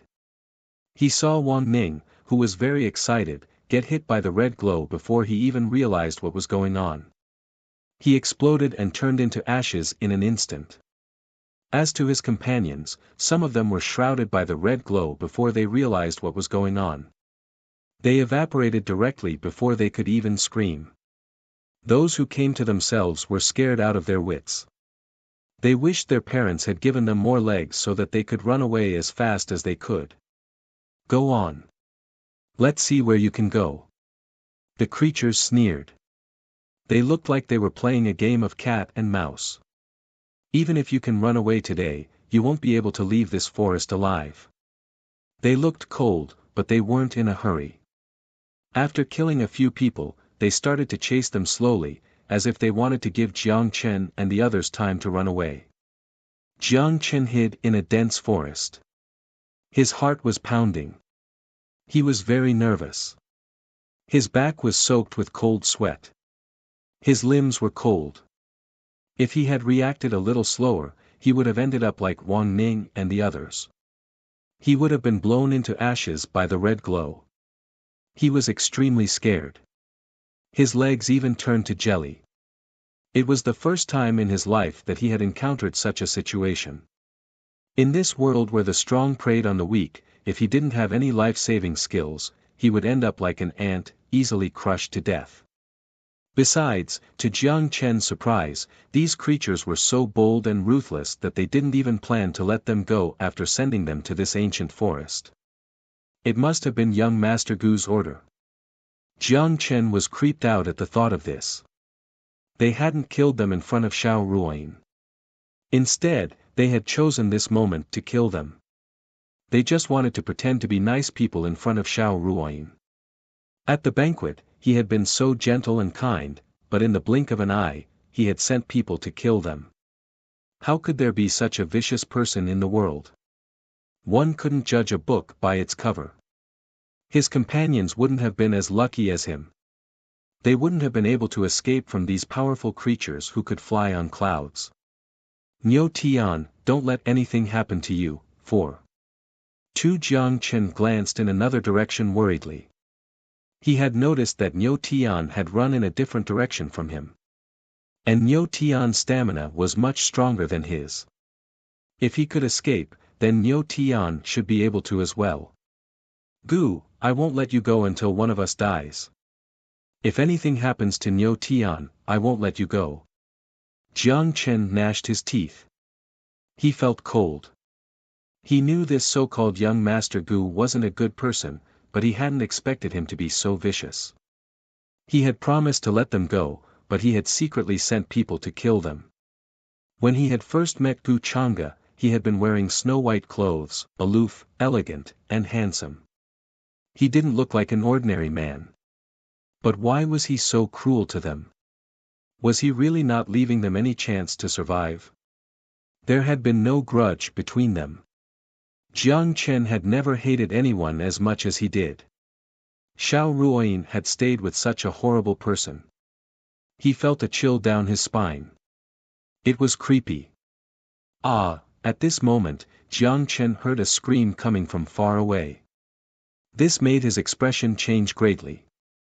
He recognized that this voice belonged to one of his companions. It seemed that the other party had already been killed. He felt even more terrified. He didn't dare stay there any longer. He turned around and hurried to escape into the depths of the forest. Many holy rainbows were flying across the sky.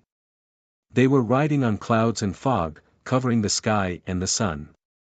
These creatures were extremely dreadful after turning into their true forms. They looked like small mountains. The black clouds were tumbling, chasing after them. They were so dreadful that they felt like a mountain was pressing down on their heads. They couldn't even breathe. Jiang Chen kept running.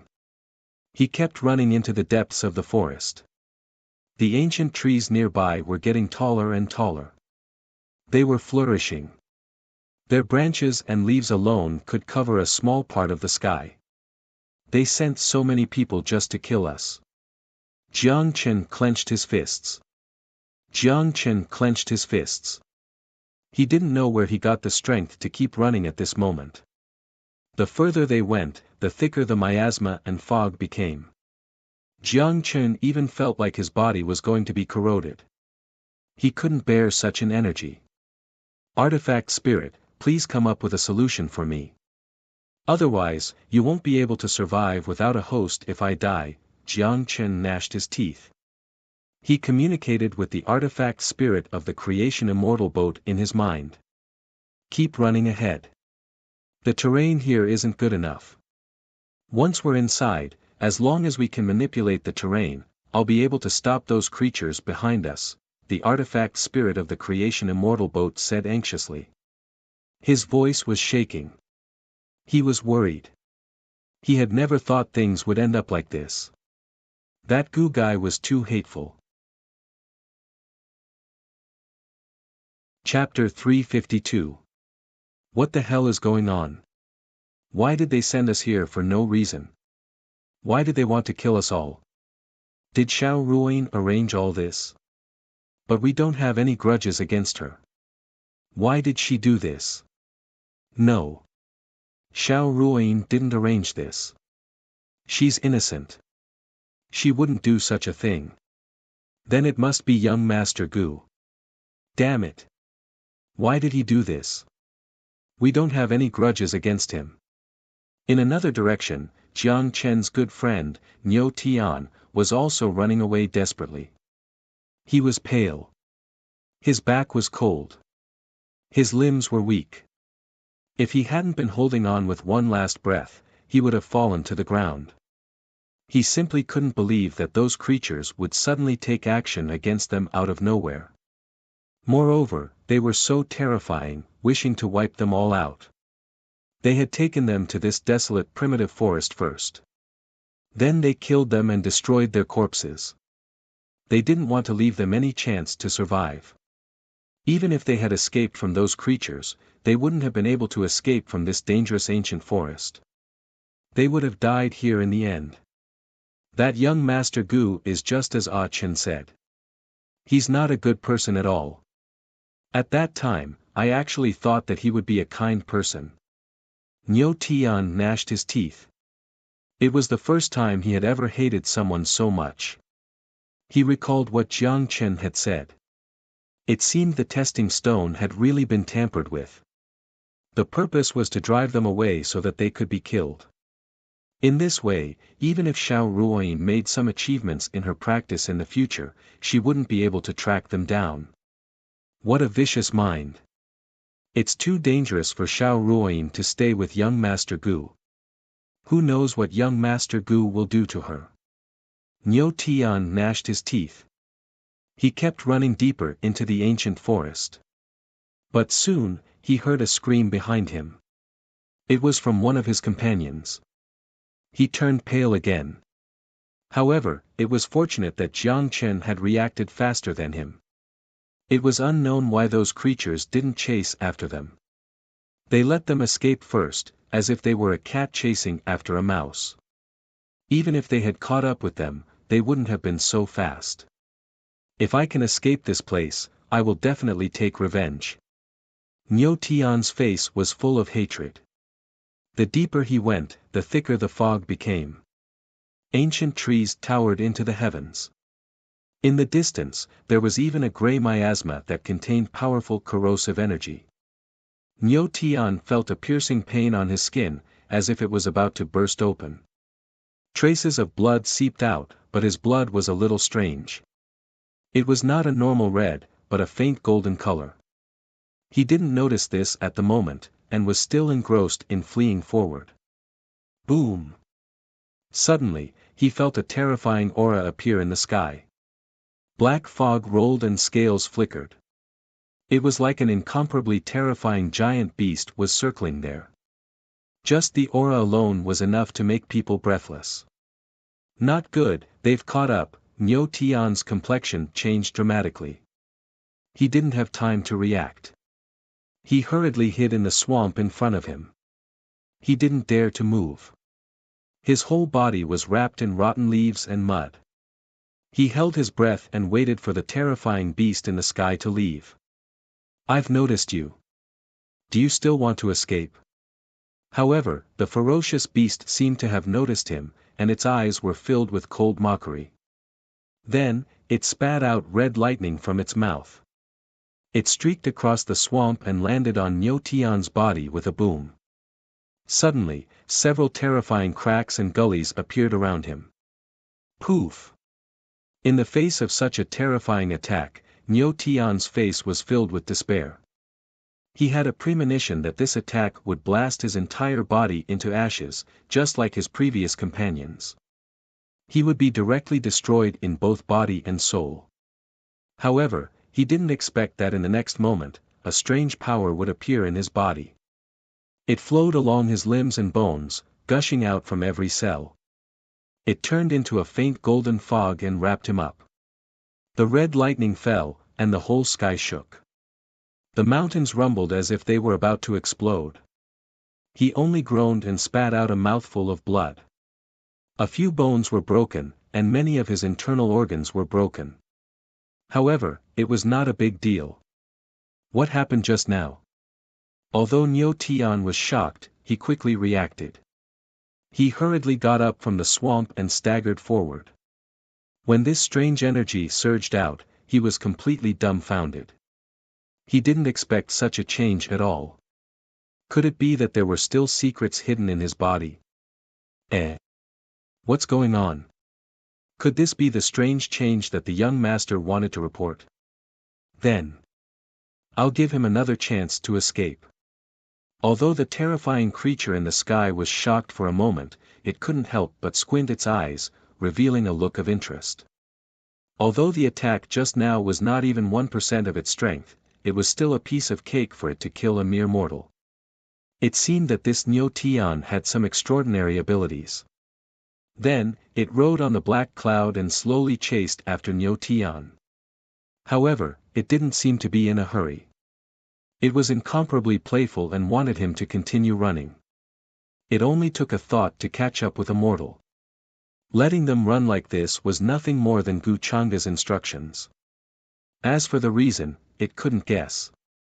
The young master's thoughts were not something that it could guess. Damn it, there's a cliff in front. However, Niu Tian didn't run for long and soon fell into despair. In the rolling clouds in front of him, there was a terrifying wind that seemed to be able to blow away a person's bones and soul. 30 feet away from him was a bottomless abyss. If he fell, with the current condition of his body, he would definitely instantly fall into a pile of meat paste. There was no other possibility. In front of him was a cliff, and behind him was a pursuer. This made Niu Tian feel incomparable despair.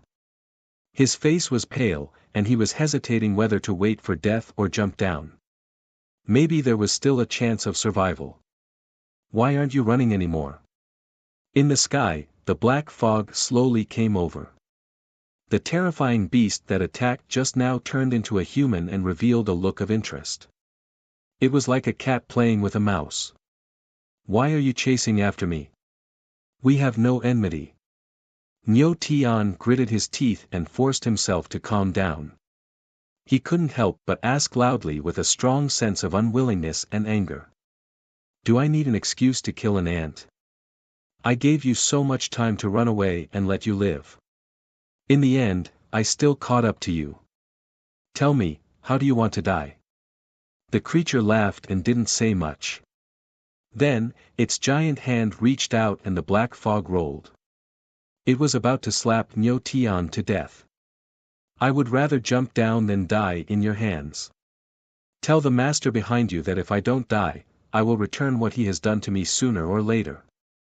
Seeing this, Niu Tian gritted his teeth and shouted in anger. He was very courageous. In the next moment, he turned around and ran towards the cliff in front of him. He jumped forward without a care in the world that if he fell, he would fall into a bottomless abyss. It was very likely that he would turn into a pile of meat paste. He jumped down just like that.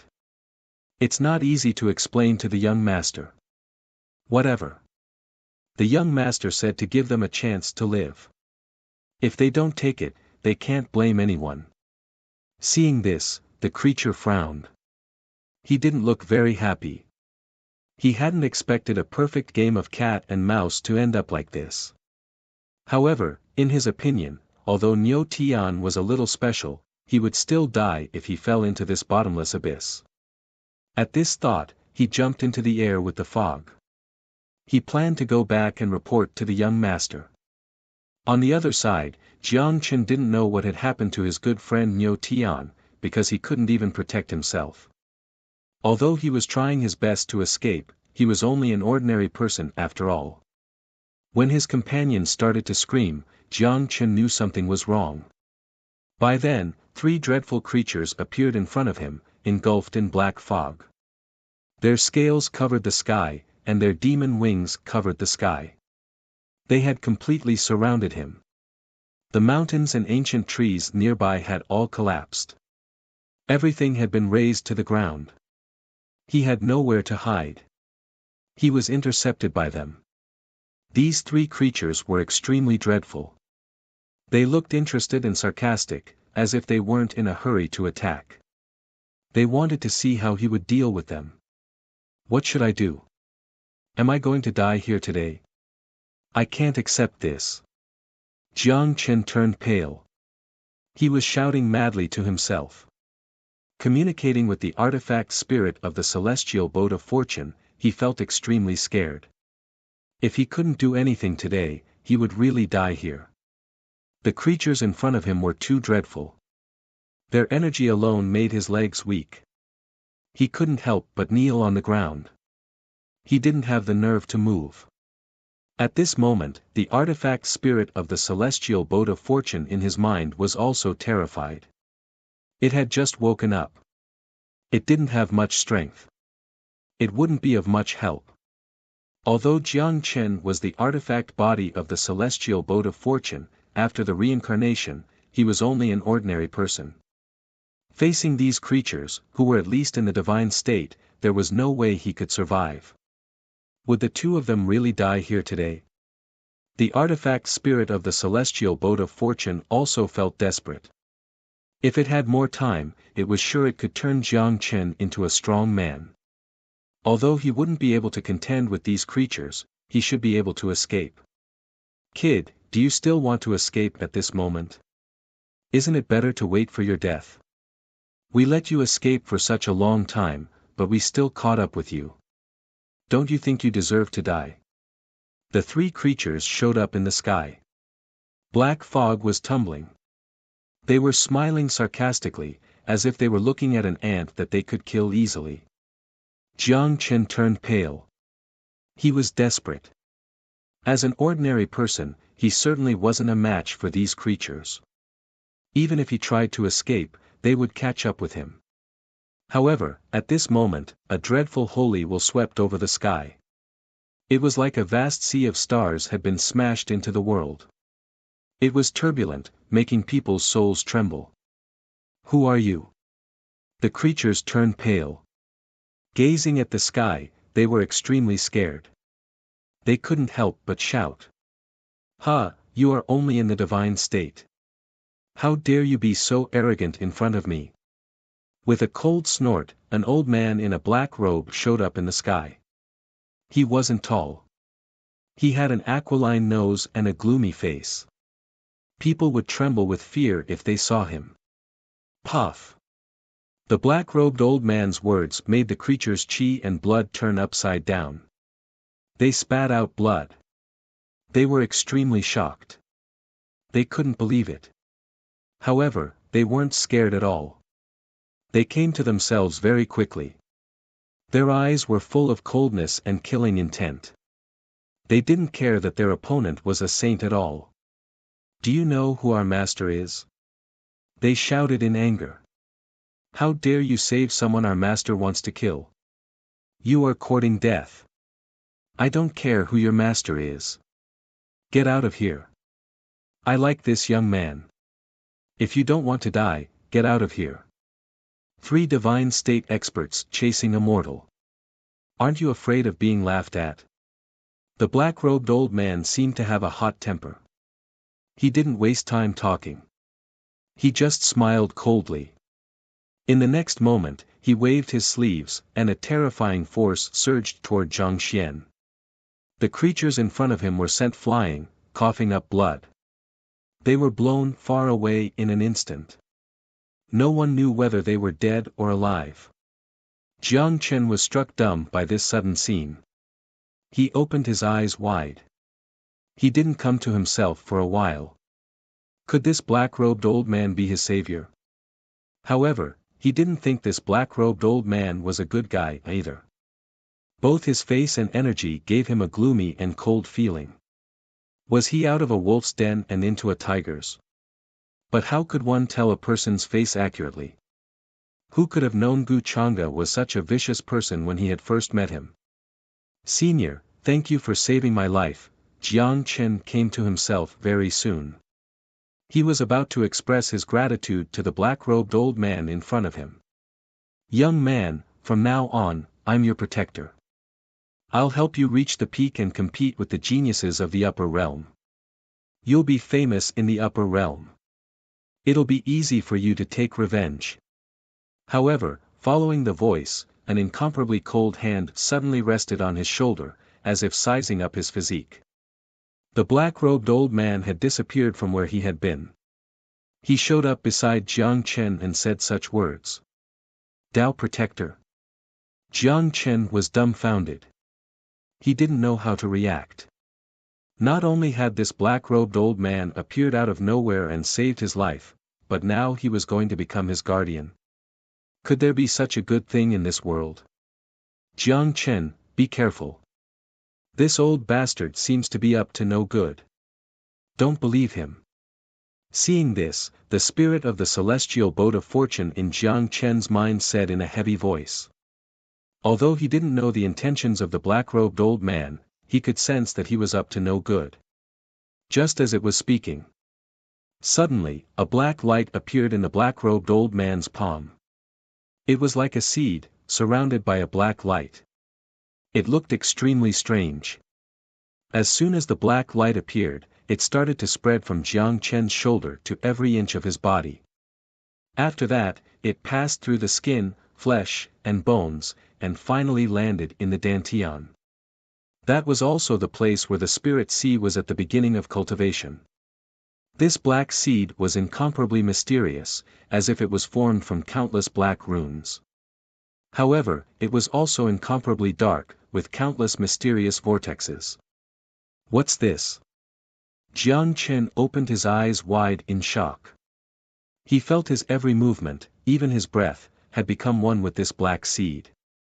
A mysterious power appeared in his flesh, as if it could swallow everything. This black seed seemed to contain a supreme scripture. It was mysterious and complicated. Every word in it was extremely profound. As soon as the black seed fell into his body, Jiang Chen felt a mysterious power emerge from his dantian. The dreadful spirit of the universe was gushing towards him at the same time. He sensed a powerful force. This kind of power even gave him the confidence to fight against those powerful enemies. "This seems to be some kind of inheritance," the spirit of the celestial boat of fortune said in shock, "and it feels extremely mysterious and powerful. Although it looks a little evil, and it doesn't look like something from the righteous path," however, Jiang Chen didn't care about this. "So what if it's evil? I don't care. Young man, from now on, you're the 108th successor of the myriad transformations demonic technique. Do you remember?" At this moment, the black-robed old man seemed satisfied with Jiang Chen's shock. He patted his shoulder. A smile appeared on his cold face. It looked somewhat sinister, causing others to tremble in fear. Myriad transformations demonic technique? The 108th successor. Jiang Chen was shocked. The name didn't sound like 710 was a good thing. But at this moment, he felt a different kind of peace.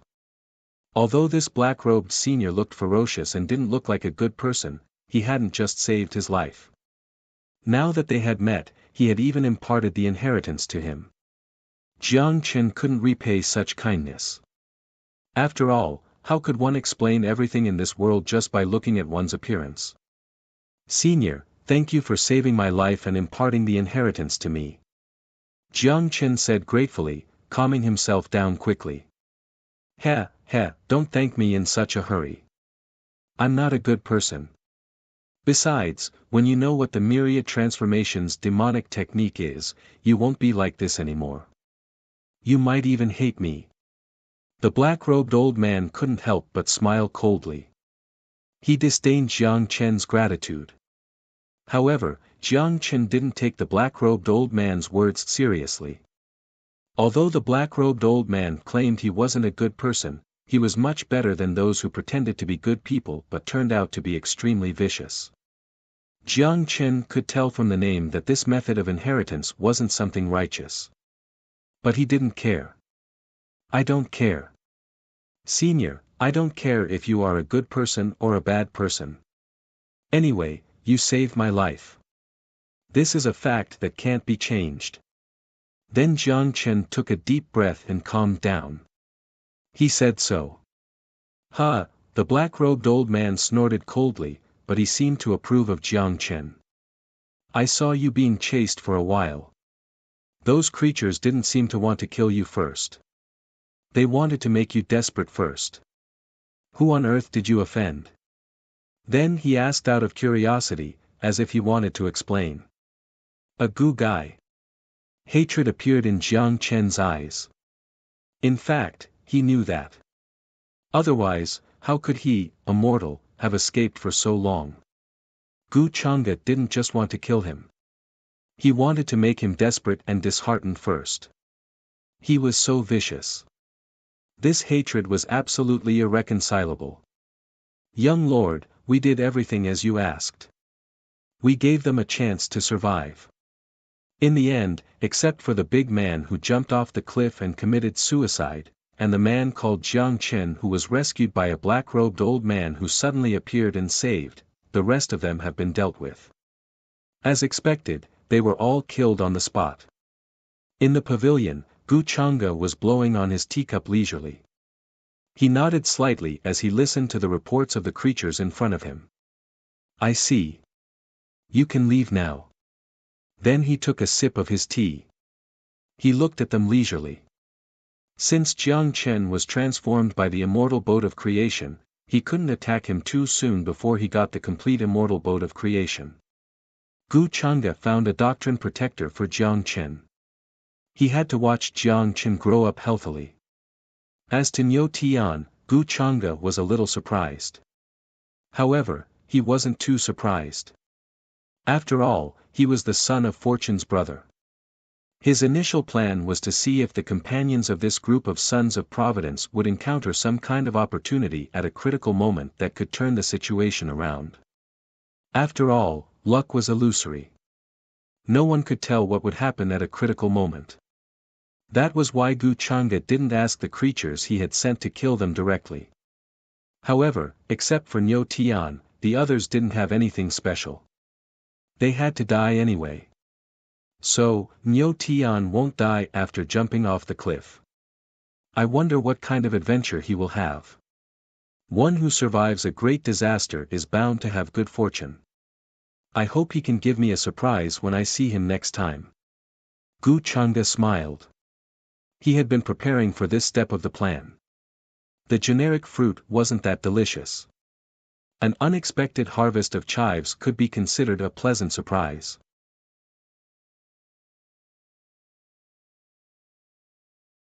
Chapter 353.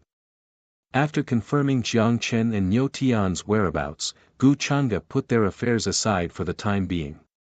He didn't care too much about it. For him, it was just a small episode. The two were still mortals. Even if they had great luck, it would take them a long time to grow to be worthy of his attention. He would let them develop during this time. He hoped they could surprise him the next time he saw them. Then Gu Chang'e focused on another thing. He was going to refine the heavenly eye of the immortal doctrine and the seed of primordial purple clouds. He had tried to refine them himself recently. But he found some shortcomings. Even if he threw the primordial Taoist bone in, there wouldn't be much change. So, Gu Chang'e sent his subordinates to take these materials to the weapon-suppressing divine realm. He was going to find someone to refine them for him. Although the Longevity Gu family had a deep foundation, they weren't very good at refining. The weapon-suppressing divine realm was a special place in the upper realm. It was born and nurtured by the earth. Since time immemorial, there were more than 3,000 kinds of innate formation patterns in the world. It was very suitable for practitioners to refine weapons. Many famous divine weapons and sacred weapons in the upper realm came from the weapon-suppressing divine realm. Even some doctrine achievers would go deep into the weapon-suppressing divine realm to the million realms of fire when they planned to refine doctrine artifacts. There were divine flames, sacred flames, emperor flames. Almost everything was there. There were even traces of immortal flames. With Gu Changa's status, many old antiques would be willing to refine them for him even if he didn't need to spend a lot of money. They wanted to do him a favor. So he wasn't very worried. The weapon-suppressing divine realm was boundless. There were many sects and schools, most of which were refining sections. The heavenly eye of the immortal doctrine, the seed of primordial purple clouds, the primordial Taoist bone. Gu Changa had sent all these materials. Even if the Purple Mansion saved the Heavenly Lord of the Purple Sun, they would find that Guy was actually no different from a disabled person. Everything that he had done was nothing more than drawing water with a bamboo basket. If I can refine this secret treasure, I may be able to see many fragments of the future in this timeline. At that time, I won't have to test Mingkong anymore. Although she's a little easy to fool, after probing for a long time, she might really notice something. Gu Changa had a long-term plan.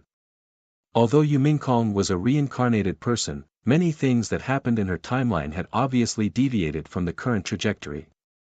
The death of the human ancestor, the appearance of the Yin sky, the birth of the son of the demon world, the establishment of the true immortal academy, the riot in the demon burial abyss. This series of events was very different from what Yu Mingkong had experienced. At this time, even if Gu Changa asked her about other things, he probably wouldn't be able to get anything out of her. When the time came, he would have to think about it carefully. After all, the more variables there were, the less advantage Yu Mingkong had as a reincarnator would have. And from Gu Changa's point of view, her reincarnator identity was more like she had suddenly obtained a memory of the future. That memory of the future belonged to the normal trajectory of the world. In that case, it was understandable why there were so many variables. After that, Gu Changa summoned a group of subordinates and gave them some instructions. Then, he planned to wait for the Purple Mansion sect to send cultivators to rescue Heavenly Lord Ziyang, so he wasn't in a hurry. Now, Heavenly Lord Ziyang's life and death were completely under his control. Even if the arch appeared, Gu Changa didn't have to care at all. If the Purple Mansion sect was smarter, they would understand that attacking openly wouldn't have any effect. They might as well learn from Chu Hao and secretly find out where Heavenly Lord Ziyang was locked up. Wouldn't the chances of rescuing Heavenly Lord Ziyang be higher if they made a move when they were confident? Chu Hao's actions these few days made Gu Changa feel that he was on the verge of despair. The process of watching the son of fate who was against him walk step by step into despair was really interesting. Moreover, Gu Changa had already guessed what Chu Hao was going to do next. This was a good way for him to attack Chu Hao's fate points. Chinga, have you heard any news about your sister recently? At this moment, Gu Changa looked at Ji Qingxian who was brewing tea for him and suddenly asked with a strange look in his eyes. As this concerned the reclusive Ji family, he could plant a seed of ambition in Ji Qingshuan's heart. No. Why are you suddenly asking about this? Ji Qingxian was stunned when she heard this and her heart tightened. However, after that, his face still revealed a puzzled expression as he asked, "What's the matter?" She felt that with Gu Changa's intelligence, he might have already known that she wasn't her sister, Su Chinga, but he didn't say it out loud. Until now, Ji Qingxian could only brace herself and continue pretending.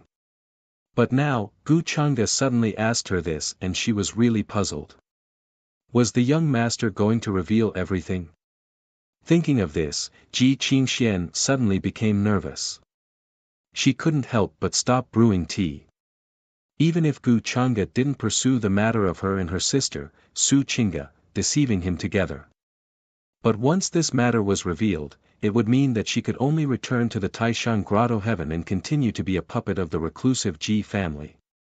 Then, one day in the future, she would be used as a tool for marriage and be married off to another family. How could she have the freedom and status she had now? Although she was only Gu Changa's servant, no one dared to disrespect her status. Many people would even send her gifts secretly in order to please Gu Changa. They just wanted her to put in a good word for Gu Changa. Of course, she had told Gu Changa about this before, but Gu Changa just laughed it off and didn't take it seriously. Ji Qingxian really liked and was very satisfied with her current life. She didn't dare to imagine that after leaving Gu Changa, she would be forced to do all kinds of things by the family behind her. In the first 20 years, she was cautious everywhere like walking on thin ice. In order to be valued by the family, she constantly cultivated hard and surpassed the geniuses of the family. But in the end, she still couldn't escape the fate of being a tool for marriage. Although Wang Xiao was dead, there would still be another Wang Xiao. This was her fate. It's nothing, I just suddenly remembered your background and was a little curious. It's been so long, haven't you thought of going back to the family to take a look? Gu Changa asked with a faint smile on his face. As he spoke, he reached out and pulled Ji Qingxian into his embrace. Hearing this, Ji Qingxian heaved a sigh of relief. Her peerlessly beautiful, sparkling, and snow-white flawless face instantly revealed elation and happiness like that of a fawn. Thank you for your concern, young master. I didn't expect you to remember this. She was a little touched. Gu Changa smiled. Could it be that in your eyes, I'm a forgetful person? Ji Qingxian hurriedly shook her head. No, no, in my eyes, you're the best person in the world. Oh, is that so? Gu Changa smiled and lowered her head. She put her nose on her snow-white and delicate neck and sniffed the delicate fragrance like the orchid in the empty valley. Don't you miss your mother? Hearing this, Ji Qingxuan's beautiful eyes revealed a hint of reminiscence. Back then, my mother was forcefully taken away by the people from the upper realm. In the blink of an eye, it's been almost 20 years. It's impossible to say that I don't miss my mother. But I'm also clear that I'm just an illegitimate daughter from the lower realm who isn't favored by the family. I won't be able to see my mother. The reclusive Ji family values bloodlines and reputation. Back then, my mother ran away from the marriage, causing the Ji family to lose face in front of many forces. If it wasn't for my uncle's pleading, my mother would have been beaten to death after being brought back. Why would they allow a disgrace like me to take half a step into the Ji family to see my mother? Did your little sister tell you all this? Gu Changa asked casually. Yes, she told me about it when I went to see her. That little sister of mine didn't have it easy all these years. If only she could be like me and meet you earlier. At this point, Ji Qingxian seemed to be touched by something and her eyes dimmed. Meet me earlier? Gu Changa smiled. He noticed the loophole in her words, but he didn't point it out. Yes. Ji Qingxian didn't notice the loophole in her words and nodded sadly. Then have you ever thought about overthrowing the reclusive Ji family one day? Or should I say, completely controlling the Ji family? Gu Changa smiled casually. What? Ji Qingxuan's eyes suddenly widened. She wondered if her ears were wrong. She couldn't believe what she just heard. Overthrowing the reclusive Ji family. Completely controlling the Ji family. She knew that with Gu Changa's ability, since he said such words, he definitely had a way. Ji Qingxian felt her heart beating uncontrollably. She forced herself to calm down. Young master, you mean? She asked with a trembling voice. That's what I mean. Gu Changa smiled and said, after all, you look like your little sister. When the time comes, you just need to do as I say. I don't think anyone will find out. Control the Ji family. Ji Qingxian felt that her ambition was uncontrollably growing crazily at this moment. She wanted to agree, but she was worried that this was Gu Changa's test for her. Thus, Ji Qingxian remained silent.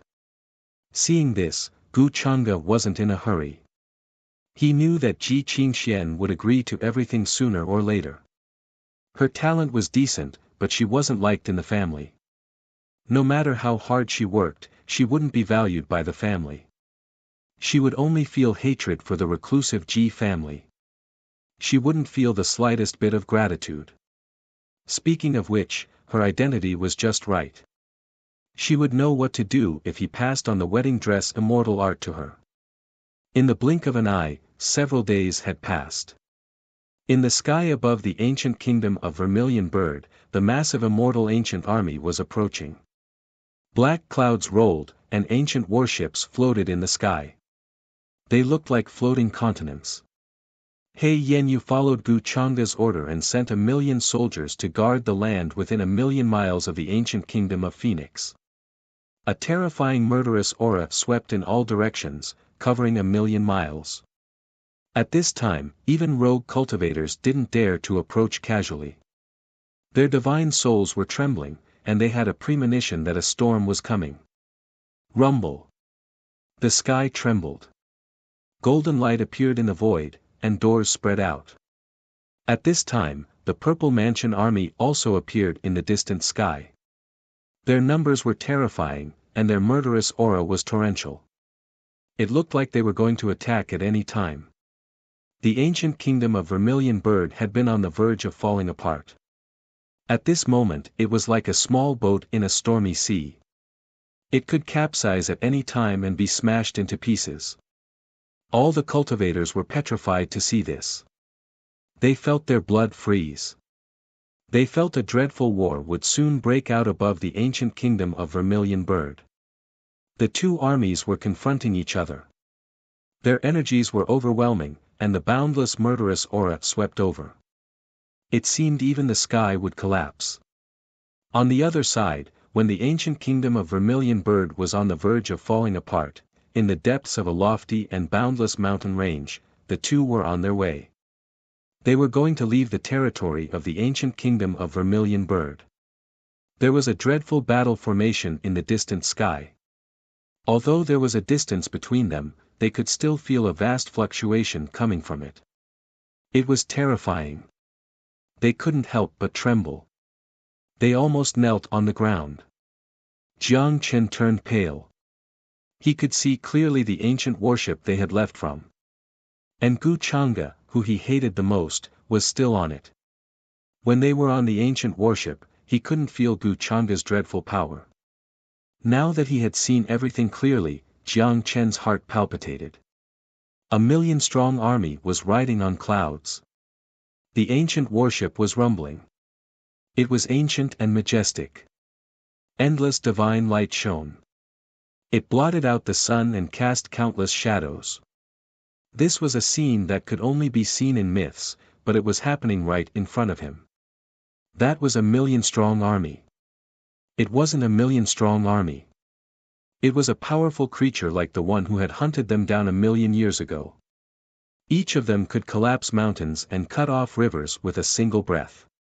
Such a dreadful 1,000,000-strong army was under the control of Gu Chang'e alone. Jiang Chen calmed down quickly.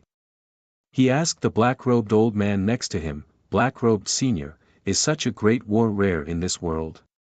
At this moment, he didn't believe Gu Chang'e would send more people to hunt him down. Besides, with the black-robed old man by his side, he felt more at ease. Jiang Chen also learned the black-robed old man's name from his explanation. He knew the black-robed old man didn't belong to any school or sect. He had been looking for a suitable inheritor. Due to the uniqueness of the 1,000 transformations demonic technique, he needed to find someone with a low status but high talent. It would be best if he wasn't favored by his family or sect. In other words, it would be best if he didn't belong to any sect or sect. In this way, Jiang Chen became the most suitable target for her.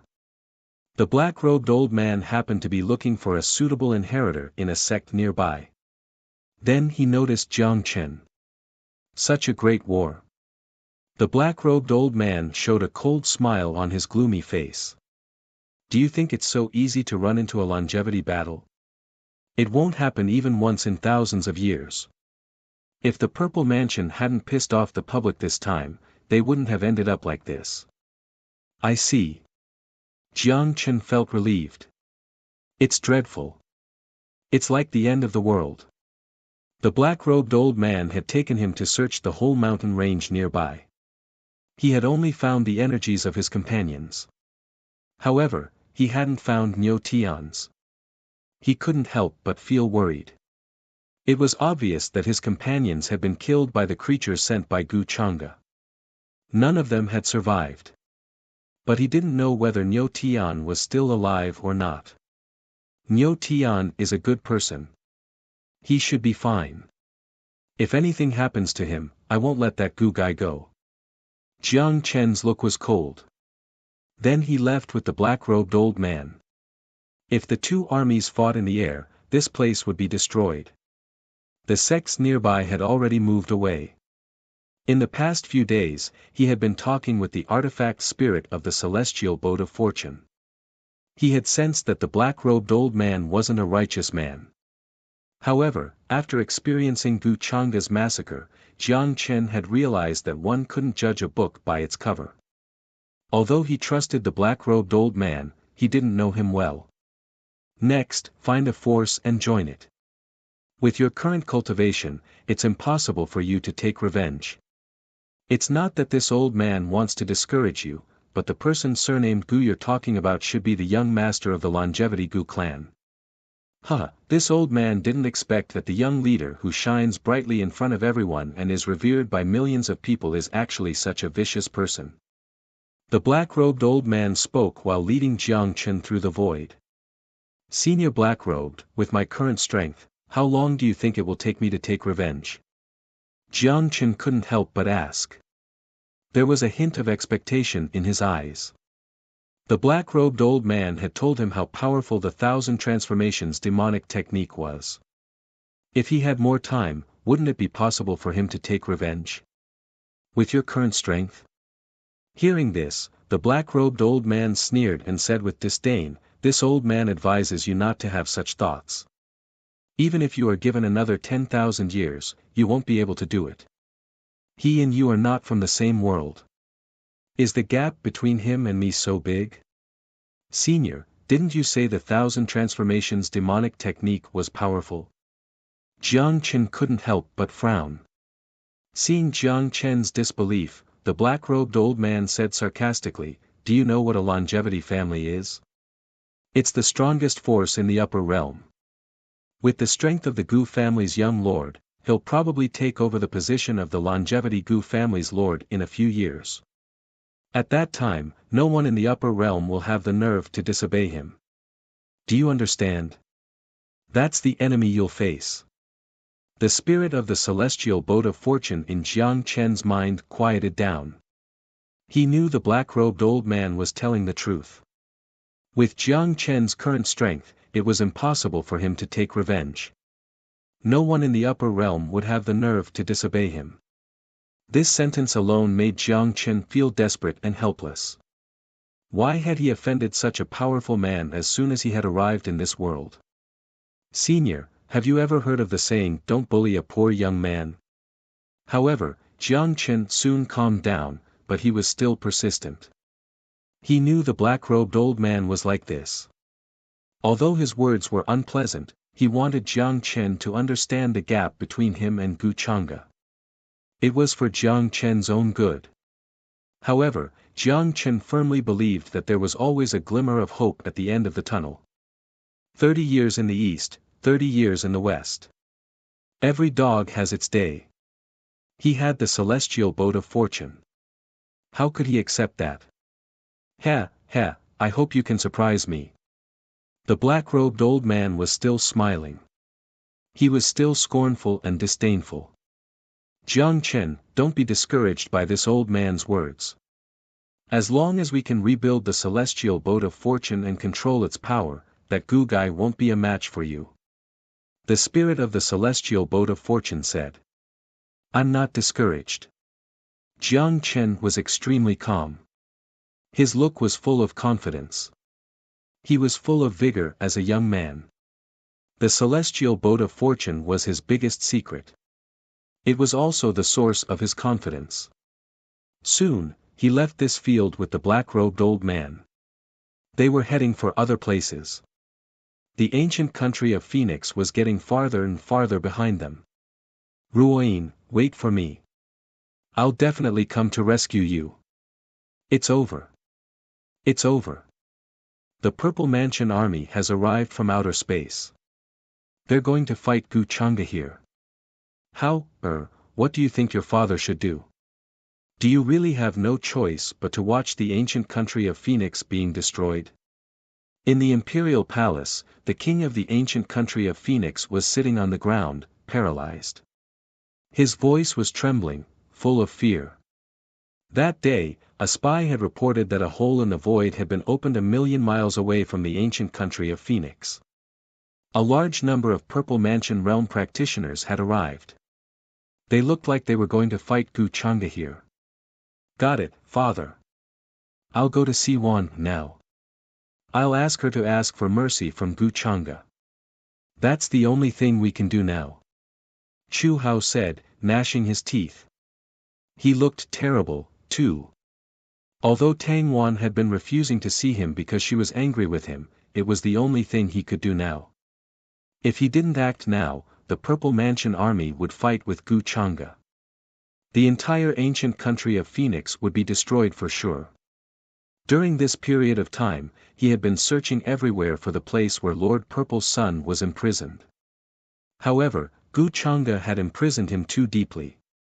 He had looked everywhere in the dungeons, but he hadn't found the place where Lord of Heaven Purple's son was being held.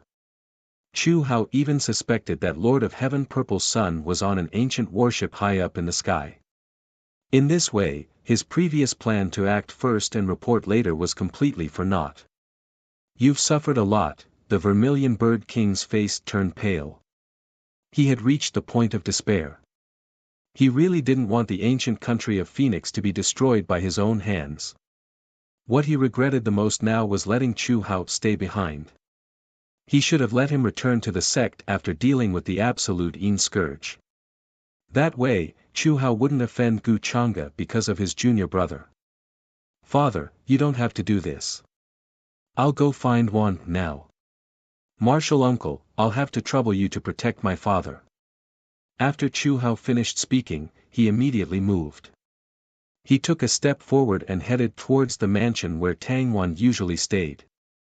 Bai Yang nodded with a complicated look in his eyes. The only thing he could do now was to bring Chu Hao and the Vermilion Bird King away from this place.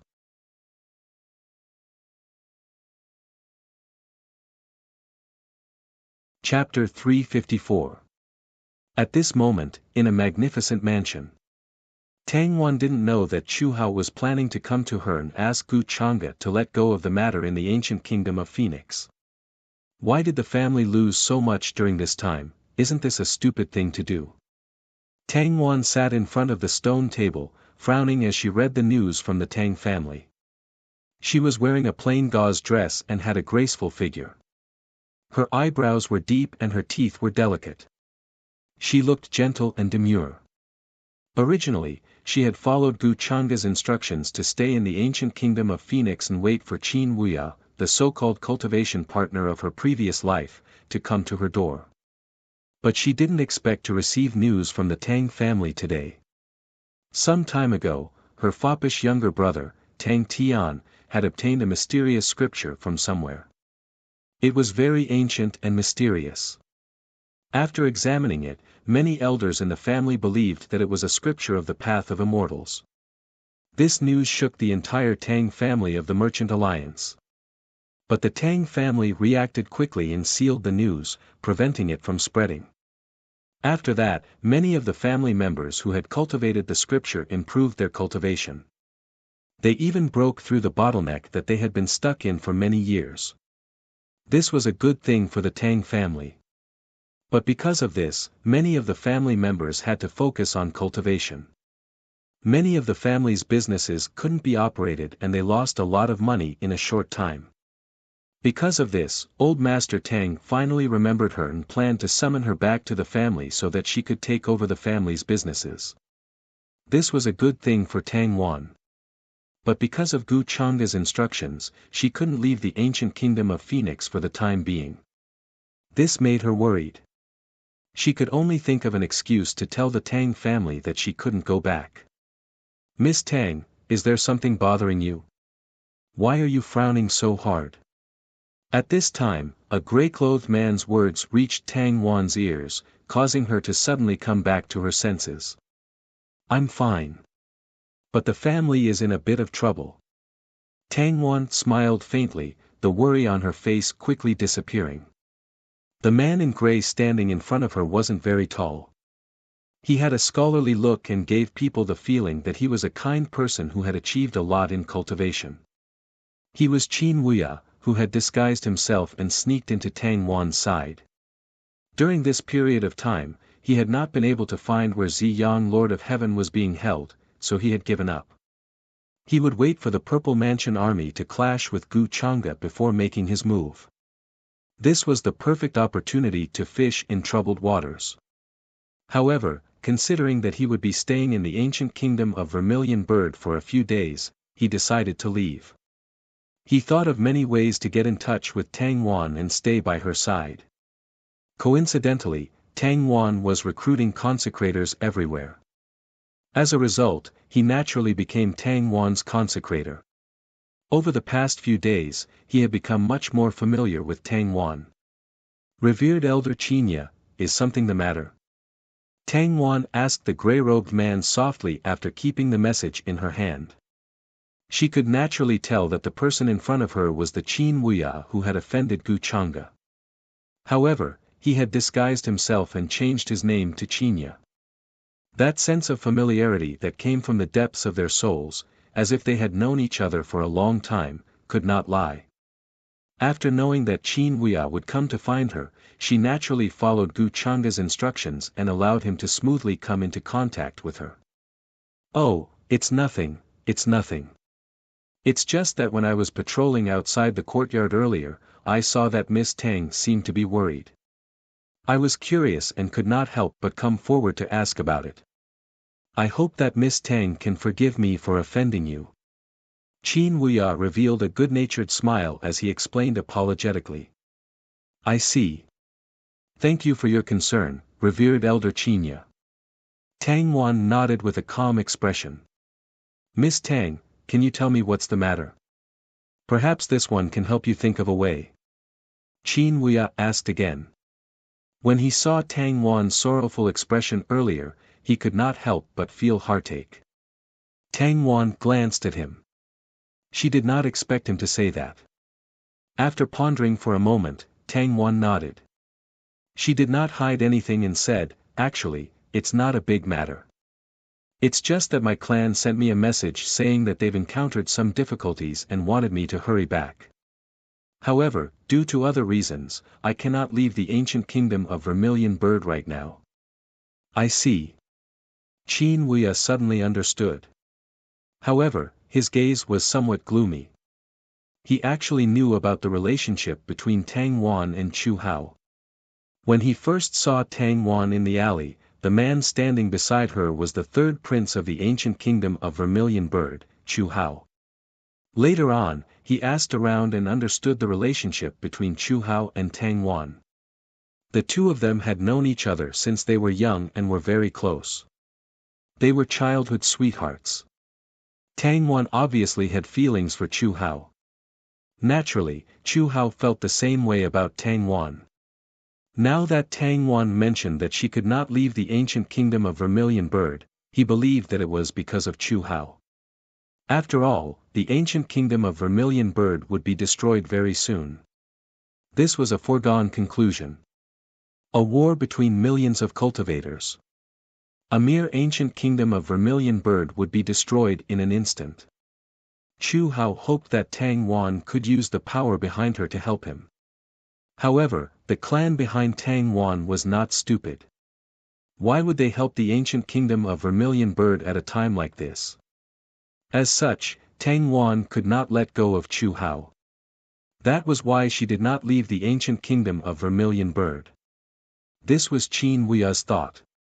At this moment, he was even a little grateful to Gu Changa. He did not have a good impression of Chu Hao to begin with. To him, the destruction of the ancient kingdom of Vermilion Bird was something that he could not wait to clap his hands and celebrate. In his opinion, the reason why Tang Wan was in such a state was related to Chu Hao. Actually, at a time like this, Miss Tang, I think you should consider your clan. After all, no one can stop the destruction of the ancient kingdom of Vermilion Bird. Qin Huia chose his words carefully, intending to persuade Tang Wan to leave this place and not interfere in this matter.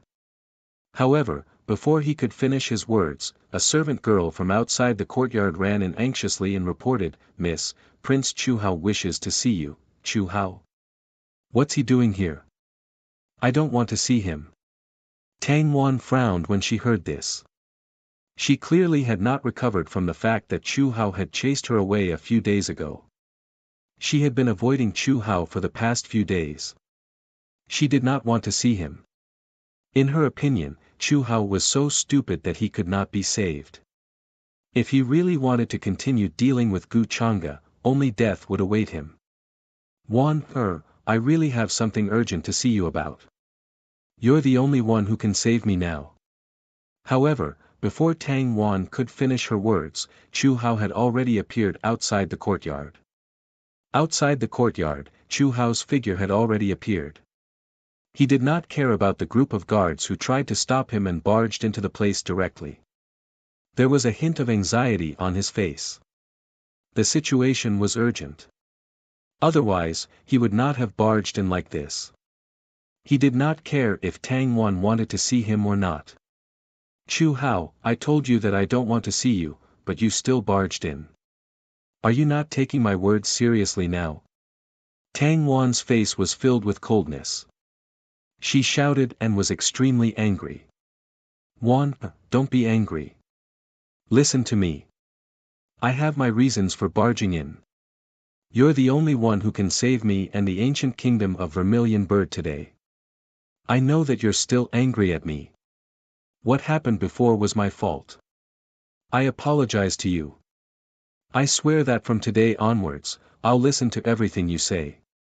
Chu Hao also knew that he was not in the right in this matter. Therefore, he immediately explained and pushed all the blame to himself. "Is what you said true?" Tang Wan's anger subsided after hearing this. She thought that Chu Hao had thought things through and decided to give in to Gu Chang'e. "Absolutely true. Not a single lie." Chu Hao nodded sincerely. "Chu Hao." At that moment, a cold light flashed through Qin Huia's eyes. He did not expect that Chu Hao would not even bother to inform him and directly barge in.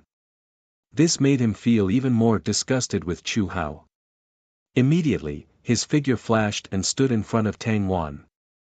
He said coldly, barging in without Mrs. permission. "Are you trying to provoke us? Who are you?" Chu Hao frowned slightly. His handsome face was filled with coldness. Why was there an unfamiliar man beside Tang Wan in this courtyard? Before this, he had never seen Qin Huia. However, from his aura, he seemed to be at the heavenly god realm. "He's my consecrator. He's in charge of protecting my life." Tang Wan was afraid that the two of them would suddenly start a fight. Hearing this, Chu Hao's expression softened. Soon, he no longer took Qin Huia seriously. The most important thing now was for Tang Wan to plead with Gu Chang'e. Seeing this, Qin Huia snorted coldly. He gave Tang Wan face and did not attack Chu Hao. "Tell me, why are you looking for me? To save you and the ancient kingdom of Vermilion Bird? What do you mean?" Tang Wan heaved a sigh of relief and asked Chu Hao. She really could not do such a thing if she did not care about Chu Hao's safety. The Purple Mansion army is now above the ancient kingdom of Vermilion Bird. They will fight with Gu Chang'e at any time. Once they fight, the ancient kingdom of Vermilion Bird will be reduced to ashes. "Wan, you don't want to see the ancient kingdom of Vermilion Bird destroyed, right? At this time, you must help me." Chu Hao took a deep breath to calm himself down. He planned to make it short. Of course, I don't want the ancient kingdom of Vermilion Bird to be destroyed. But how can I stop all this? Hearing this, Tang Wan could not help but frown. She felt that this matter was very difficult to handle. The merchant alliance behind her did not dare to offend Gu Chang'e. If Gu Chang'e was determined to deal with Chu Hao, he would not have to go through so much trouble. In her opinion, this was purely Gu Chang'e's little trick after knowing that Chu Hao still wanted to seek revenge. This was completely within Chu Hao's knowledge. If he had let go of this hatred earlier, things would not have developed to this stage. No, I know you must have a way. As long as you beg Gu Chang'e, he might let the ancient kingdom of Vermilion Bird go. If Gu Chang'e wants me to give in, as long as he lets the ancient kingdom of Vermilion Bird go, the grudge between us will disappear. I won't seek revenge from him anymore, Chu Hao said. Towards the end, he could not help but grit his teeth. It was obvious that saying these words was very frustrating for him. He was a proud person. It was impossible for him to beg Gu Chang'e for mercy in the past. However, things had already developed to this stage. It was no longer up to him. If you knew this would happen, why did you do it in the first place? Tang Wan sighed. She did not know what to say at this time. Unfortunately, there was no medicine for regret in this world. Wan, you must help me. You're the only one who can help me now. Chu Hao gritted his teeth. You want me to beg Gu Chang'e? But how is it possible for him to meet me? And even if he does meet me, how can I persuade him? Tang Wan could not help but smile bitterly. She was very helpless. She knew Gu Chang'e's character very well. Not to mention that Gu Chang'e had no feelings for her. Even if Gu Chang'e wanted something from her, he would not listen to her. Tang Wan still had this much self-awareness. Wan, I know that you're very close to Gu Chang'e. If you beg him, he might consider it. When Chu Hao said this, he gritted his teeth so hard that they almost broke. He was extremely humiliated. However, he had no choice but to confess everything that he had seen that day. This was something that he had always been unwilling to face. However, he did not expect that he would confess everything in front of Tang Wan today. After you left the palace that day, I actually followed you and hid in the dark. I saw what happened between you and Gu Chang'e. I know that you didn't do it willingly. You had your reasons. What, when Chu Hao said this in extreme humiliation? Tang Wan and Qin Wuya who were in the courtyard were stunned. They could not believe what they had heard. Tang Wan felt as if she was struck by lightning. Her body trembled and her face turned pale. She did not expect Chu Hao to know about this matter that she wanted to hide the most. Moreover, he knew about it some time ago.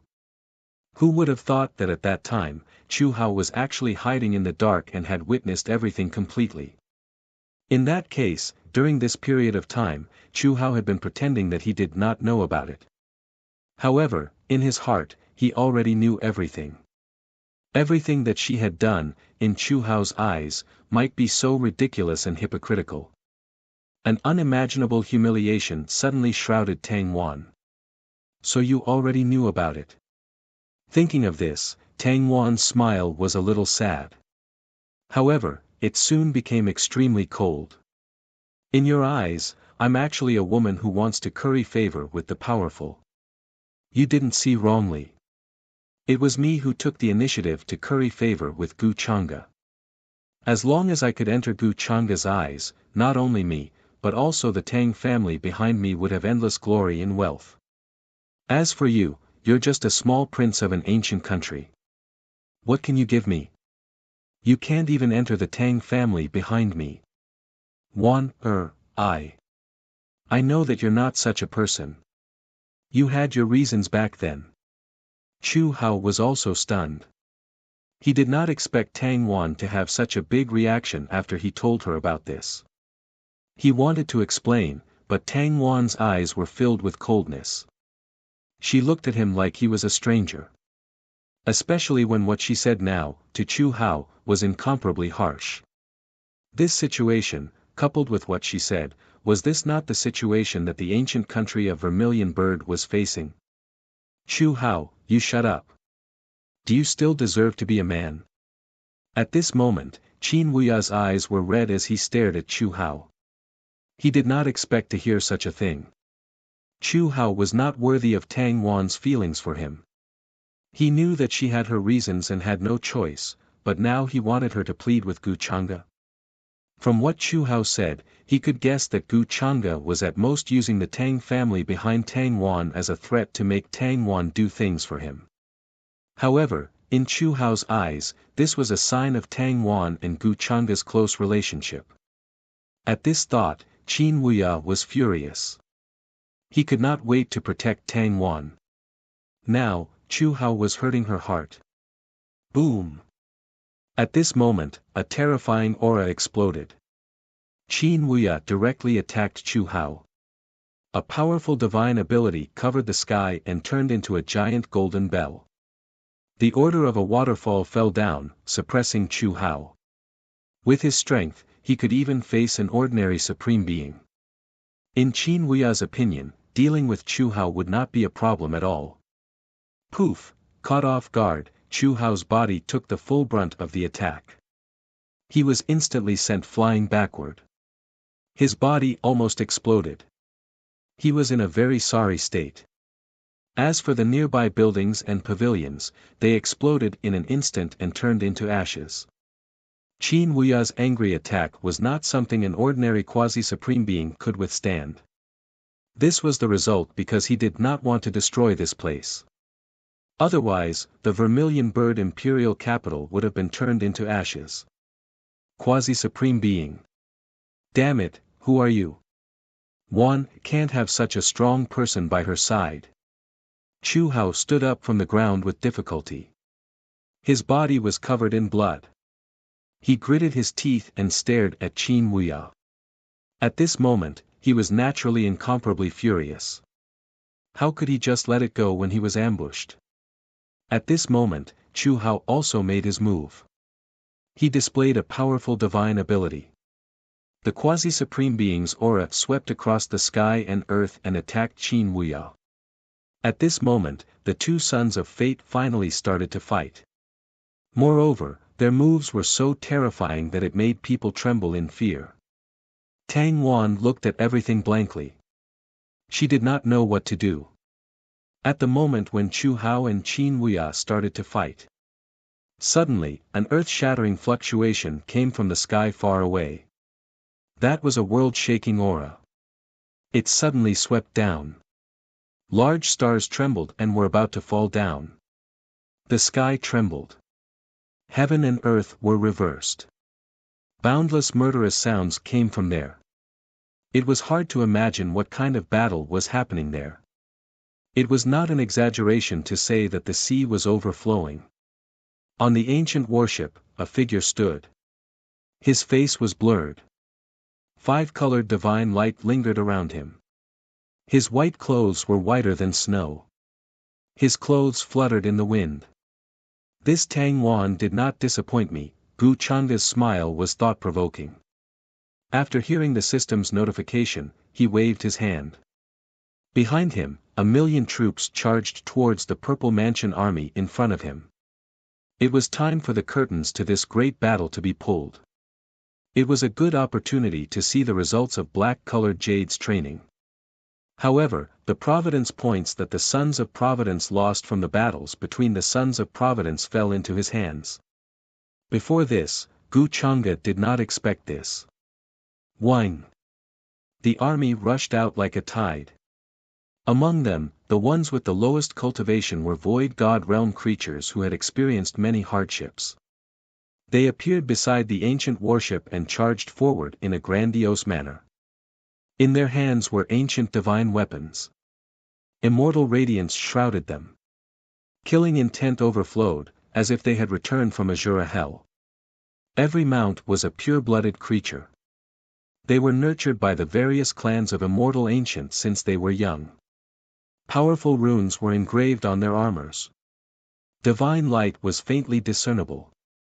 They were powerful beyond compare. As they charged, they revealed all kinds of different formations. When they worked together, their might was overwhelming. Even those with higher cultivation than them would be fearful and not dare to fight. The Purple Mansion army did not expect Gu Chang'e to be so domineering. He did not even give them a chance to react and directly sent the army to kill. As a result, their plan to rescue Heavenly Sovereign Zi Yang was completely disrupted. The army was defeated. Seeing this, Chu Hao, who was fighting with Qin Wuya, was in despair. He did not expect Gu Chang'e to not give him any chance to save Heavenly Sovereign Zi Yang. No, he could not help but roar. His eyes were red, like a beast on the verge of death. Bring Heavenly Sovereign Zi Yang out. In front of the ancient warship, Gu Chang'e stood with his hands behind his back. Following the order, a prison was quickly pushed out. Inside was Heavenly Sovereign Zi Yang, who was unconscious and covered in blood. If you want to save him, then go ahead and try. Gu Chang'e's words were still as casual as before. At this moment, young Master Gu is so terrifying. He can kill countless people with a thought. Xiao Ruoyin, who was watching this scene from afar, could not help but shiver. Her face was pale. This was the first time she had witnessed such a vast and terrifying battle. The young man in front of her had casually decided the life and death of countless people. From the beginning to the end, his expression had not changed at all. Whine! Whine! Whine! As Gu Chang'e's words fell, the ancient warships trembled. The ancient divine formation lit up with resplendent brilliance, intertwining with hundreds of millions of rays of light. It was as if the star map had been branded, forming an unparalleled light sword. Murderous intent filled the sky and swept in all directions, splitting the heavens and earth as it blasted towards the Purple Mansion army. This was a scene that shook the heavens. This light sword contained the strongest attack that surpassed the Saint Realm. Ordinary quasi-supremes would be crushed if they got close to it, their body and soul would be destroyed. Any cultivator's expression would change. The chaotic air in front of them churned, and the heavens and earth seemed to be torn apart. The Purple Mansion army was defeated. In just an instant, tens of thousands of cultivators were turned into ashes, their bodies and souls destroyed. Under this kind of aftermath, many territories of the ancient kingdom of Vermilion Bird were easily crushed like broken pieces of porcelain. No, seeing this scene, the king of Vermilion Bird fell into despair and fainted. In the other ancient kingdoms far away, countless cultivators were also frightened by this scene. Their divine souls trembled as they knelt on the ground. Boom! Sensing this oppressive and terrifying aura, the boundless Purple Mansion army suddenly surged with a shocking aura. It was the three Supremes. Little Gu, don't be so arrogant. In addition, in the depths of the Purple Mansion army, a sword chi that was as heavy as the mountains and seas swept over. A strand of sword intent slashed down many stars in outer space. It was a huge figure, whose cultivation had reached the quasi-emperor realm. This was already the strongest force that the Purple Palace could send out in order to save their last hope.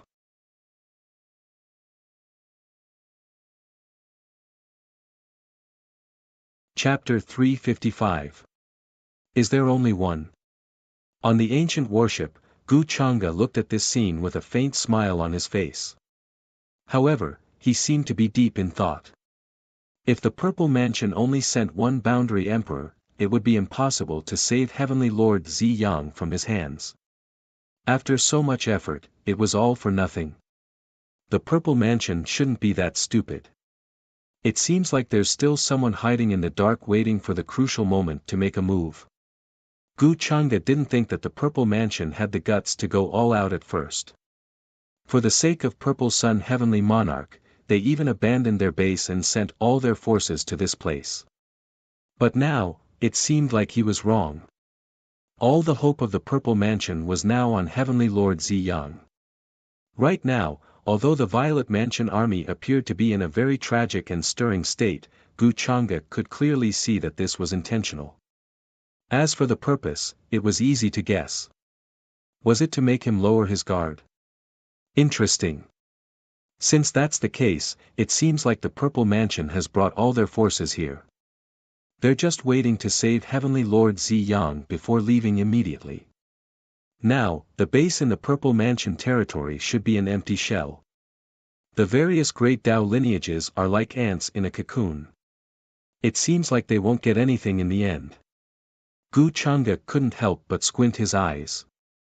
Thinking of this, he waved his hand. Behind him, several boundary supremes appeared. They were all immortal ancient races' old ancestors. Their terrifying auras suppressed the surrounding void. Young master, what orders do you have? The group of existences asked respectfully. They didn't join the army in the battle, but stayed on the ancient warship to protect Gu Chang'e. Go and kill all the young disciples in the Purple Mansion army. Don't leave a single one alive. Pay attention to those with good aptitude. If you encounter those with average aptitude, don't bother with them for now. Gu Chang'e said calmly and emphasized. It wasn't that he was merciful, but disciples with average aptitude wouldn't be of much use in the end. Since the Zifu wanted to play dirty with him, Gu Chang'e didn't mind letting the Zifu know that he would destroy the so-called final spark. Now that the Purple Mansion was facing a great calamity, in order to prevent the inheritance from being severed, they would definitely take away a portion of the disciples with good aptitude. Meanwhile, based on the current situation, these disciples should be mixed in with the Purple Mansion Great Army, currently fighting against immortal ancients creatures. Yes, young master. After receiving the order, the group of quasi-worlds did not dare to ask for the reason. Their figures flashed as they directly flew into the army ahead. Rumble. Divine light surged, large palms covered the heavens. During the battle, swathes of cultivators fell, densely packed, innumerable. With the addition of a quasi-supreme expert, the situation of the battle once again underwent a huge change. The Purple Mansion army was already on the verge of defeat. Now, they had no strength to fight back and were constantly being pushed back. All sorts of sounds of fighting and roaring shook the heavens. A rain of blood splashed, and corpses were piled up like mountains. The smell of blood could be smelled from afar, making one's hair stand on end. Chu Hao and Qin Wuya, who were fighting, separated because of the scene before them. For Qin Wuya, what he wanted to do was to fish in troubled waters and rescue Heavenly Lord Ziyang while the Zifu and Gu Chang'e were fighting. Chu Hao's eyes were about to pop out of their sockets, and he was about to go crazy with hatred. He had personally witnessed the territory of the ancient kingdom of Vermilion Bird crumbling in an instant. The mountains collapsed and the cities were destroyed. The inheritance of hundreds of thousands of years was severed at this moment. Ah ah ah ah. Gu Chang'e, you and I will not rest until one of us is dead, Chu Hao couldn't help but scream, and his eyes were scarlet red. At this moment, if he still didn't escape, he would definitely end up like the ancient kingdom of Vermilion Bird. Now, within the imperial capital, there were sounds of fear and despair. All the cultivators finally understood what they were going to face today, and began to flee into the distance. However, many of them who couldn't escape in time encountered a strand of fluctuation in the air, and were instantly turned into dust, disappearing into ashes. For the ancient kingdom of Vermilion Bird, this was the greatest catastrophe and doomsday. Qin Wuya's lips curled into a cold smile, and he showed no sympathy. He turned to look at Tang Wan, who was still in a daze, and thought of something important. Then, in a flash, he quickly left the place, and used the communication charm to inform the ancient existence of the reincarnation lake to come over and rescue Heavenly Lord Ziyang. All of this has come in the end, Tang Wan reacted quickly, and looked at Chu Hao with a complicated expression. Then, her expression turned cold, and she fled in another direction, no longer caring about him. As far as she was concerned, Chu Hao was no longer worthy of her consideration for him like she used to. Is this the cruelty of the cultivation world? Xiao Ruoyin walked over, and her face was pale. This was the first time she had seen such a cruel and vast war. Her legs almost gave way, and she couldn't stand properly. The cultivators and living beings who were fighting in the war were all thousands of times stronger than her, but they all lost their lives in an instant. They exploded and turned into a rain of blood, and their bodies and souls were destroyed. She couldn't help but feel her stomach churning, and forced herself to look at everything. After all, she had to survive in such a world in the future. However, after a few glances, she felt that she couldn't take it anymore. In such a war, human lives were like grass, and in the blink of an eye, tens of thousands of lives were turned into ashes. Young Master Gu's expression didn't even change in the face of such a war. Xiao Ruoyin felt admiration for Gu Chang'e in her heart. At the same time, there was a faint fear and dread that even she couldn't understand. Before this, Gu Chang'e had always given her a sense of extraordinariness and handsomeness. But now, the deep and cold, as if he was looking at all living beings like ants, made her feel afraid and uneasy. Young Master Gu, you've actually seen such a war. Xiao Ruoyin forced herself to calm down, and walked to Gu Chang'e's side and couldn't help but ask. This is the first time I've seen such a war. Hearing this, Gu Chang'e glanced at her, and revealed a familiar smile that Xiao Ruoyin felt. Xiao Ruoyin's beautiful eyes were somewhat surprised. I thought young Master Gu was used to seeing such things. Not at all.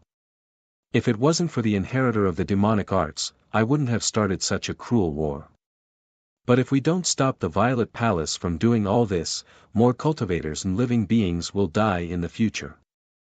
Gu Chang'e shook his head, and his voice carried a slight sigh. Xiao Ruoyin nodded. Although it was a little vague and she didn't quite understand, she also knew that this was a war launched by Gu Chang'e in order to save more people. As expected of young Master Gu, you're so righteous. It seems that the Violet Palace isn't a good thing. Xiao Ruoyin thought to herself, and her expression returned to normal.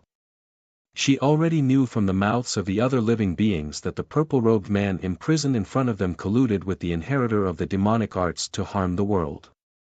Many cultivators died at their hands. Such a scourge indeed deserved to die. Junior. Just as Xiao Ruoyin's thoughts were flying around, a cold snort suddenly came from the front, and it made her come back to her senses. Her delicate body trembled, and her face was pale. She felt that her ears were about to shatter. If it weren't for Gu Chang'e's help to disperse the voice, she would probably have exploded. So scary, Xiao Ruoyin's heart was filled with fear.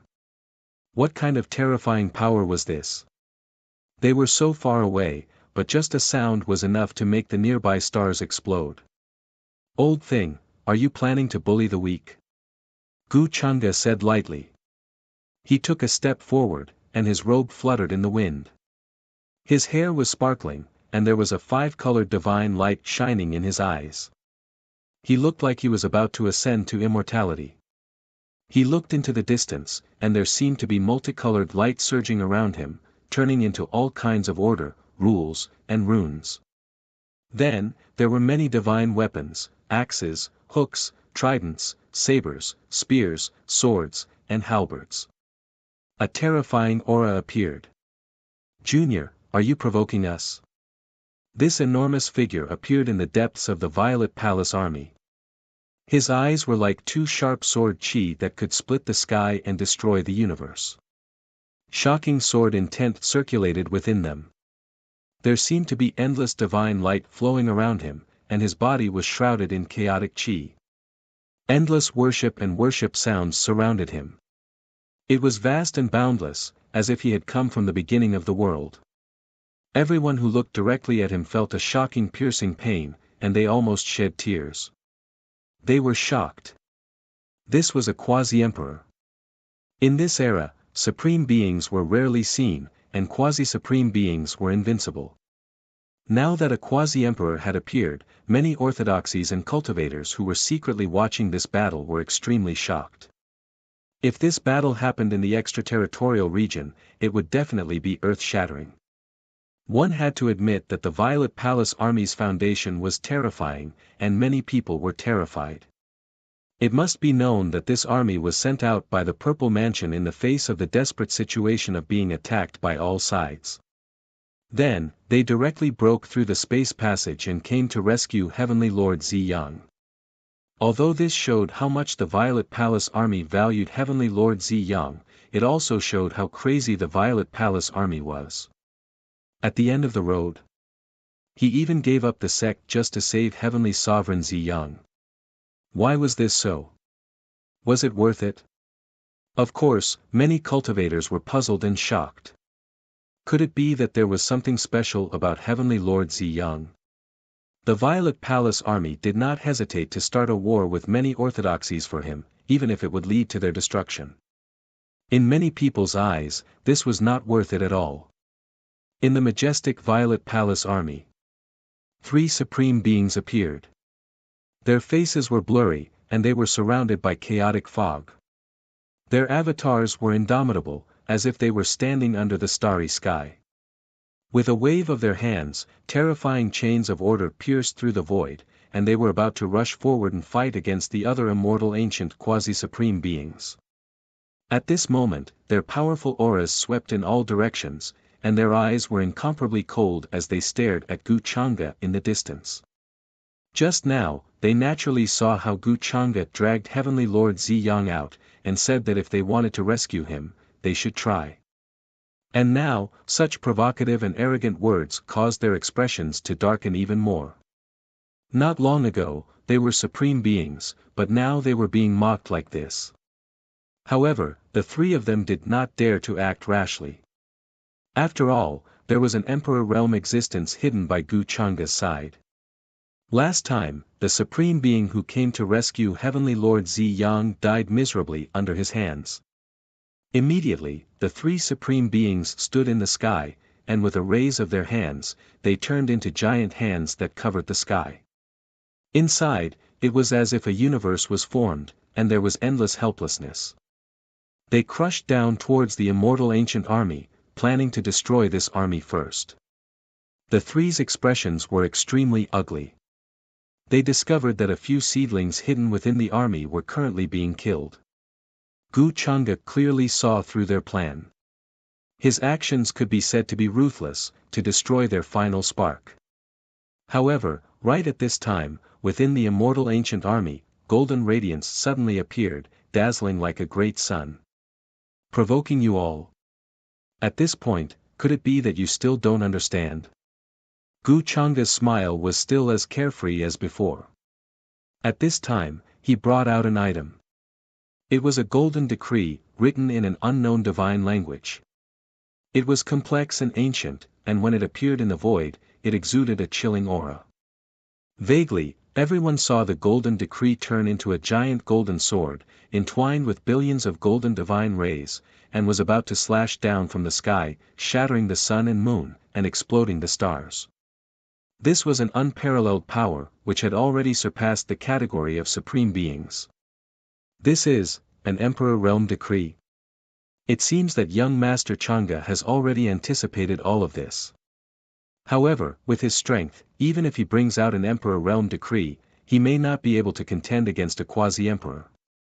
The cultivators who were watching all of this in secret were shocked, and could not help but tremble slightly. Although the power of an Emperor Realm decree was not as strong as a real Emperor weapon, it contained the full power of an Emperor Realm existence. Even if the 3 supreme beings in front of them joined forces, they would not be a match for this Emperor Realm decree. There was a high possibility that they would be severely injured, or even die. Begging for flowers, however, in addition to the 3 supreme beings, there was also a quasi-emperor, which made the situation a little tricky. Young Master Gu, you are the leader of the younger generation of the righteous faction. You are a hypocrite, but you harbor evil intentions. You framed the successor of the Z Mansion and did many heartless things. This is intolerable. Even if the Z Mansion will be destroyed after today, there will be a day when someone will come to take you away. The 3 supreme beings glared at Gu Chang'e with cold eyes full of hatred. Even now, you are still trying to throw dirty water on me. What a pity. Gu Changa looked at them with a calm expression, and then smiled slightly. Forget it, since the Z mansion is determined to destroy itself, then don't blame me. The road to the Yellow Springs is long, everyone, take care. After that, the golden decree rose behind him, and suddenly endless golden fog appeared, as if it came from a distant era, and there were all kinds of ancient techniques. Gu Changa's body lit up with a bright light, and even his hair seemed to be shining.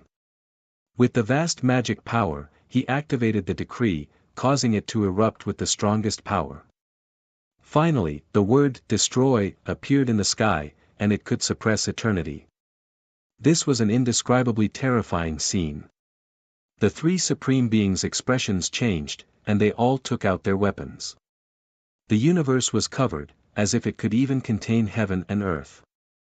This kind of aura swept through heaven and earth, like a giant wave in the void, enveloping the starry sky and the universe.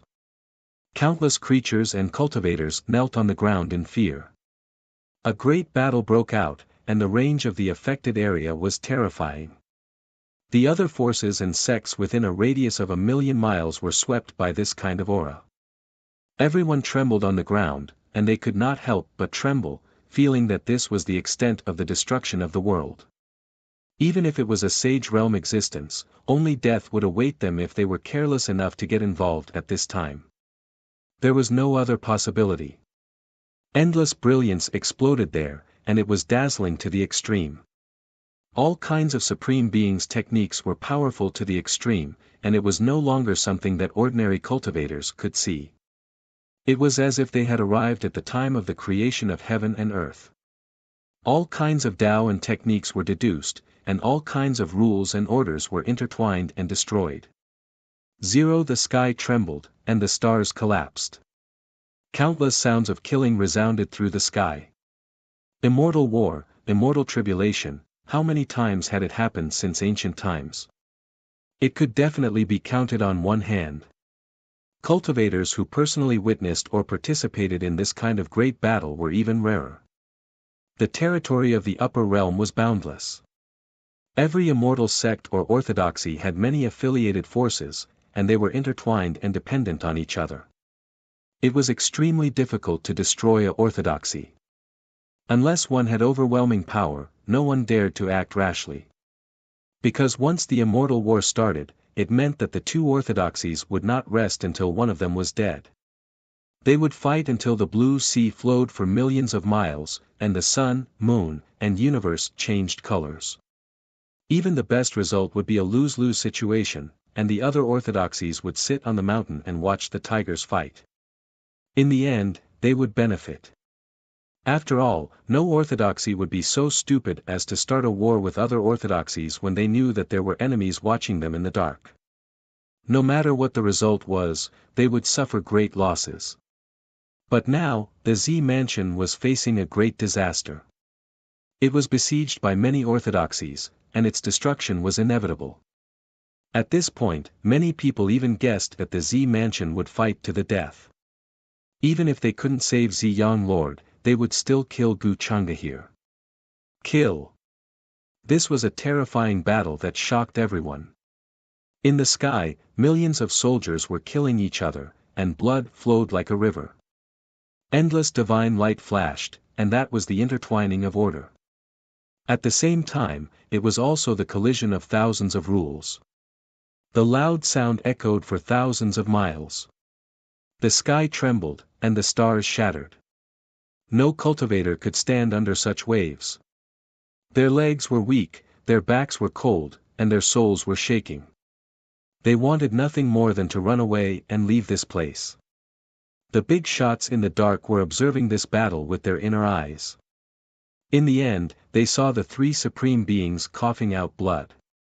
Under the golden decree, they kept retreating. They couldn't withstand its energy at all. Even though Gu Changa's cultivation was not as good as theirs, after activating the supreme decree, its power was as vast as the sky. In an instant, the three supreme beings coughed out blood and their bodies almost exploded. Strands of energy swept down like the autumn wind sweeping away the fallen leaves. They directly smashed into the ground. Drops of Supreme Being's blood fell from the sky. They were crystal clear and contained a terrifying amount of energy. With a bang, the void cracked open. The land within thousands of miles was instantly turned into ashes. The ancient kingdom of Phoenix, which was in the center of the battle between the two armies, at this moment, was like a fragile piece of paper. With a crack, it shattered. Just like what all the cultivators had predicted before. The entire country was turned into ashes under the aftermath of the battle. Even the stars in the distance couldn't withstand the shockwaves of this battle. They trembled, as if they could fall from the sky at any time. Regardless of whether it was the immortal ancient army or the Purple Mansion army, at this moment, they didn't care about the life and death of a small ancient kingdom of Phoenix. After all, in their eyes, this was nothing more than an ant. During the battle, if they accidentally stepped on an ant, who would care? Boom! The golden decree illuminated the sky. Even though it was only one strike, it swept down. The three supreme beings all coughed out blood. Their bodies were like porcelain, almost breaking apart. Could it be that you still don't plan on making a move at this point? Gu Changa walked over from the void. His face was handsome, his robes fluttering in the wind. He was unfathomably aloof. The immortal ancient army along the way opened up a path for him. Blood interweaved, corpses piled up. Meanwhile, he walked among them. His white clothes were purer than snow, untainted by a speck of dust. Many cultivator inheritances who were closely watching this battle were incomparably horrified. Because of this shocking scene, they felt their scalps go numb. Above his head, other than the golden decree, there was also a supreme being weapon. It was as vast as the sea, quiet and boundless. Junior, you've gone too far. You will suffer retribution sooner or later. That sub-emperor powerhouse from the Purple Mansion had never made a move. He had been observing everything, waiting for the right time to make a move. Now, he swept his gaze across the people who had suffered heavy losses in the Purple Mansion. His face was as heavy as water, and his words contained a terrifying coldness. Retribution. I am the retribution of your Purple Mansion. Gu Changa's expression was calm. 1000.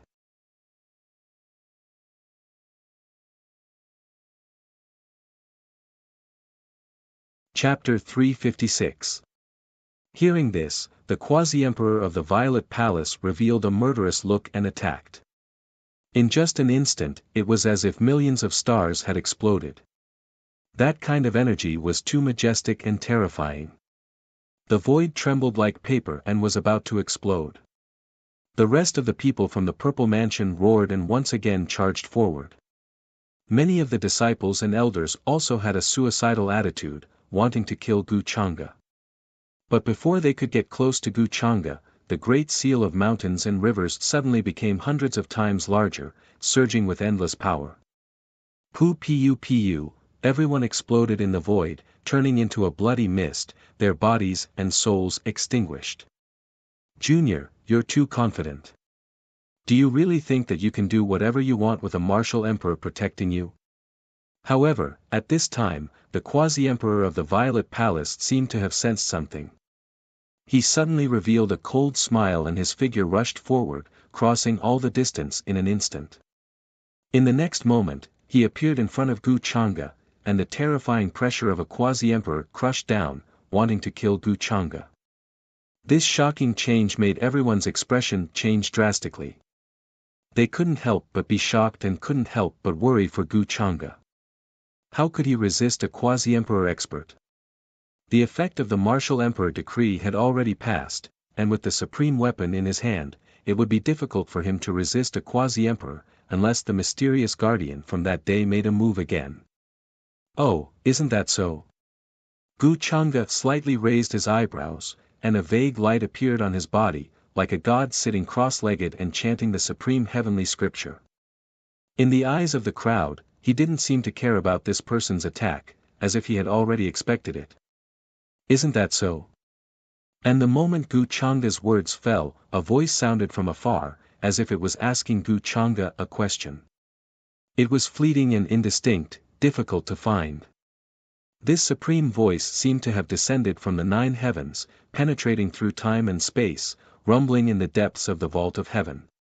Even a quasi-supreme was shocked. It resonated in all directions, and heaven and earth trembled.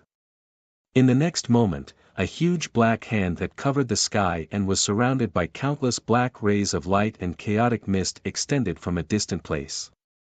It was taller than the sky and wider than the starry sky. Under this palm, a star was even smaller than a speck of dust. Between the swirling chaotic aura, the sun, the moon, and the stars hung. Hiss! How is this possible? Could it be a true Tao enlightened one? To think that there was such an expert hidden in the Violet Palace. He's definitely a Tao enlightened one, and he's someone who's walked very far on this path. This kind of aura is far from what an ordinary Tao enlightened one can compare to. This scene simply caused everyone to be astounded and horrified to the extreme. Their scalps went numb, and their minds were on the verge of exploding. The sect masters of those great sects all retreated into the distance, using their heavenly eyes to observe this battle. Rumble! The sky exploded. When this enormous palm descended, it immediately covered the starry skies and heavens, boundless and boundless, crushing down on the great immortal ancient army ahead. Not even a half-supreme being could withstand a strand of this energy, directly exploding to pieces. The other level creatures also quickly collapsed, body and soul erased. Before this palm, they were as weak as ants. The great army of 1,000,000 seemed to be unable to withstand this palm, instantly wiped out. He finally showed himself. Gu Changa's brows jumped slightly, his expression changing slightly, but he still appeared calm and collected. He already had his suspicions before, that the Violet Palace had cut off all means of retreat, bringing all of their backing here. Now, it seemed like his suspicions became reality. Wine. At this moment, all of the ancient warships shone, interweaving into star diagram-like patterns, absorbing the void's power and natural laws to resist this palm. However, this palm really was too powerful. These light diagrams instantly collapsed, unable to resist even a breath of time. Many ancient warships revealed cracks, about to be erased by this palm. Meanwhile, his target was precisely Purple Sun Heavenly Monarch who was locked up there. When this palm reached out, everyone coughed out blood and backed up, not daring to approach. Meanwhile, he also grabbed the prison cage, quickly retrieving it to rescue Purple Sun Heavenly Monarch. When he got closer, everyone saw that the person who made the move was a sage-like elder. However, his eyes were unusually cold, his lips were thin, his sleeves were fluttering, and his body was surrounded by a vast amount of chaotic chi. Greetings, Grand Elder.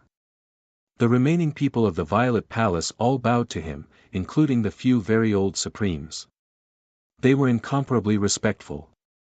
Hearing this, many of the cultivators who were hiding nearby were shocked. Some of the older cultivators pondered, trying to recall who this Grand Elder of the Violet Palace was. Then, their expressions changed drastically, and they were deeply shocked. It is said that the Grand Elder of the Violet Palace once stepped on the path of immortality, but for some reason, he retreated in the end. This is an unfathomable existence.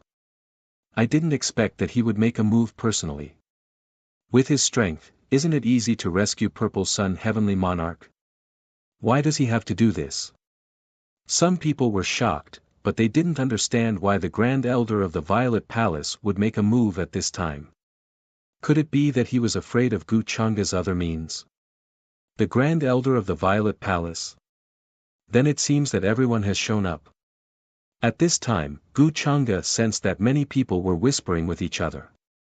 He smiled faintly and his gaze fell on the Boundary Emperor in front of him. In the next moment, a sword art suddenly rushed out from his sleeve. It was dazzling and carried with it a boundless murderous aura. The world turned upside down, the sun and the moon dimmed, and an immeasurable amount of murderous aura suddenly appeared. Puff! What? The Boundary Emperor didn't even have time to react. His eyes widened and he directly spat out a mouthful of blood. His eyes were filled with shock, and there were bloody holes in his body that penetrated the light. It was extremely frightening. His original plan was to delay Guchanga's Imperial Realm Guardian so that the Grand Elder would have a chance to rescue Purple Sun Heavenly Monarch. However, he completely didn't expect that Guchanga would have such a terrifying secret treasure. Its power was so terrifying that it directly penetrated his body. Moreover, until now, Guchanga's mysterious guardian still hadn't shown up. This made him feel even more uneasy. However, since the Grand Elder had already rescued Purple Sun Heavenly Monarch, their goal had also been achieved. Otherwise, when the Longevity Gu clan's army arrived, they wouldn't be able to leave. The scene in front of them once again shocked everyone. They originally thought that Guchanga only had a golden decree. Who would have thought that he had a secret treasure? Although it was only a single attack, it could severely injure a Boundary Emperor. No one knew how many tricks Guchanga still had up his sleeves. Or could it be that the Longevity Gu clan had predicted all of this and made preparations beforehand? Had they specially bestowed Guchanga with so many life-saving treasures? Purple Sun. However, at this time, the Grand Elder of the Violet Palace, who had always been indifferent, suddenly roared. This voice contained a heart-palpitating chill and murderous intent that seemed to be able to freeze and crack the sky. Those who heard it changed their expressions and those who saw it were shocked. They couldn't help but tremble, and their soul lights were about to collapse. Everyone could feel the anger and murderous intent of the Grand Elder of the Violet Palace. The Grand Elder of the Violet Palace stared at Guchanga with cold eyes. He couldn't wait to cut Guchanga into pieces to appease the hatred in his heart. Oh right, I forgot to mention before. Purple Sun Heavenly Monarch is now a cripple. Even if you rescue him, it will be of no use. Therefore, I don't really understand why Senior would try so hard to rescue a cripple. Moreover, Purple Sun Heavenly Monarch colluded with the inheritor of the demonic arts. He deserved it. I am already being merciful by sparing his life. Guchanga looked at him and smiled. However, there was a hint of mockery and disdain in his voice. As soon as these words left his mouth, a boundless frenzy instantly arose here. Everyone felt a sense of horror, and they had long since reached a point where they couldn't be any more shocked. On one hand, it was because of Guchanga's undisguised tone. On the other hand, it was because of his actions. It turned out that the Violet Palace had gone through so much trouble to rescue Purple Sun Heavenly Monarch was actually a cripple. The Primordial Dao Bone and the Immortal Dao Heavenly Eye are both gone. The Quasi-Emperor who was injured by Guchanga's secret treasure looked at Purple Sun Heavenly Monarch, who had just been rescued. His expression changed instantly. He was extremely furious and even turned green. Junior, how dare you? His voice was filled with endless anger. Purple Sun Heavenly Monarch was unconscious. The Primordial Dao Bone and the Primordial Purple Haze Seed had already been taken away by Guchanga. As he said, Purple Sun Heavenly Monarch was now a cripple. In the end, they had only rescued a cripple. How could the people of the Violet Palace not be shocked or angry? What a vicious mind. Everyone says that you are the best of your generation. Huh, what a great irony. If you don't hand over Purple Sun Heavenly Monarch's Dao Bone today, no one can save you. The Grand Elder of the Violet Palace's face was terrifyingly gloomy. It was obvious that he was extremely angry. Why did he spend so much effort to nurture Purple Sun Heavenly Monarch? It was all because that person had divined that the future of the Violet Palace was on him. But now, Purple Sun Heavenly Monarch had become a cripple. The Primordial Dao Bone, the Immortal Dao Heavenly Eye, and the Primordial Purple Haze Seed were all taken away by Guchanga. He even said that he was doing it for the sake of the world. How could such a cruel and shameless person deserve to be called the best of his generation? Senior, forgive me for not being able to agree with your words. Furthermore, I don't have Brother Purple Sun's Dao bones. Gu Chang'e continued to speak with a smile, appearing to be at ease. You're courting death. Hearing this, the Grand Elder of the Violet Palace finally couldn't hold it in anymore. It was as if the universe was changing in his cold eyes. It was extremely terrifying. Just a ray of light from his eyes seemed to be able to see through time and see through everything. The void trembled and was easily torn apart. This was the power of someone who had attained the Tao. It was a terrifying emperor's aura. No one could stop it. Even supremes and quasi-emperors had to submit as their divine souls trembled. Rumble. I'd like to see who can save you today. His voice was cold. Even though he knew that there might be a divine emperor protector behind Gu Chang'e, he didn't care. He was confident that he could kill him together. As the palm fell, the sky suddenly turned dark and no trace of light could be seen. The army that had already suffered heavy casualties was even more terrified. The terrifying emperor's aura poured down like billions of divine mountains. The void collapsed and all the array patterns on the ancient worship were destroyed. Under his aura, the sky and the universe were trembling. It was too terrifying, as if it had crossed through ancient times. All of the stars in the surroundings also shattered, directly turning into fine powder, forming an expanse of chaotic nothingness. Everyone's divine souls were about to be torn apart. The sect masters who were hiding in the dark were also terrified. Their bodies were cracking as they quickly retreated and left this place. Gu Chang'e's expression still didn't change in the face of the palm. He knew that Gu Qingyi could feel everything. With her strength, it shouldn't be difficult for her to resist the Grand Elder of the Violet Palace. He trusted Gu Qingyi very much, so he didn't resist. But in the next moment, Gu Qingyi didn't come.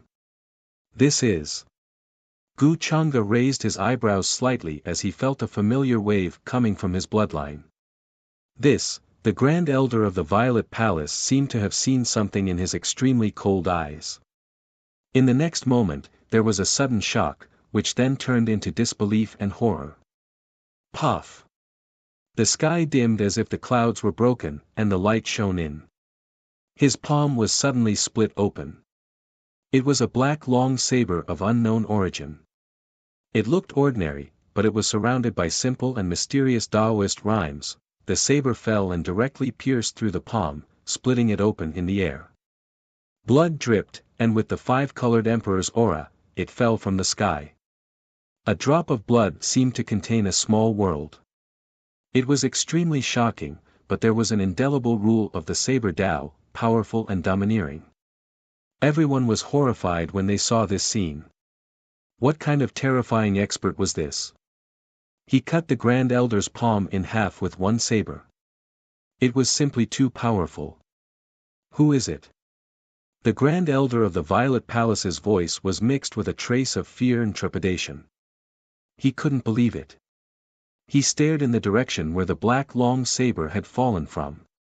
But there was no movement there, as if it was a piece of silent darkness. These days, any cat or dog dares to bully my Gu family. Old bones, I finally crawled out to see the younger generation, but I encountered such a terrible thing. When the Violet Palace's founder was still a cowherd boy, this old man even gave him some pointers. There was a slightly helpless sigh, but it seemed to be frivolous and casual. Everyone's eyes suddenly widened, shocked by these words. In the next moment, an old figure slowly appeared in the void. His face was warm, and his hair was white. He was hale and hearty, exuding a transcendent aura. When he was young, he must have been handsome and outstanding. However, as he continued to walk over, his aged face became younger. His features were handsome, his hair was sparkling and translucent, and his immortal aura was enshrouding him. Every single move he made carried an invincible aura that was like the mountains and seas. Who was this black-robed man who suddenly appeared? Everyone's mind was filled with doubts. Who are you? The Grand Elder of the Violet Palace felt fear from the black-robed man in front of him. In his countless years of cultivation, this was the first time he felt this way. This person was unprecedentedly strong. Who am I? My name is Gu Lang. The black-robed man revealed a smile. In the next moment, he suddenly slapped forward, just like the Grand Elder of the Violet Palace's action just now. It was played down, but it was powerful and domineering. This slap was very simple, and it didn't even have any Tao law flowing. However, this cold sense of danger made the Grand Elder of the Violet Palace change his expression. This was because he hadn't felt it for countless years. The extreme killing intent could destroy everything, and it made his scalp tingle. In the next moment, he shouted angrily, and the Emperor Tao Law appeared beside him. All kinds of lights appeared, and the supreme divine light turned into true phoenixes, true dragons, black tortoises, and so on. They soared into the sky and broke through the heavens. The Emperor Tao aura was awakened, and it directly swept over, causing a commotion in many areas. Countless supreme experts were roused from their long slumber, gazing into the distance. The Grand Elder of the Violet Palace displayed his most powerful strength. His Dharma body appeared in the universe, and it was far more than 1,000,000 feet tall. At the same time, he took out a purple-gold floating dust to destroy the universe. However, Gu Lang's expression was still indifferent. At first, this palm was only the size of a millstone, but it quickly spread out, and billions of divine lights bloomed. It was as if the stars were falling, as if the heavens and earth were smashing down, and it suppressed forward. Many of his techniques were all destroyed. Boom! Impossible, there are no more immortals in this world. This scene made the Grand Elder of the Violet Palace shocked, and despair appeared in his eyes. A broken immortal is still an immortal. The 18th ancestor of the Gu clan shook his head slightly. However, this is not the power of the immortal path domain. It's just that you are too weak. As he finished speaking, the palm fell. Poof! Billions of divine lights filled the place, and blood soared into the sky. The surroundings were dead silent, and everyone was shocked. This is impossible. How could the Grand Elder? Everyone in the Violet Palace was in despair. Their bodies were cold, and their souls were trembling. They did not dare to move. Grand Elder? Gu Changa's eyes flashed. He waved his hand, and the army attacked again. His voice suppressed all directions, and his momentum was monstrous. Finally, this great battle was over. Under the shocked gazes of many orthodoxies and cultivators, an ancient existence who was suspected to have achieved Tao countless years ago was killed in the sky. Under a single palm, his body was torn into pieces, and his body and soul were destroyed. This scene was too shocking, and many people could not help but shiver. Who would have thought that the final result would be like this? They thought that the Grand Elder of the Violet Palace would appear, and that he was invincible. This battle was already decided, and it could not be changed. No matter how strong Gu Changa was, he was only a young man in his 20s. How could he fight against him? But who would have thought that an invincible existence of the Gu clan would suddenly appear? The longevity Gu clan's background is terrifying. I wonder what kind of identity this man in black has in the Gu clan. To be able to kill the Grand Elder of the Violet Palace so easily, he must be at least a Tao enlightened one. The Grand Elder of the Violet Palace's strength, even among the Tao enlightened ones, he must be very strong. Could it really be the power of an immortal? The shock of this scene was too great, and no one could forget it. Even now, they were still trembling. Is this Master Gu's background? This is too terrifying. This was the first time Xiao Ruoyin had seen such a terrifying scene. Her expression changed, and if it were not for her strong willpower, she would have collapsed to the ground. She only knew from her master, Yan Ji, that Gu Changa's background was very terrifying, and that he stood at the top of the upper realm, and no one of his generation could compare to him. But now, it seemed that her imagination was still too limited. He could decide the life and death of countless people with a single thought. Just this kind of terrifying power was enough to make people feel suffocated. Xiao Ruoyin felt that she was lucky. If she did not meet Gu Chang'e, she might not even have the chance to come into contact with such a level. Perhaps in Gu Chang'e's eyes, her talent was actually the same as that of a mortal, and there was no difference. Thinking of this, she felt a little lucky. Chapter 357. Following the death of the Grand Elder, the rest of the Purple Mansion cultivators chose to submit in despair. The battle that shocked all the orthodoxies finally came to an end. Within a radius of 1,000,000 miles, the stars were destroyed and the sky was shattered. One could even see the manifestation of the heavenly Tao. There were scenes of gods, demons, immortals, and Buddhas weeping. This was because many of the cultivators and living beings who had fallen in this battle were grieving. Blood rained down from the sky, and corpses could be seen everywhere. The scene was horrifying. Some of the more cowardly cultivators watched from afar. Their faces turned pale, and they could not help but feel their stomachs churn. Their legs went weak, and they almost lost their balance. It was a scene of devastation. The number of cultivators and living beings who had died in this battle was simply uncountable. Even saints might not be able to survive such a great battle. They might be injured by the aftermath of the battle between supreme beings. There were several quasi-supreme beings who had fallen in the Purple Mansion. When the three supreme beings realized that they could not turn the situation around, they chose to submit in despair. They no longer had the confidence they had before.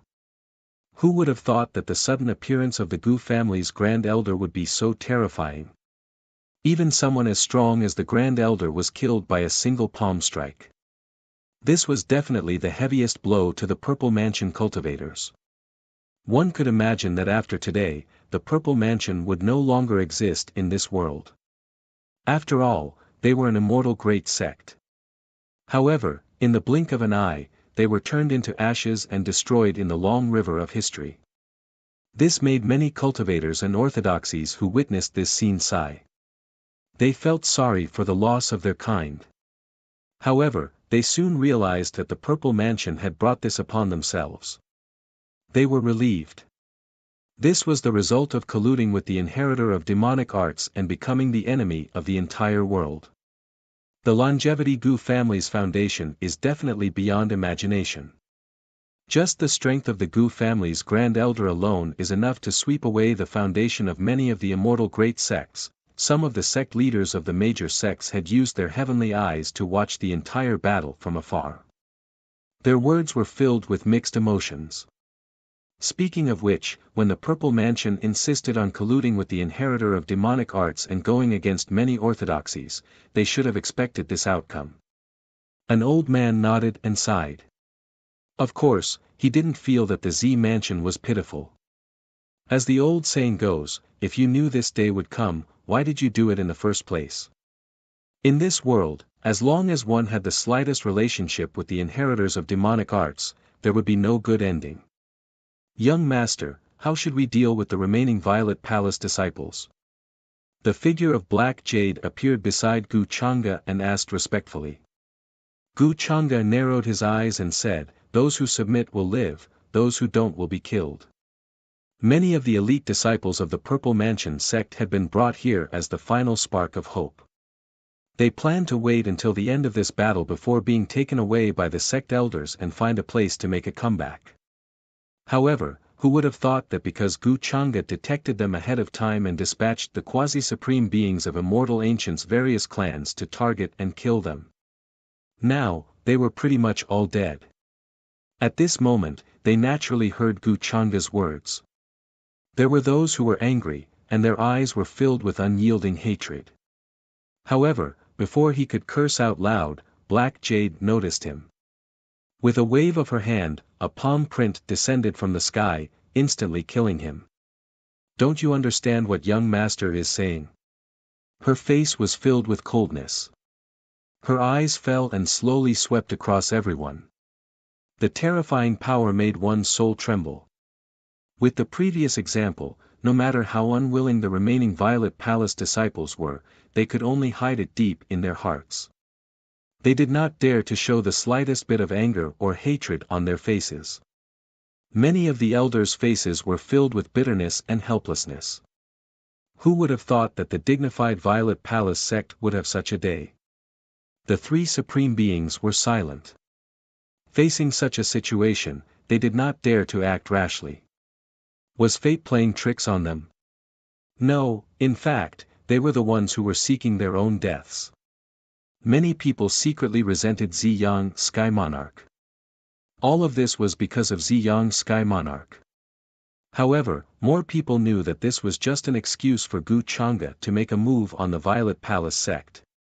It had nothing to do with Purple Sun Sovereign. As the saying goes, if you want to condemn someone, you can always find a pretext. Young master, how should we deal with these people who submitted? Soon, Black Jade returned with the immortal ancient people after patrolling around. Seeing that no one dared to resist, she asked respectfully. From today onwards, seal their cultivation and let them mine for our Gu family for 100 years. After 100 years, we will deal with them. Gu Chang'e ordered casually. Soon, the fate of the Violet Palace sect disciples was decided. The Violet Palace sect disciples' expressions changed, and their faces turned pale. Seal their cultivation and mine for 100 years. Although this was not a severe punishment, for them who had always been high and mighty, it was tantamount to being beaten down from the heavens and becoming a miner's slave.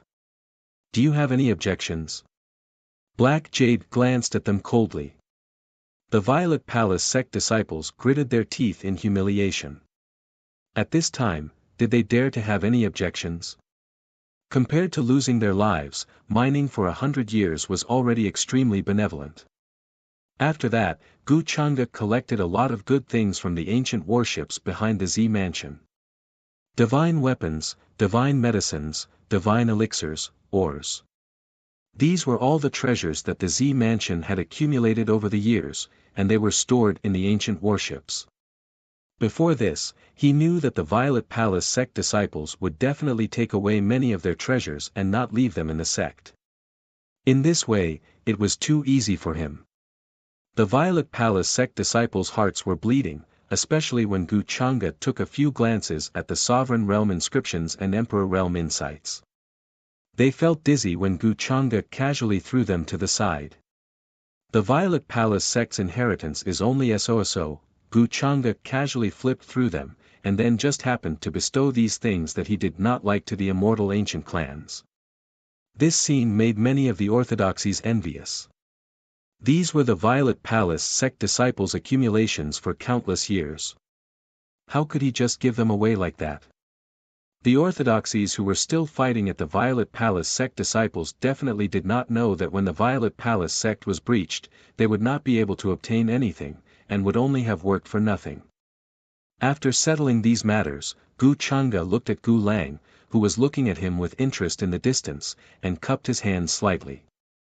Chang'e greets the 18th ancestor. Oh. How do you know that I'm the 18th ancestor? Gu Lang descended from the sky, his black robes fluttering in the wind. As he spoke, his face quickly aged again. He looked at him curiously and asked with a smile. Gu Chang'e smiled and said, Ancestor Gu Lang's reputation is naturally like thunder to Chang'e's ears. I have long seen your name in the family records. I once heard that you slashed open the immortal ancient road with a single slash, but I never had the chance to meet you. I never thought that I would be able to meet you in such a way today. In his original plan, he planned to let Gu Qingyi take action.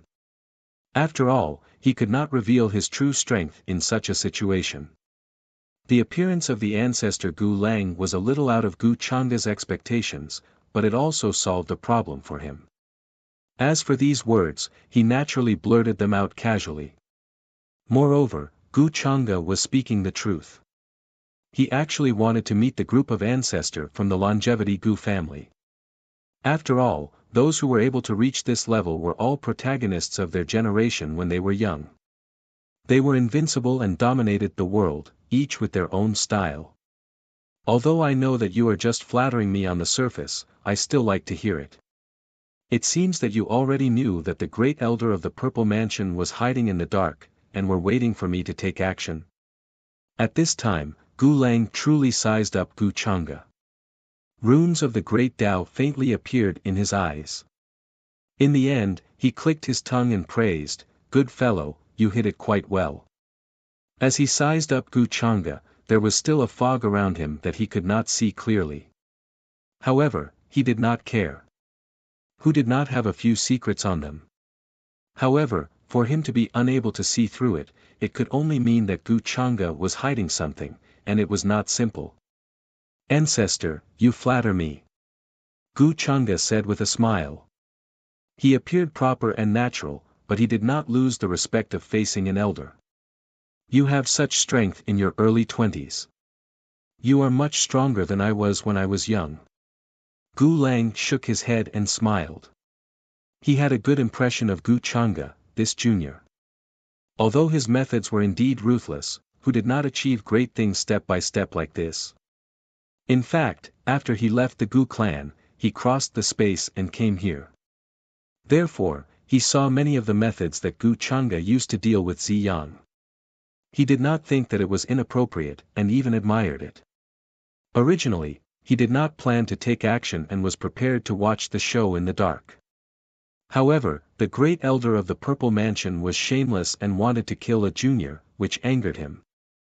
Just as Gu Chang'e and Gu Lang were talking, in the territory of the ancient kingdom of Vermilion Bird, which had been turned into ashes. Chu Hao looked at the ruins in front of him and clenched his fists and teeth. He was like an injured beast. His eyes were red, and he let out a roar of desperation. In the end, the ancient kingdom of Vermilion Bird was destroyed. Even if he tried his best, he could not stop all of this. The country that he gave everything to protect was still no match for Gu Chang'e's one order. The huge difference in status and background and the sense of powerlessness made people crazy and desperate. Chu Hao did not even know that he did not have the chance to take revenge. Go back to the mountain gate with martial uncle first. Don't worry about the ancient kingdom of Vermilion Bird anymore. Now that Gu Chang'e is at his peak, you better not provoke him. Bai Yang advised from the side. His tone was helpless and worried. He knew how Chu Hao was feeling at this time, but this was the world. The weak were prey to the strong, and the survival of the fittest. If one's strength was not enough, even if one wanted to stop it, there was nothing they could do. Gu Chang'e was much more superior to Chu Hao in terms of strength and background. Just like now, although many people had noticed the destruction of the ancient kingdom of Vermilion Bird because of this battle, they would not stand out and say anything. They pretended not to see and did not see. "Martial uncle, I hate this." Chu Hao's face was red with hatred. Looking at his appearance, Bai Yang was worried that he would suddenly go crazy and be possessed. Then, he picked up the unconscious Vermilion Bird King and disappeared from the scene. He was going to return to the mountain gate. He planned to let Chu Hao calm down for a while. It would be best if he could break through to the Supreme Realm and become the future mansion master of the Most High Paradise. Then, he would have a chance to take revenge. If Chu Hao stood out and argued with Gu Chang'e at this time, Gu Chang'e might just find an excuse to kill him. On the other side, Qin Wuya, who was hiding in a pile of ruins, did not look good either. He had planned to take advantage of the situation and rescue Heavenly Lord Ziyang during the battle between the two armies. But who would have thought that this battle would end so quickly? That great elder was so powerful, but in the end, he was still slapped to death in the sky. Even if Heavenly Lord Ziyang was rescued in the end, he would not be able to survive. After all, even the primordial Tao Bone and the immortal Tao Heavenly Eye were taken away by Gu Chang'e. He could only say that Gu Chang'e was too ruthless. "Junior brother Ziyang, it's not that I don't want to save you. If I were to take action now, I wouldn't be able to leave either." Qin Wuya gritted his teeth. After weighing the pros and cons, he finally gave up. He was not confident that he could save Heavenly Lord Ziyang. Moreover, it would be hard for Heavenly Lord Ziyang to survive in his current state. Otherwise, why would the people from the Purple Mansion be so angry? Junior, you're tricking me. Aren't you courting death by saving Heavenly Lord Ziyang at this time? At this moment, a voice filled with fear and anger rang out in the sky. Senior, Qin Wuya smiled bitterly. He did not expect things to turn out like this. Junior, you'd better behave yourself. You won't have a good time after offending the Longevity Gu clan. What I promised you before is now null and void. I won't take that thing from you. The ancient existence from the reincarnation lake was very decisive. After saying those words to Qin Wuya, he disappeared from this space. It had even sensed that the ruthless person who had slapped the great elder of the Purple Mansion sect to death had glanced in its direction. Immediately, he broke out in cold sweat. His soul light flickered. He was afraid that he would be killed by the other party.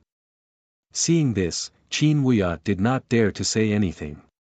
Now, no matter who it was, as long as they saw the scene just now, they would be frightened. The great elder of the Purple Mansion was definitely one of the people who stood at the peak of the upper realm. With such strength, it would be easy for him to destroy a lower realm. However, he was killed by someone in such a shocking manner. He believed that when the news spread, the entire upper realm would be shaken. After that, he looked at the sky deeply. His figure also disappeared, heading towards the mountains. Now, the only thing left in his heart was Tang Wan. As for Gu Xian, Qin Wuya did not expect that she would be able to recover her memories of her previous life. After all, with her current relationship with Gu Chang'e, Gu Xian would not believe him no matter what he said. In his opinion, the reason why the Purple Sun Monarch provoked Gu Xian was because of Gu Xian. Perhaps in Gu Chang'e's eyes, Gu Xian was already his exclusive property. How could he allow others to touch her? Very quickly, the news of what happened today spread out, causing a huge commotion in the upper world. All the forces and cultivators were shocked. Within the territory of the Violet Manor, the army of many orthodoxies broke through the gates of the Violet Manor.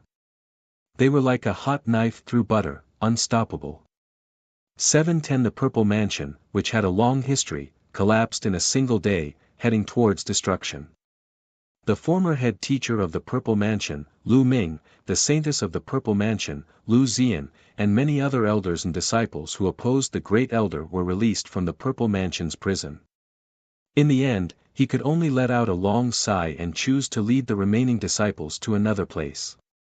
In this regard, the Heavenly Emperor Mountain, the Endless Fire Nation, the Longevity Gu clan, and other orthodoxies did not make things difficult for them.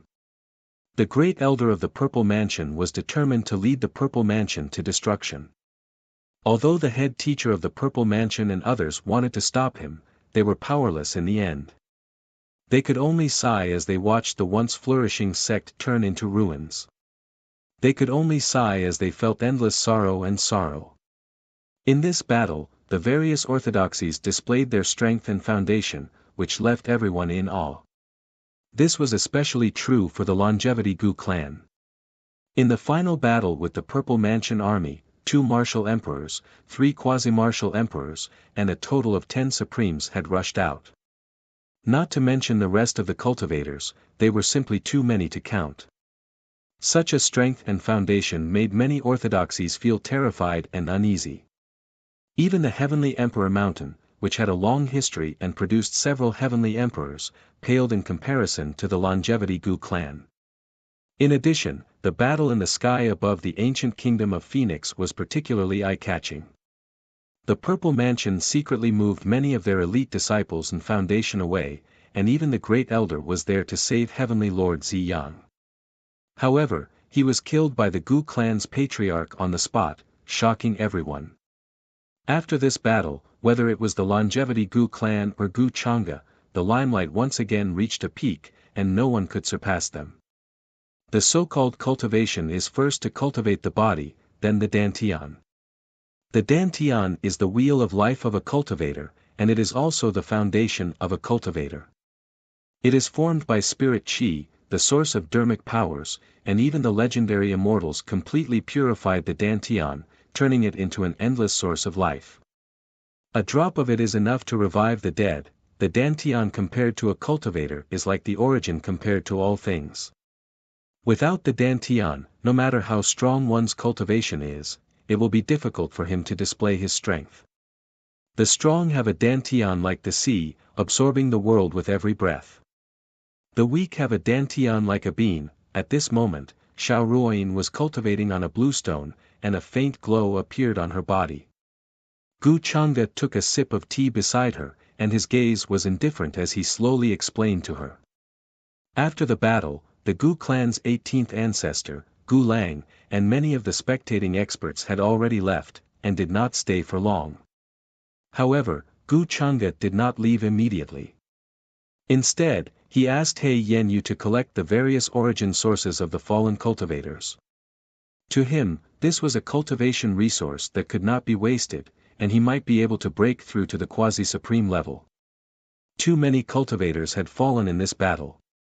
Just the number of quasi-supremes alone numbered quite a few. However, the Purple Mansion weave was too far away from here, or else Gu Changde would have already sent people over. Speaking of which, the Purple Mansion weave wasn't very peaceful. If he sent people over to collect the origin sources, they might be noticed, and it would not be as safe as this place. Now, within a radius of 1,000,000 miles, everyone was under his control. The other cultivators and living beings would not dare to come over at this time. Chapter 358. Am I too stupid?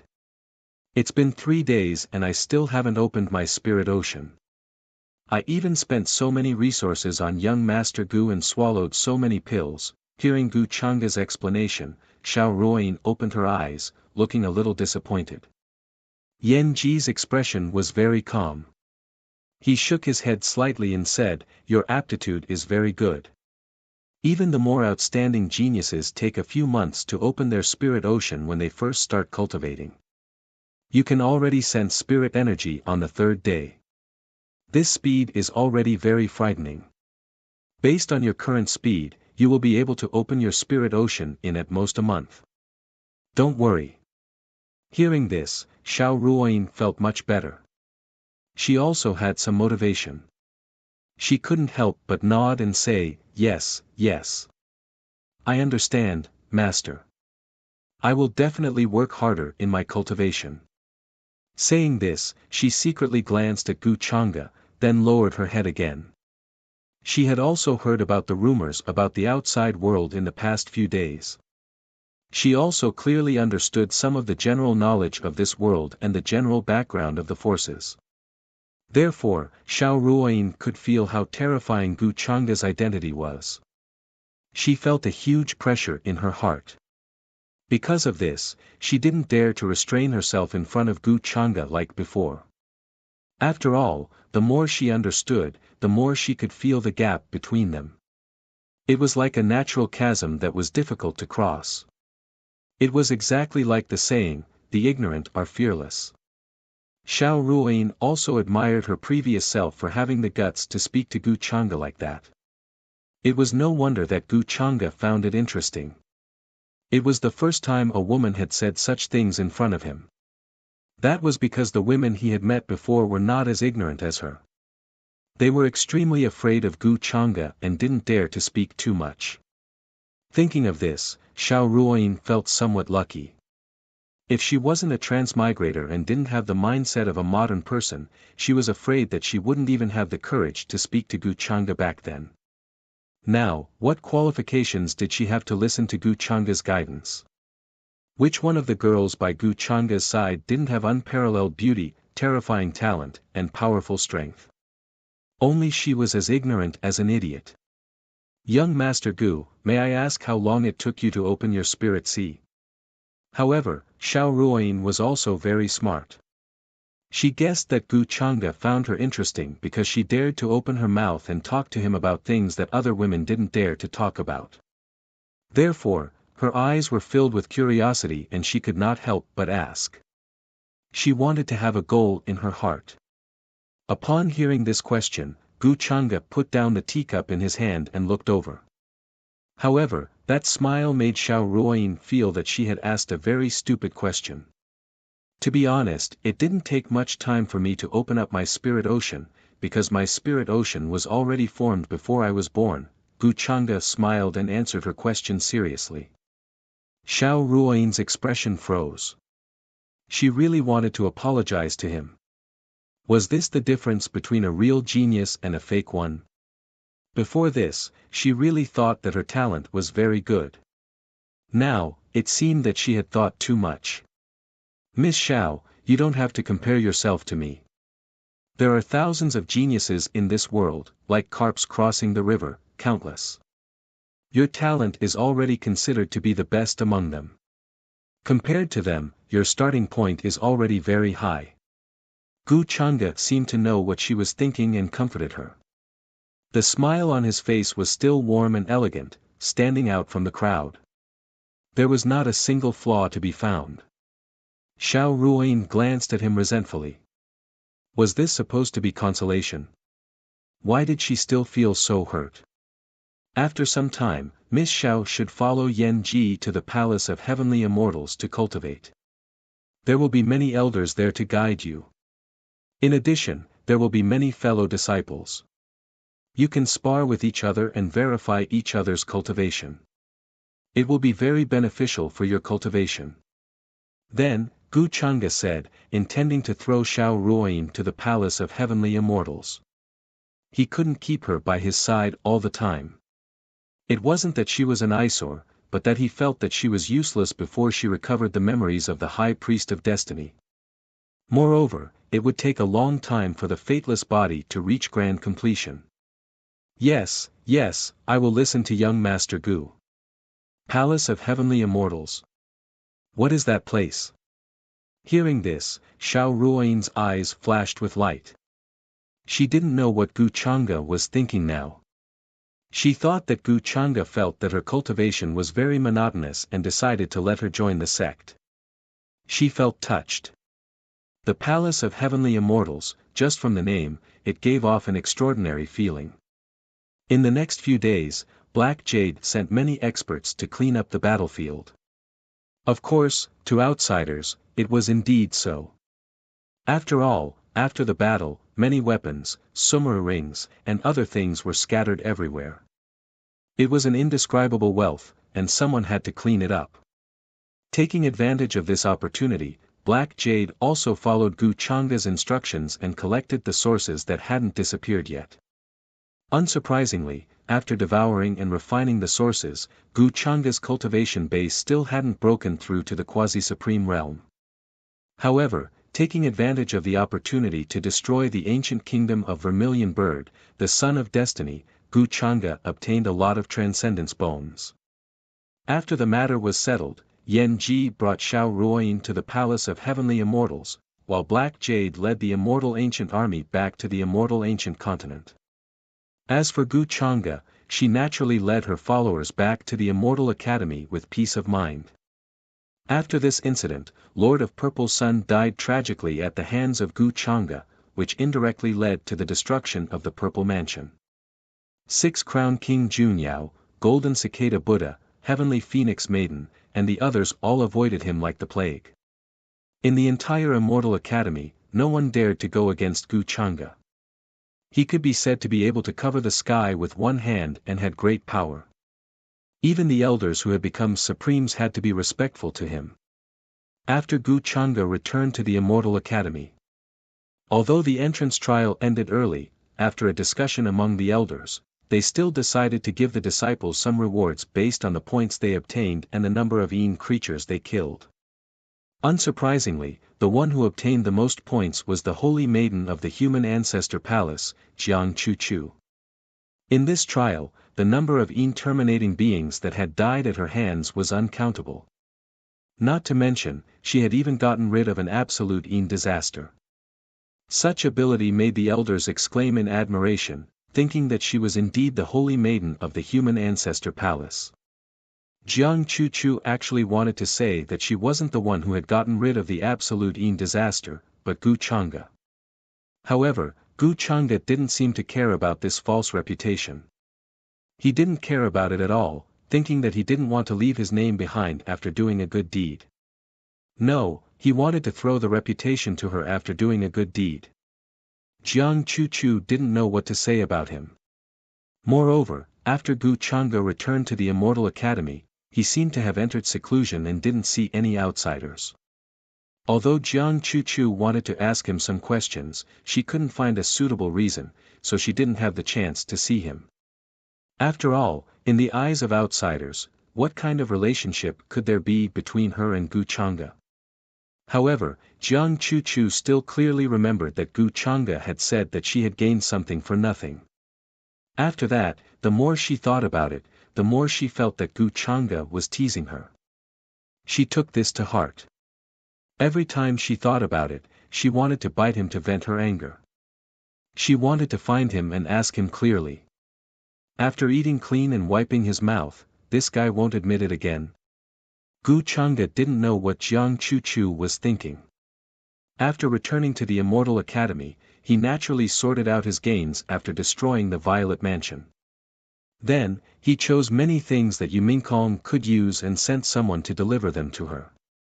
After all, she was his fiancée. Of course, the main reason was that he had something to ask of her. In addition, during this period of time, Gu Xian had nothing to do, so she always came to his palace and asked about this and that to show her presence. However, Gu Chang'e knew what she was thinking, so he sent her away with a few saint tools and divine herbs. After the Violet Mansion was destroyed, many orthodoxies saw with their own eyes that their countless years of accumulation fell into his hands. It would be strange if they weren't jealous. With Gu Xian's greedy personality, it was already good enough that she didn't clamor for a share after knowing that he had obtained so much wealth. Perhaps the reason why he had been wandering around the palace these past few days was to think of the best way to knock him out so that he could snatch Gu Chang'e away. Gu Chang'e believed that she could definitely do this kind of thing. She stared at him with eyes that were almost like a wolf's. Of course, when sending Gu Xian away, Gu Chang'e took advantage of her. That girl would be too embarrassed to show up in front of him again for at least 10 days or half a month. When she escaped from the palace, her face was as red as a cooked prawn. Even her steps were weak. "Senior in a black robe, where are we?" At this moment, they stopped in front of an ethereal immortal mountain. The speaker was good-looking, tall and straight, giving off a sunny and cheerful vibe. It was Jiang Chen and the black-robed old man, who had left the territory of the ancient country of Vermilion Bird. With the black-robed old man's strong cultivation, the two traveled millions of miles very quickly. They passed through several teleportation formations and finally left the range of the war. What he was seeing gave Jiang Chen a feeling of immortality and indescribable nobility. The atmosphere was peaceful. The trees were lush, and the pavilions were embellished. Waterfalls were flowing, cranes were flying, and auspicious beasts were roaring. It was a fairy-like place. This is the School of the Divine Ruins. It's the strongest force in the area. From now on, you'll practice in the School of the Divine Ruins. According to the inheritance I'll teach you, you'll become a Sea of Spirit state practitioner in a month. If you run into any accidents during this time, just crush the jade talisman. I'll show up to save you. The black-robed old man said, pointing at a giant cyan stone beside him. There were 2 words written on the stone, Divine Ruins. Jiang Chen nodded. He looked a little serious. Got it, senior. He had learned how powerful the 1,000 transformations demonic technique was. It was an extremely vicious inheritance of methods that required one to devour others' cultivation. However, after receiving the inheritance, Jiang Chen felt relieved. In this world where the strong preyed on the weak, nothing was more important than power. This was what the black-robed old man had taught him. Jiang Chen was not an inflexible person. After struggling for a few days, he figured it out. With his modern mindset, it was easier for him to accept all of this. In order to become stronger, what was wrong with harming other practitioners? In this world, being weak was a sin. Only the strong could survive. I hope you won't disappoint me. The black-robed old man nodded. Then he disappeared quickly. Then Jiang Chen took a deep breath. He strode toward the gate of the School of the Divine Ruins. He saw two youngsters kneeling there from a distance. They seemed to be begging for mercy. You'd better leave. Your talent is too mediocre. Even if you work hard, it won't work. An old Taoist in front of the gate shook his head slightly. Immortal Master, please give us another chance. The two youths kneeling there were very stubborn. They kept on kowtowing and wouldn't get up. The old Taoist sighed. You've been kneeling there for half a month. I'm not a heartless person, but rules are rules. Your talent is too mediocre. You won't be able to pass the test. You'd better leave the mountain as soon as possible. The two youngsters were desperate. They realized that even if they kept kneeling there, they would not get any hope. The School of the Divine Ruins was the best cultivation sect in the area. It was said that the School of the Divine Ruins was affiliated with the Taoist sect of the Divine Ruins. The Taoist sect of the Divine Ruins was an affiliated force of the reclusive Ji family. As long as they could join the School of the Divine Ruins, even if they could only be a servant disciple, it would be enough for them to enjoy a lifetime of glory. However, Jiang Chen remained calm and composed. He walked over quickly. He didn't feel any sympathy for these two youngsters. Master, please wait. Jiang Chen spoke first while the others were looking at him with puzzled gazes. You are. The old Taoist was about to leave. He frowned. Sizing him up, he was puzzled. Master, I'm here to join the School of the Divine Ruins, Jiang Chen said. He was confident in his talent for cultivation. You're too old. Even if you have a good foundation, it doesn't conform to the rules. The School of the Divine Ruins only accepts disciples under 18. The old Taoist's voice was gentle. He did not drive Jiang Chen away because of his age. Instead, he tried to persuade him. You're over 18. Why are you here to join the School of the Divine Ruins? Don't you see the rules of the School of the Divine Ruins? The two youngsters sized up Jiang Chen's clothes. They found he was in rags. He did not look like someone from a big family at all. They looked at him with disdain. Mortals who could cultivate in this world were either in power or extremely rich. Someone like Jiang Chen, who was in rags and looked like a beggar, did not have enough money to buy many cultivation resources, even if he was talented. Master, I believe the School of the Divine Ruins will make an exception for me. Jiang Chen did not care about the two youngsters' sarcasm. He smiled and spoke confidently. Make an exception? Why don't you take a piss and look at your reflection? That's ridiculous. Upon hearing this, the two youngsters started mocking him, and their words were filled with disdain and mockery toward Jiang Chen. A beggar wants to cultivate in vain, and he even said that the School of Divine Ruins will make an exception for him. Do you want to make us laugh to death? Although Jiang Chen did not want to argue with them, he was still pissed off to be looked down upon in such a way. However, he was good at maintaining his composure. He still looked calm and confident. He believed the old Taoist in front of him should be able to see how extraordinary his body and foundation were. If you really want to join the School of the Divine Ruins, you should know the rules of the School of the Divine Ruins.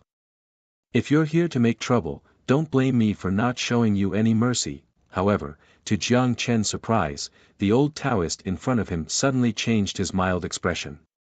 He said angrily. The old Taoist thought Jiang Chen had come to make fun of him. If he was so confident about his talent for cultivation, wouldn't he have joined another big school? Why did he have to come to the School of the Divine Ruins? Taoist, please listen to me.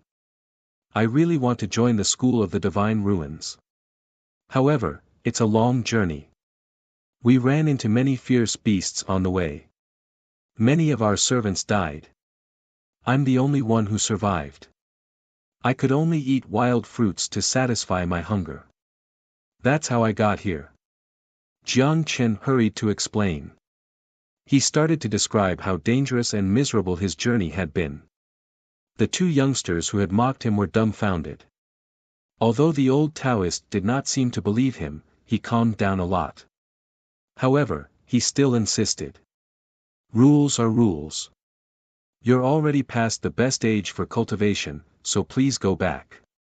Since the School of the Divine Ruins was founded, we have never accepted a disciple who is over 18. Jiang Chen frowned. He did not expect the old Taoist would not let him take the aptitude test even though he had said so. Did he have to crush the jade talisman to ask the black-robed old man for help? However, if he could not even solve such a problem, wouldn't he look too useless and useless? Ha! I'll give him a chance. However, at this moment, a melodious laughter came from the gate. It sounded like a piece of mysterious ice had fallen on a jade plate. It was like the sound of nature. Jiang Chen was shocked when he heard the voice. He looked over immediately. He saw a teenage girl. She was standing on a white jade staircase. Her hair was smooth. There were no decorations on it. It seemed to be shining. This young girl was wearing a light yellow dress. She was tall and slender, giving off an otherworldly vibe like that of a fairy in the woods. Her face looked very ordinary, nothing out of the ordinary, but her eyes were very big, incomparably clear and spirited, as bright and moving as the moon. The old Taoist at the gate turned pale when he saw her. He hurried to salute her respectfully. Greetings, young lady. The teenage girl nodded slightly. She laid her eyes on Jiang Chen. Smiling, she said, "Beggar, why don't you come in?" Jiang Chen was struck dumb. At this moment, he heard the voice of the spirit of the celestial boat of fortune. Chen Zi, this teenage girl is not simple. You should be careful. I'm not a beggar. My name is Jiang Chen. Jiang Chen came to himself very soon. He smiled at the old Taoist at the gate. Then he strode into the gate. The old Taoist was puzzled, but he did not have the nerve to ask. Immortal Master, who is that teenage girl? The two teenagers were also struck dumb. They did not expect the beggar they had been mocking to have entered the School of the Divine Ruins. They were jealous of him. Young lady, she is not someone you can ask about. The old Taoist, who had been mild-mannered, suddenly looked very cold. He asked in a loud voice. The two teenagers were given a scare. They did not have the nerve to stay there. Feeling jealous of Jiang Chen, they hurried down the mountain.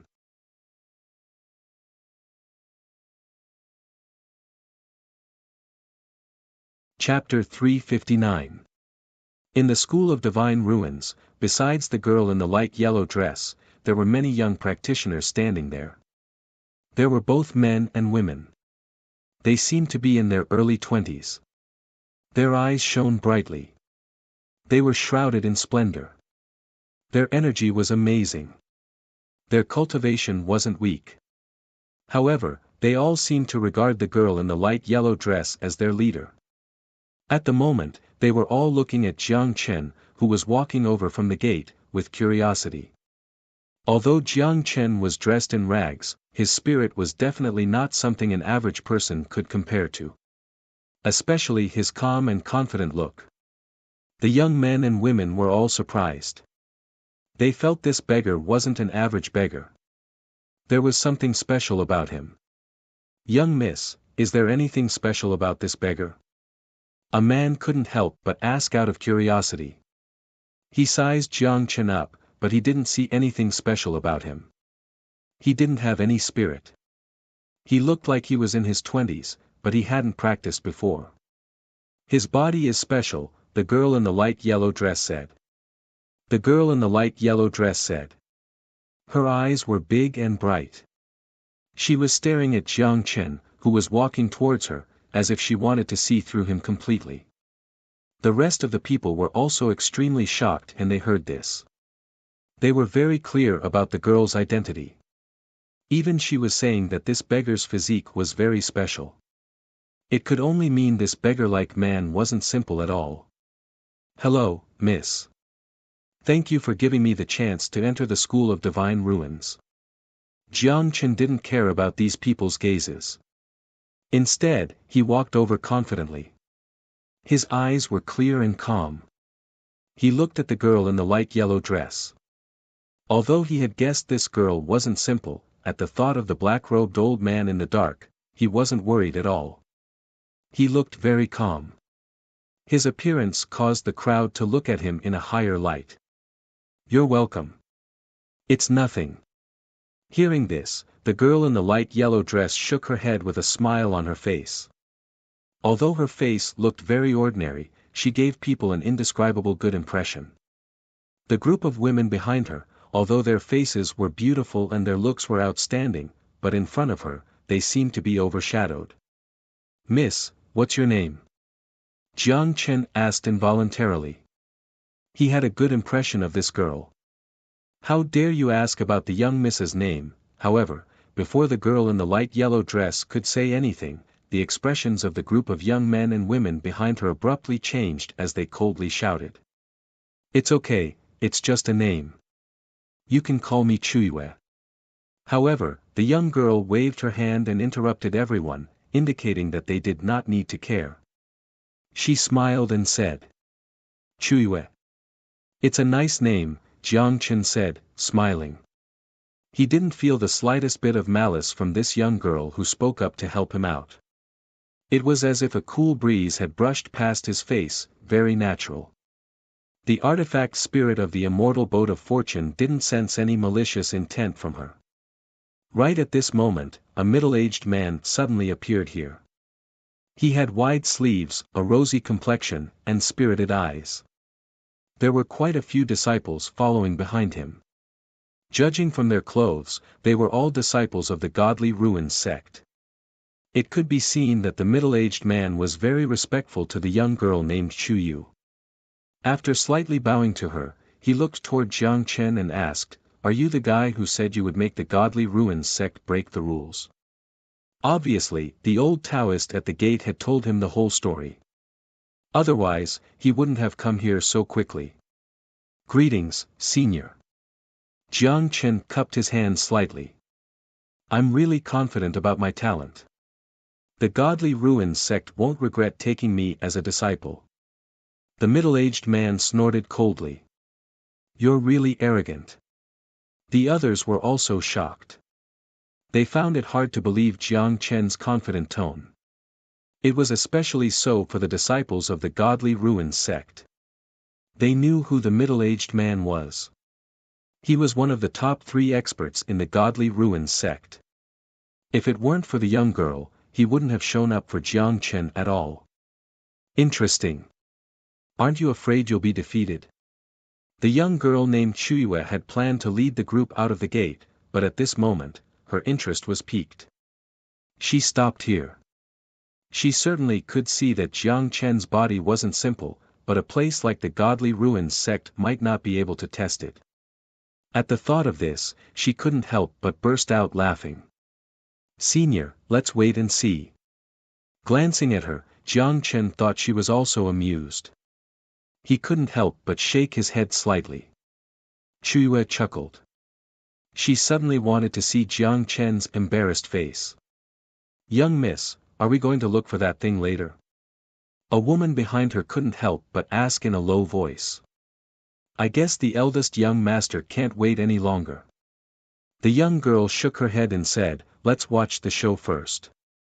By the way, ask my elder brother to wait. If he can't wait any longer, let him look for it first." Then the middle-aged man waved his sleeves and took Jiang Chen to the stone tablet used to test talent. Many disciples of the Godly Ruins sect were alerted. They all came here to watch the show. Jiang Chen was very confident. He had the sacred body of good fortune. According to the spirit of the celestial boat of good fortune, it was one of the best among the 10 divine bodies. However, Jiang Chen was struck dumb very soon. He couldn't believe it. He couldn't keep his confident look anymore. When he put his hand on the testing stone, a light appeared on it. However, it wasn't as bright as he had expected. This is. He was struck dumb. He wants to break the rules of the godly ruins sect with this. I'm going to die of laughter.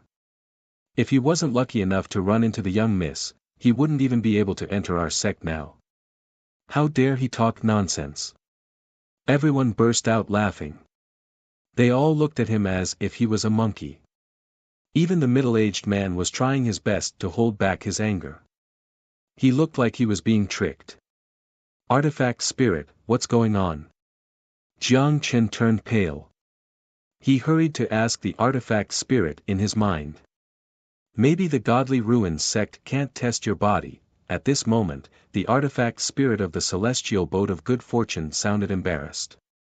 This was totally beyond its expectations. For Miss Chuyue's sake, I'll let you join the godly ruins sect. However, you can only be a servant disciple. The middle-aged man shook his head. Then he waved his sleeves and left. I'm going to die of laughter. At this moment, the figure of the young girl called Chuyu had also disappeared. Only her clear and moving laughter that was like a silver bell could be heard from afar, seeming to be very mischievous. Jiang Chen touched his nose embarrassedly. This was totally beyond his expectations. But it's fine to be a servant disciple. According to the black-robed senior, I'll be able to develop my spiritual see soon. Then Jiang Chen thought to himself. He was looking forward to his cultivation life. Although there were many disciples in the godly ruins sect, they were all targets for him. The girl called Chuyue left the godly ruins sect with her companions. She went straight to a mountain in the distance. A tall golden-robed man with a dignified appearance was standing there. He was gazing at the girl quietly. His eyes were as deep as the sea.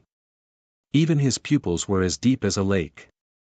He was terrifyingly calm. His hair was golden, like gold. He looked like a young god. He was very eye-catching. Chuyue, you're late, the young man looked at the girl. He spoke calmly. He didn't sound like he was questioning her. I met someone interesting. It'll be fun to watch him. Chuyue said with a smile. Greetings, eldest young master. The people behind her were in awe of the young man. Let's go. The young man nodded. Then he waved his hand. The people turned into divine rainbows. They flew into the mountains, as if they were looking for something. At the same time, in the Academy of Immortals. In the palace, divine lights were vaguely visible. It was foggy.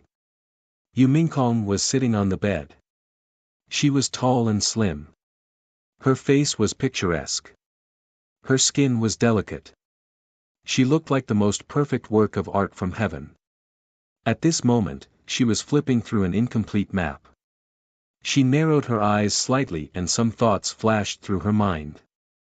Theoretically, the sky-wielding tower will appear here. Even though the timing is a little off, it can't be wrong. The Tianxian mountain range. Nearby forces are the Godly Ruins sect, the Gujian sect, the Sunset Cave, Yu Mingkong said in a low voice. Her slender fingers fell on an area on the map. As Gu Changda had guessed, she had been busy looking for the 7 artifacts of Sky-Wielding Tower. She already had the Sky-Wielding Mirror and Sky-Wielding Seal. Apart from that, she also knew the whereabouts of the Sky-Wielding Sword. However, she still needed some time to plan. Thus, Yu Mingkong put more energy into the Sky-Wielding Tower. According to the memories of her previous life, the Sky-Wielding Tower actually existed underground. It was not in a fixed position. Moreover, compared to the other Sky-Wielding artifacts, the Sky-Wielding Tower was more powerful. It was rumored that the Sky-Wielding Tower even had the effect of suppressing the heavens. There were even rumors that the sky-wielding tower was actually carried by an extremely ancient immortal beast. It followed the earth vein and traveled all over the upper realm. In order to find news of the sky-wielding tower's appearance, Yumingkong had put in a lot of effort. After all, compared to her previous life, many things had deviated from the original development path. Crown Prince, this is what young Master Chang'e sent. At that moment, just as Yumingkong was thinking about when to make a move, a voice came from outside the palace. A servant suddenly came in with an exquisite-looking box. Her expression was extremely respectful and fearful. Chang'e sent this? Yumingkong was stunned when she heard that. Then, a faint smile appeared on her cold face. This scene made the servant who entered the palace let out a sigh of relief.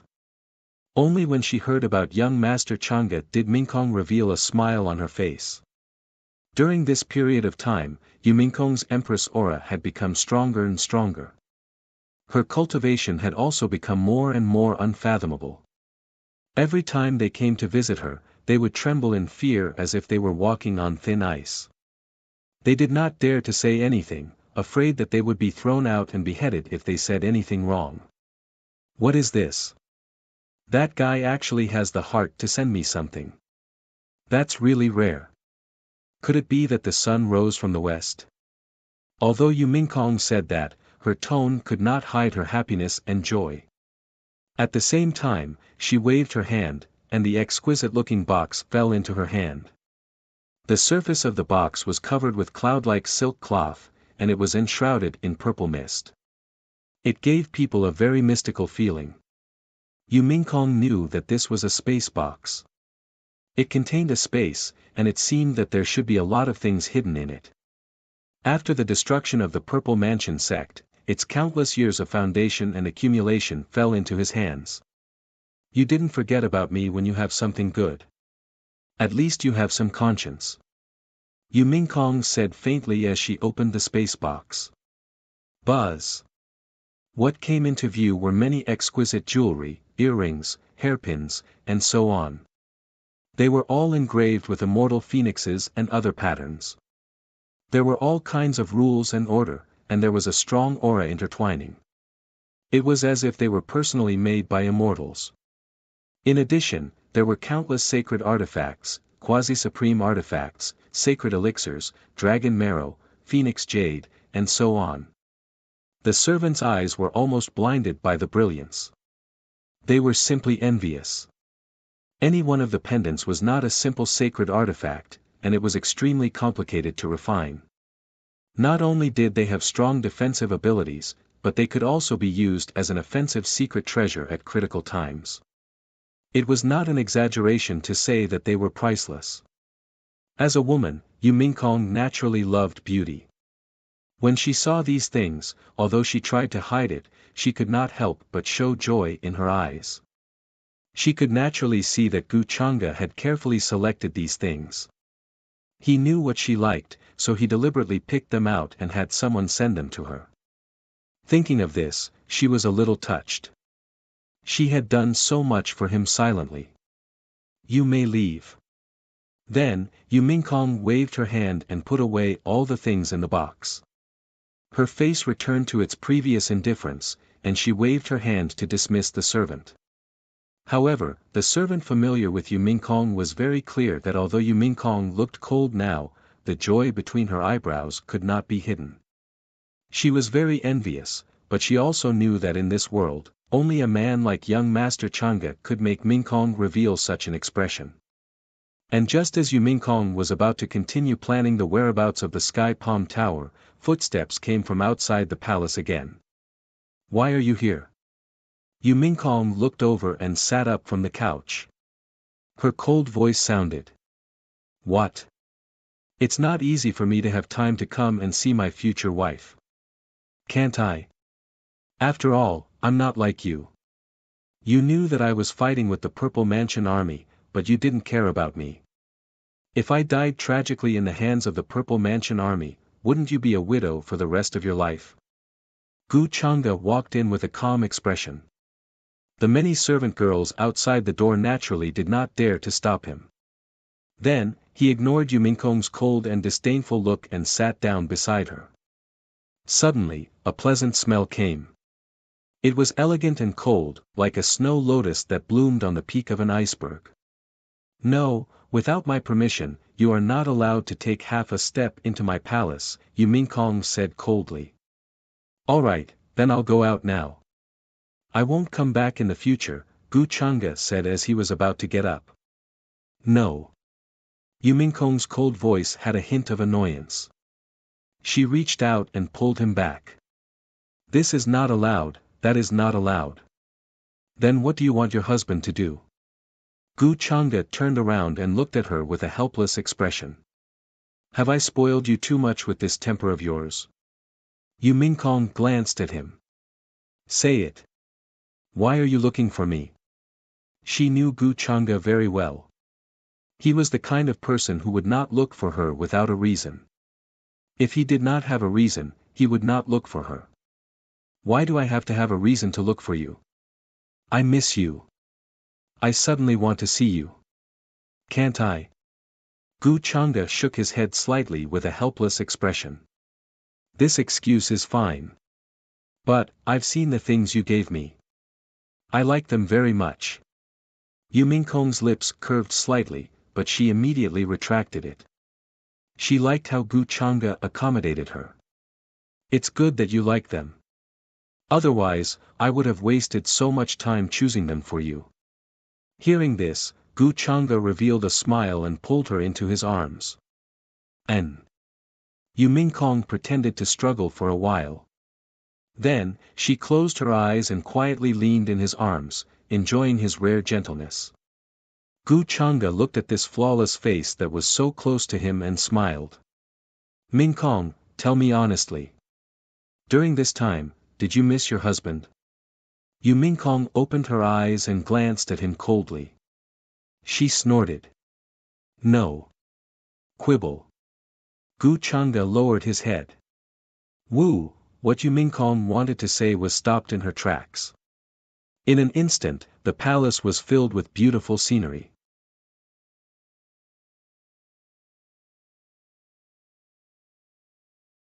Chapter 360. Several hours later, in the palace, Yumingkong leaned lazily on the bed as if she didn't want to move. She looked a little exhausted. This is where the Heaven Palm Pagoda of the 7 treasures of the Heaven Palm technique is. Tianxian Mountain Range. Gu Changa looked at the tattered map in his hand with interest. Finally, his gaze landed on the location that Yumingkong had specially marked. Yes, I read many ancient books and finally found out where the Heaven Palm Pagoda might appear. Yumingkong's cold voice sounded. Of the 7 treasures of the Heaven Palm technique, now have the Heaven Palm bottle and the Heaven Palm jar, Gu Changa nodded. Then, he waved his hand, and ordinary and very simple bottles and jars appeared in his hand. There were specks of light flickering on them, especially the Heaven Palm bottle. There were wisps of light lingering in it, as if it could reflect the void at any time. As for the Heaven Palm jar, it didn't look much different from an ordinary jar. It was very black and had a strange kind of light hanging down, as if it could swallow everything. It was rumored that the Heaven Palm jar was a replica of the Great Tao treasure bottle. However, no one knew how terrifying its specific power was. Gu Changa had never really activated it before. Are these the Heaven Palm bottle and Heaven Palm jar? Yumingkong came over with a curious expression. Rumor has it that after gathering the 7 treasures of the Heaven Palm technique, one can open the secret of the Immortal Palace. I don't know if the rumors are true or false.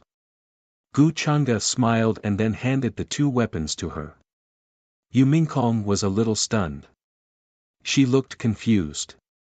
Why are you giving them to me? She was planning to give the Heaven Palm mirror and Heaven Palm seal in her hands to Gu Changa, but she didn't expect that he would give these 2 weapons to her first. To be honest, Yumingkong couldn't react. This was not Gu Changa's character. Aren't you collecting the 7 treasures of the Heaven Palm technique? Since I don't need them, I'll give them to you. Gu Changa smiled. I don't need it either. Yu Mingkong glanced at him. She never thought that Gu Chang'e would do this. She was very touched and happy. Then why are you collecting these? Gu Chang'e was slightly surprised. Could it be that you're helping me collect them? Isn't that nonsense? Of course, I'm here to help you collect them. Yu Mingkong snorted, but her eyes were fixed on him. Then, she waved her hand, and waves of fluctuations appeared in the void. Following that, a translucent ancient mirror and a purple gold-like seal appeared and floated up and down. A mysterious and profound aura was circulating around it, giving people a mystical feeling.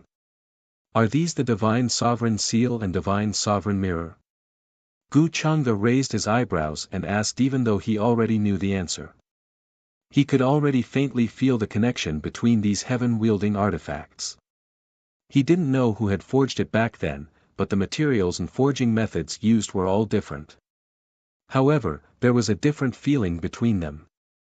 No wonder there were rumors that gathering the 7 treasures of the heaven palm technique could open the immortal ancient treasure. My Mingkong is really considerate. Gu Chang'e smiled, then waved his hand and immediately kept them. When the time came to open the immortal palace's treasure, she would naturally not be left out if there were any good things. In the next few days, Gu Chang'e also started to make some arrangements according to the information he got from Yu Mingkong. He definitely wanted the Heaven Palm Tower. There was no doubt about that. In addition, Gu Chang'e also had to start making arrangements for the Demon Burial Abyss. Although there was no news from the Demon Burial Abyss during this period of time, Gu Chang'e felt that it was just the calm before the storm. Once the red-clothed female demon Chan Hongyi appeared, the upper realm would definitely be in chaos. Although he had long planned to release the Demon Burial Abyss was guarded by the Xiankong Temple and was heavily guarded. It was extremely difficult for ordinary people to get close to it. Not to mention that they would encounter all kinds of trouble during this period. In addition, Yu Mingkong was definitely not the only one who knew about the existence of the Heaven Palm Tower. Therefore, Gu Chang'e still had to make preparations in advance in case someone fought with him. On Yu Mingkong's side, she was also preparing to head to the Heavenly Spiral Mountain Range with Gu Chang'e when the time came. That place was actually quite far from the Immortal Academy. They still had to pass through a few teleportation arrays on the way. Moreover, because the terrain was relatively remote, it was close to the desolate land.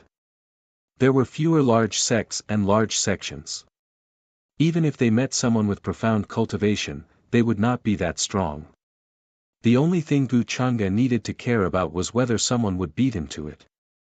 In this way, it would be even more difficult for him to find the 7 treasures of the Heaven Palm technique. Gu Chang'e had always been scheming about the Immortal Palace's treasure. It was not that he was very interested in the things inside. It was that the refinement of the 8 Desolation Demon Halberd required some of the things inside the Immortal Palace's treasure. Those things could only be found in the Immortal Palace, which had once ruled the world. In the blink of an eye, a few days had passed.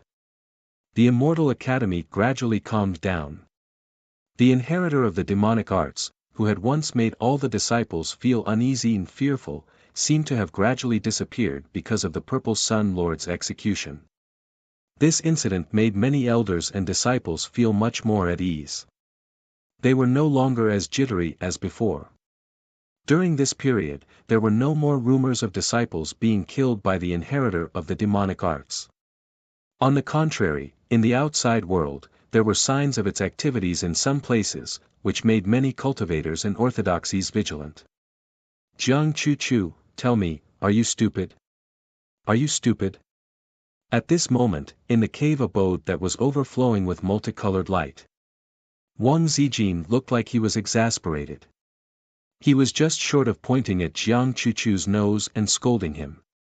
You clearly know that Gu Chang'e is a Sea King. How good do you expect him to be to treat you well? You should stay as far away from that scumbag as possible. Don't let him touch you. As she spoke, it seemed that even she was very angry. Her fair and flawless face was slightly flushed. Jiang Chuchu was usually calm and collected in front of Wang Zijin. She was always calm and collected. In fact, she would often go against her. However, after being scolded by her today, she could only pinch the corner of her dress and hang her head, as if she had done something wrong. She could not say anything. Jiang Chuchu felt that Wang Zijin was right. She could not refute it. After the trial ended and they returned to the Immortal Academy, under Wang Zijin's constant questioning, Jiang Chuchu had no choice but to tell him that her relationship with Gu Chang'e was indeed unusual. Wang Zijin was very smart. During these days, she observed that Jiang Chuchu was always distracted. She would leave the cave abode from time to time and wander outside. Therefore, she secretly followed her out. In the end, she saw that after Jiang Chuchu wandered around, she would go in the direction of Gu Chang'e's palace. Then, she would stop by the blue stone outside. She did not know what she was waiting for. Although she left with a slightly gloomy expression every time, she persevered and wandered around after a few days. At this time, anyone with a discerning eye could see that Jiang Chuchu wanted to find Gu Chang'e for something. However, she did not know how to ask, so she was very hesitant. Wang Zijin admired her a little. She obviously cared a lot, but in the end, she still pretended to be indifferent. But then again, she still felt sorry for Jiang Chuchu. Although he didn't know when Jiang Chuchu had a relationship with Gu Chang'e, judging from her current situation, it seemed that she was deeply involved in it. However, Gu Chang'e was not a good person. It was very difficult to get him to give his heart. Regarding Jiang Chuchu's situation, Wang Zijin only wanted to say that she could only be eaten clean. Then, what do you think I should do now? While Wang Zijin was complaining in her heart, Jiang Chuchu seemed to have come back to her senses and could not help but ask softly. She treated Wang Zijin as someone she could trust, which was why she told her these words. After all, the two of them had cultivated together in the human ancestor palace since they were young. Although they bickered daily, their relationship was actually very good. What you should do now is to stay far away from Gu Chang'e. It's best to ignore him. You have to know that you are the high and mighty successor of the human ancestor palace. Many young supreme martial artists can't wait to chase after you, and countless people regard you as the saintess. The more you act like you want to see Gu Chang'e, the more your value will fall. Do you understand? So at this time, you just need to maintain your usual cold and aloof attitude. This way, you will have weight in Gu Chang'e's eyes, and he will not look down on you. Do you understand? Wang Zijin's persuasion was very clear and logical, as if she was a master who knew this very well. As the saying went, she had never eaten pork before, but she had seen pigs run. Hearing this, Jiang Chuchu could not help but feel that it was very reasonable. Perhaps it was because she appeared too weak in front of Gu Chang'e that she was always bullied by him. That's not right. Why do I feel that you are saying this to create an opportunity for yourself? Jiang Chuchu suddenly looked at her suspiciously. Wang Zijin snorted. I have already seen through the nature of that scumbag. Do you think I will still be as stupid as you? Jiang Chuchu nodded thoughtfully, but there was still a look of disbelief in her eyes. She still remembered very clearly that this was not what Wang Zijin had said at that time. In any case, that Gu Chang'e is not a good person. Chuchu, don't always be so stupid and so naive. Wang Zijin rolled her eyes and said. Ning. Ning. Flowers 0, Jiang Chuchu nodded. I know he is not a good person. There were still words that she did not say. Not only that, but she also knew that Gu Chang'e was the true inheritor of the demonic arts. Even the human ancestor had been tragically killed by him. Wang Zijin's understanding of Gu Chang'e was not as deep as hers. However, in the next few days, Jiang Chuchu still did as Wang Zijin had told her. But soon, she found Gu Chang'e had left the Immortal Academy. His fiancée, Yu Mingkong, had left with him. Jiang Chu was struck dumb again by this discovery. Then she felt sad for a long time. Gu Chang'e did not even plan to see her after returning to the Immortal Academy. This made her doubt Wang Zijin's idea. In front of a small mountain in the School of the Divine Ruins. There were 3 to 5 thatched cottages here. There were 2 or 3 bamboo forests. There was a herbal field in front of the cottages, accompanied by several old trees. It felt like Nanshan Mountain. Although it was only a place where the servant disciples lived, Jiang Chen felt it was very suitable for him. Although there were no jade buildings or jade palaces, everything looked confident and simple. Practicing here made him feel like he was making rapid progress.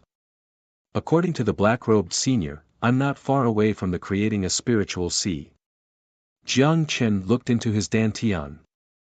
There was a fist-sized vortex of the spirit of the universe hovering there, slowly absorbing the spirit of the universe nearby. 0. At this rate, he would need at most 3 days to become a true cultivator. Of course, his cultivation speed was all thanks to the young girl called Chuyu, who had sent him all kinds of spirit medicines. Although they were light, the ingredients were not simple. They were all aged herbs, such as sealwort, Poria cocos, Gastrodia alata, and so on. They were very helpful for perceiving the spirit of the universe. Jiang Chen had gotten a lot of information through his indirect inquiries during this period of time. The girl called Chuyue was not a disciple of the School of the Divine Ruins. She was from an ancient force called the Reclusive JS. They had a long history, even longer than the Purple Mansion that had been eliminated by Gu Chang'e. Ji Chuyue seemed to have come here to look for something. She had been sending practitioners to search the mountains. However, they had found nothing. At the thought of this, Jiang Chen could not help but have some ideas. After all, the only thing the spirit of the vessel of fortune could do at the moment was to search for changes in the landscape, the direction of luck, and so on. Wasn't looking for things its specialty? As long as he could help Ji Chuyue find what she was looking for, she would owe him a favor.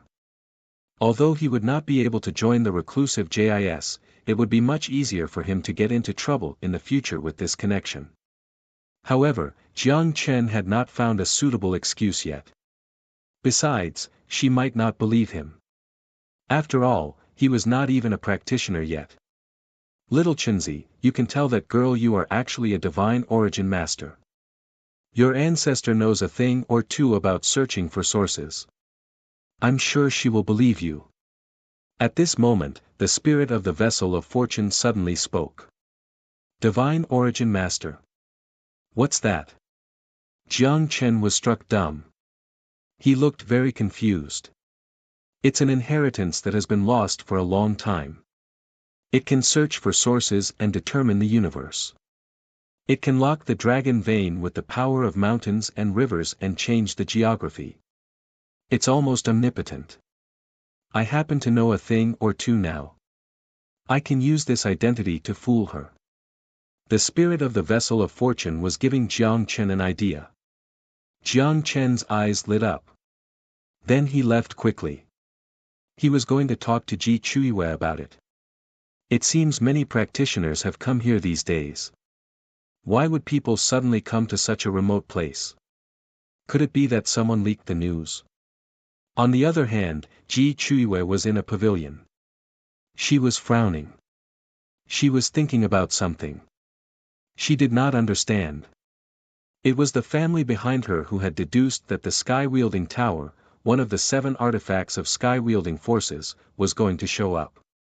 Although the reclusive JIS had a long history, they had been in short supply for many years. They were showing signs of decline.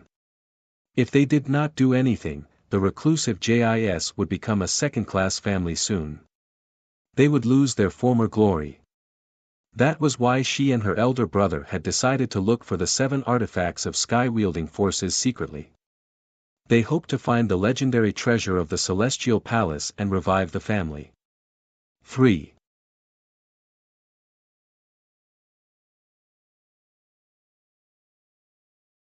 Chapter 361.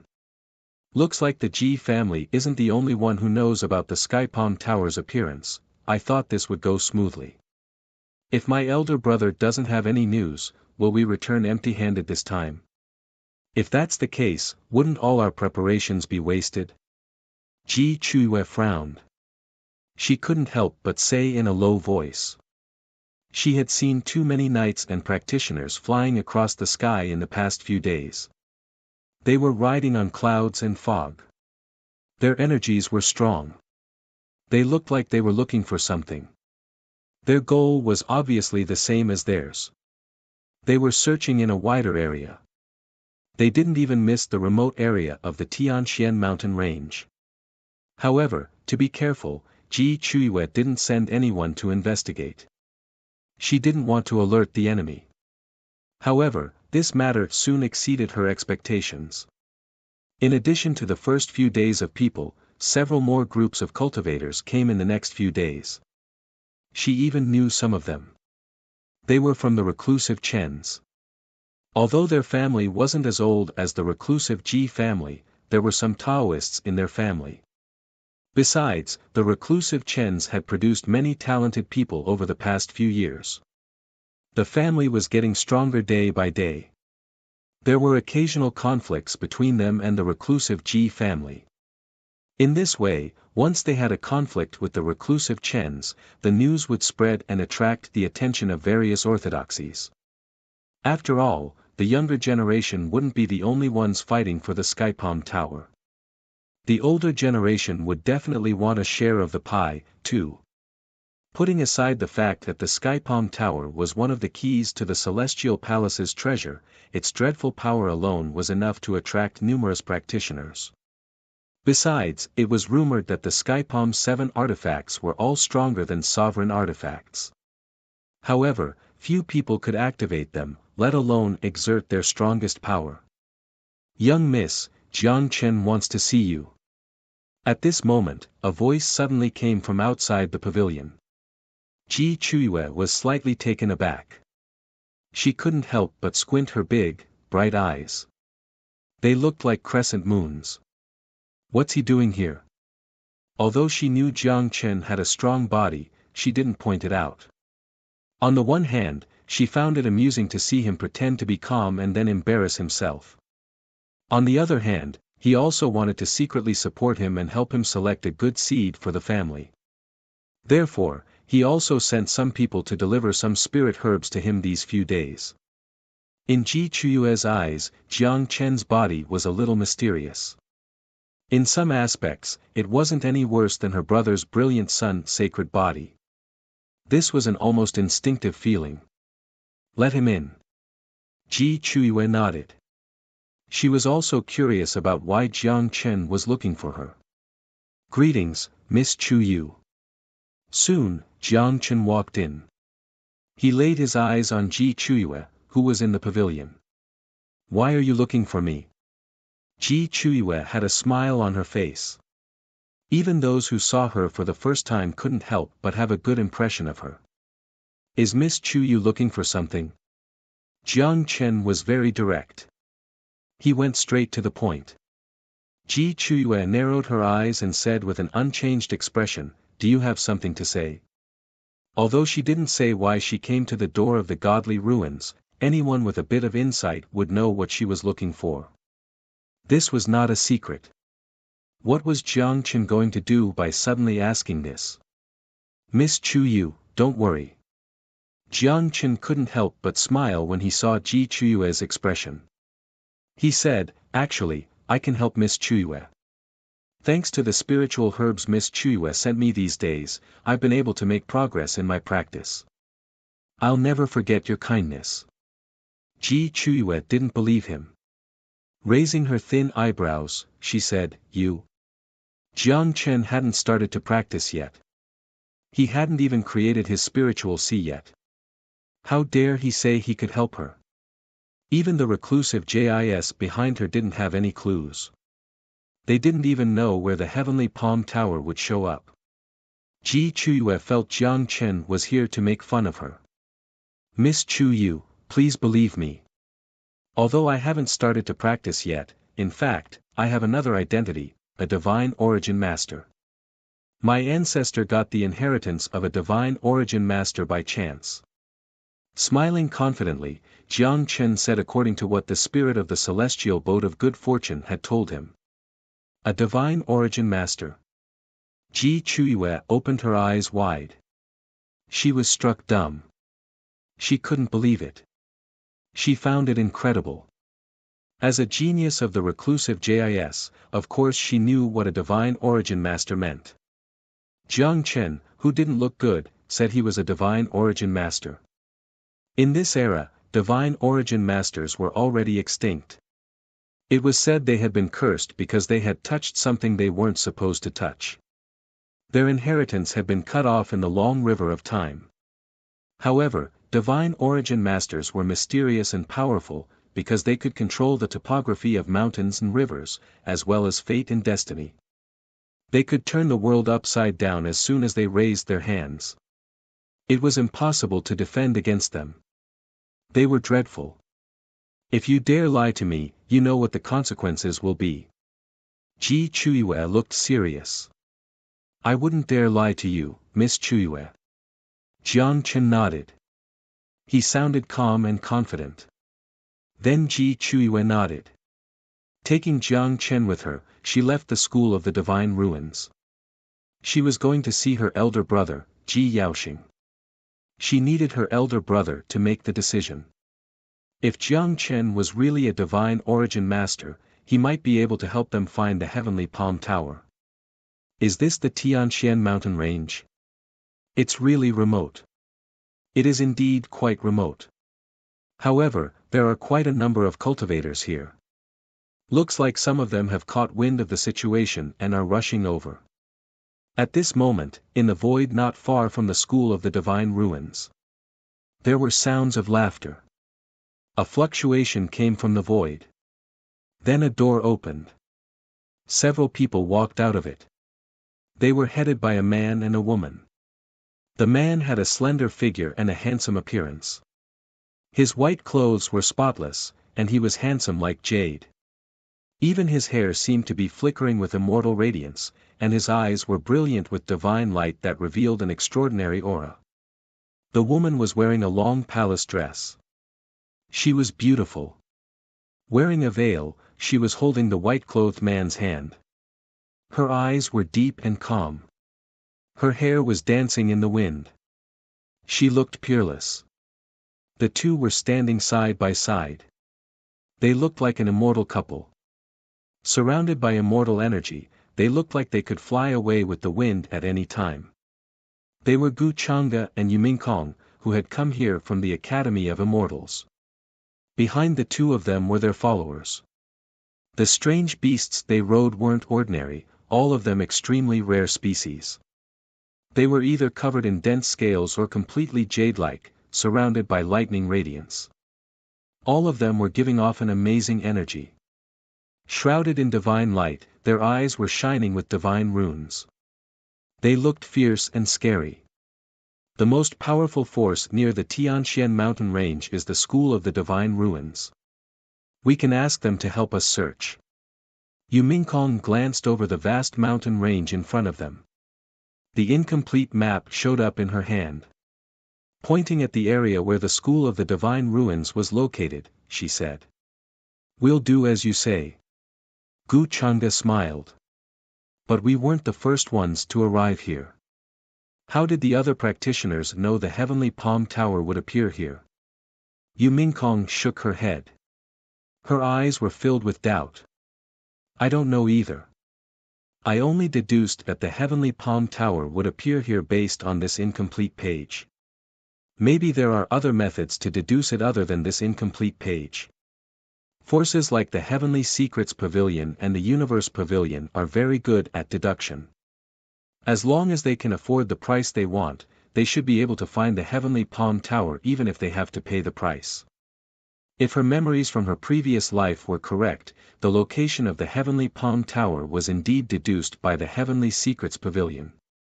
Then, they sold this information to a certain force at a high price. However, because that force leaked the news, many cultivators knew that the heavenly palm tower was about to appear. It doesn't matter. These small fries can't beat us. Gu Chang'e smiled casually. He didn't seem to care much. Let's go. Swoosh. Swoosh. Swoosh. Soon, several rainbows appeared. Everyone rushed into the sky and headed towards the School of the Divine Ruins. Besides the School of the Divine Ruins, there were many forces near the Tianxian Mountains. However, compared to the School of the Divine Ruins, they were much weaker. It would be too troublesome to order those forces around instead of the powerful School of the Divine Ruins. Moreover, according to the demonic technique puppet's report, the Son of Luck, Jiang Chen, was also at the School of the Divine Ruins. Gu Chang'e was also surprised by such a coincidence. He had only ordered the demonic technique puppet to throw Jiang Chen to a sect and let him develop on his own. However, he had never expected Jiang Chen to show up here. No wonder he was the Son of Luck. He would show up wherever there was a chance. Not long after, a towering mountain range appeared in front of Gu Chang'e and the others. Jade buildings, lingering spirit fog, waterfalls, and lush trees. It was a celestial scene. Young heroes, why have you come to the School of the Divine Ruins? The old Taoist in charge of guarding the mountain gate turned pale. Looking at the group of young cultivators who had appeared in front of the School of the Divine Ruins in the clouds, he felt nervous and vigilant. He spoke respectfully and politely. He did not dare show any disrespect. He could not see through the cultivation of any of the people in front of him. Especially the white-clothed man in the lead. His every movement gave him an unfathomable and terrifying feeling. He was so young, but his strength was so strong that it made people's scalp numb. The group of geniuses behind him should be his followers. It was not hard to imagine how powerful he was. He was not someone the small School of the Divine Ruins could mess with. My master is going to stay nearby for a while. Hearing this, a powerful being that looked like a yiksha stepped forward and said calmly, "Don't worry." A terrifying energy was circulating around the horns on his head. It seemed they could even cut the air at will. Hearing this, the old Taoist's expression changed even more, and he hurriedly said respectfully, "It is truly a blessing for my sect of God to have all of you here. Please follow this old Taoist in, and I will inform the sect master and the others to come over." He did not have the nerve to ask the geniuses to wait outside. He hurried to lead the way. Then he led Gu Chang'e, Yu Mingkong, and the others into the mountain gate. On the way, the old Taoist kept guessing the identities of Gu Chang'e and the others. His back was drenched in cold sweat. He was trembling with fear. Be it his clothes, the exotic beast he was riding, or his bearing, they all exuded a suffocating aura. The white-clothed man was not so bad. He looked casual. Although he was arrogant, he did not show anything. The pressure emitted by the beautiful woman made him feel suffocated. Her gaze was cold and dignified. She was like an empress who ruled the world. Gu Chang'e and Yu Mingkong looked calm. They didn't seem to have any intention of speaking. It was the followers behind them who spoke and told them the purpose of their visit. Why is he here? In the distance, Jiang Chen was being led by Ji Chuiwe to look for her elder brother. However, at this moment, he suddenly opened his eyes wide. He froze where he was. His back was engulfed by a dreadful coldness. His voice was trembling. He did not expect to see Gu Chang'e in such a remote place. Although it was just a casual glance, he saw very clearly that the young man who was surrounded by stars, who was as handsome as jade, and who was extraordinary like an immortal, was Gu Chang'e. This appearance and temperament, as long as one saw it once, it would be impossible to forget. Jiang Chen turned pale.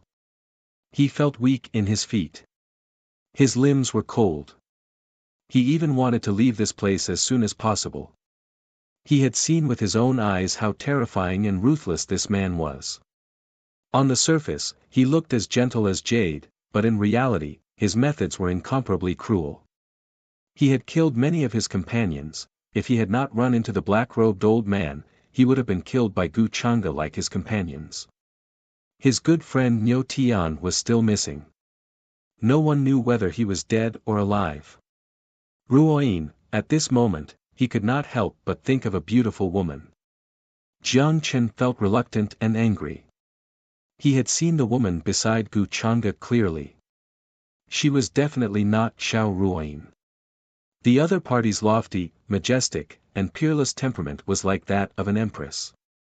One could imagine that the background behind her was definitely extraordinary. He was not even comparable to an ant in front of such a person. When he had wanted to join the school of the divine ruins, the old Taoist at the gate had tried to stop him. However, at this moment, in front of Gu Changa, he was flattering him, as humble as a dog. A strong hatred arose in Jiang Chen's heart. He gnashed his teeth and clenched his fists. However, he still forced himself to endure and calm down quickly, not daring to reveal the slightest bit of abnormality. After all, he was not sure whether Gu Changa would let him go if Gu Changa noticed him. Ji Chuyue threw him a puzzled look. "What's wrong with you?" She followed Jiang Chen's gaze. She happened to see a group of powerful young men and women in the school of the divine ruins in the distance. They were riding all kinds of exotic beasts. However, she did not see Gu Changa, Yu Mingkong, and others walking at the front. "I'm fine." Jiang Chen shook his head. He soon calmed down. "Looks like it's getting more and more restless. These people's cultivation levels are so high. They are all heading for the school of the divine ruins directly." Ji Chuyue frowned. She felt things were getting more and more troublesome. Then she took Jiang Chen to the mountain where she and her brother Ji Yaoxing had agreed to meet. "What's wrong with Changa?" Yu Mingkong noticed Gu Changa's interesting smile. She could not help but ask out of curiosity. "Nothing. I just saw an ant jumping around. I suddenly feel like it won't be too difficult for us to find the sky-wielding tower this time." Gu Changa smiled. He squeezed her soft, slender hand. Yu Mingkong glanced at him. "Now that you mention it, I feel like you've been planning this for a long time." "No, I didn't. It was an accident." Gu Changa shook his head. It had never occurred to him that Jiang Chen would show up here. If he had not landed in the Tianxian mountains and perceived the existence of the demonic puppet, he would not have known Jiang Chen was here. After all, the son of luck had to be left alone so that he could grow up healthily. "Greetings, young heroes. I'm the Master of Heaven of the School of the Divine Ruins, Master Su." Soon, the old Taoist in front of them led them to a quiet palace. However, before they entered, a white-haired, energetic old man came with many higher-ups of the School of the Divine Ruins. He greeted them respectfully. Gu Changa nodded slightly, but he did not speak. He did not want to talk to him. Yu Mingkong looked cold and calm. She looked like a flawless jade sculpture. Her skin was fair and smooth. She was as cold as a 1,000-year-old iceberg. "My master is looking for something in the Tianxian mountains," the Yiksha-like creature spoke again. He told the School of the Divine Ruins what they had come for. The Master of the School of the Divine Ruins, Master of the School of the Divine Ruins, looked serious. Although he had been sizing up Gu Changa secretly, he did not remember who he was. The Taoist School of the Divine Ruins had been built in ruins. They had called it the Divine Ruins to give it a nice name. In the vast upper realm, it could only be considered a mediocre force. As a branch of the School of the Divine Ruins, it was even more so. In a remote place like the School of the Divine Ruins, Master of the Divine Ruins could not get in touch with more powerful forces. However, he could sense that Gu Changa and others were not ordinary people. "Heroes, don't worry. If you need my School of the Divine Ruins, just ask. My School of the Divine Ruins will do our best to help," Master of the Divine Ruins said solemnly. He thought of Ji Chuyue. Behind her was the reclusive Ji family. In the entire upper realm, it was a colossal existence. He wondered if she knew this group of young geniuses. Do your job well. My master will not treat you badly. The Yiksha-like creature sneered. Divine light flashed in his hand. A large amount of rare spirit source appeared. It was like amber with dense mist flowing around it. Master of the Divine Ruins and the others were stunned when they saw this rare spirit source. They quickly went to arrange for the best palaces and pavilions in the School of the Divine Ruins to be vacated. I can see that before we came, someone should have already arrived at the School of the Divine Ruins. Then, he waved his hand and dismissed everyone. Yu Mingkong couldn't help but narrow her eyes. She looked a little less cold and more gentle. After all, Master of the Divine Ruins and the others were not very surprised when they heard what they were here for. It seemed that someone had already come here before them and was also looking for something. It doesn't matter. No matter who came here first, as long as they snatched what belongs to me, they won't be able to leave here alive, Gu Changa said in a casual tone with a smile. We haven't even seen the heavenly palm tower, but it's already yours. Yu Mingkong glanced at him and snorted. Whatever I want, it's naturally mine. Gu Changa said with a smile. Then he summoned the black-robed old man, who had been arranged to stay with Jiang Chen. Greetings, Master, the black-robed old man said respectfully as he showed up from the void. Keep a close eye on that guy. If there is anything unusual, report to me at any time, Gu Changa said calmly. Yes, Master. The black-robed old man had come quickly and disappeared quickly. After all, he was in the Great Saint Realm. In a place like the School of the Divine Ruins, he did not have to worry about anything.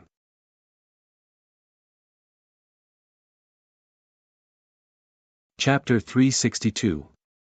Are these the puppets that the reincarnation ancient celestial venerable left for his successor in the immortal ancient continent?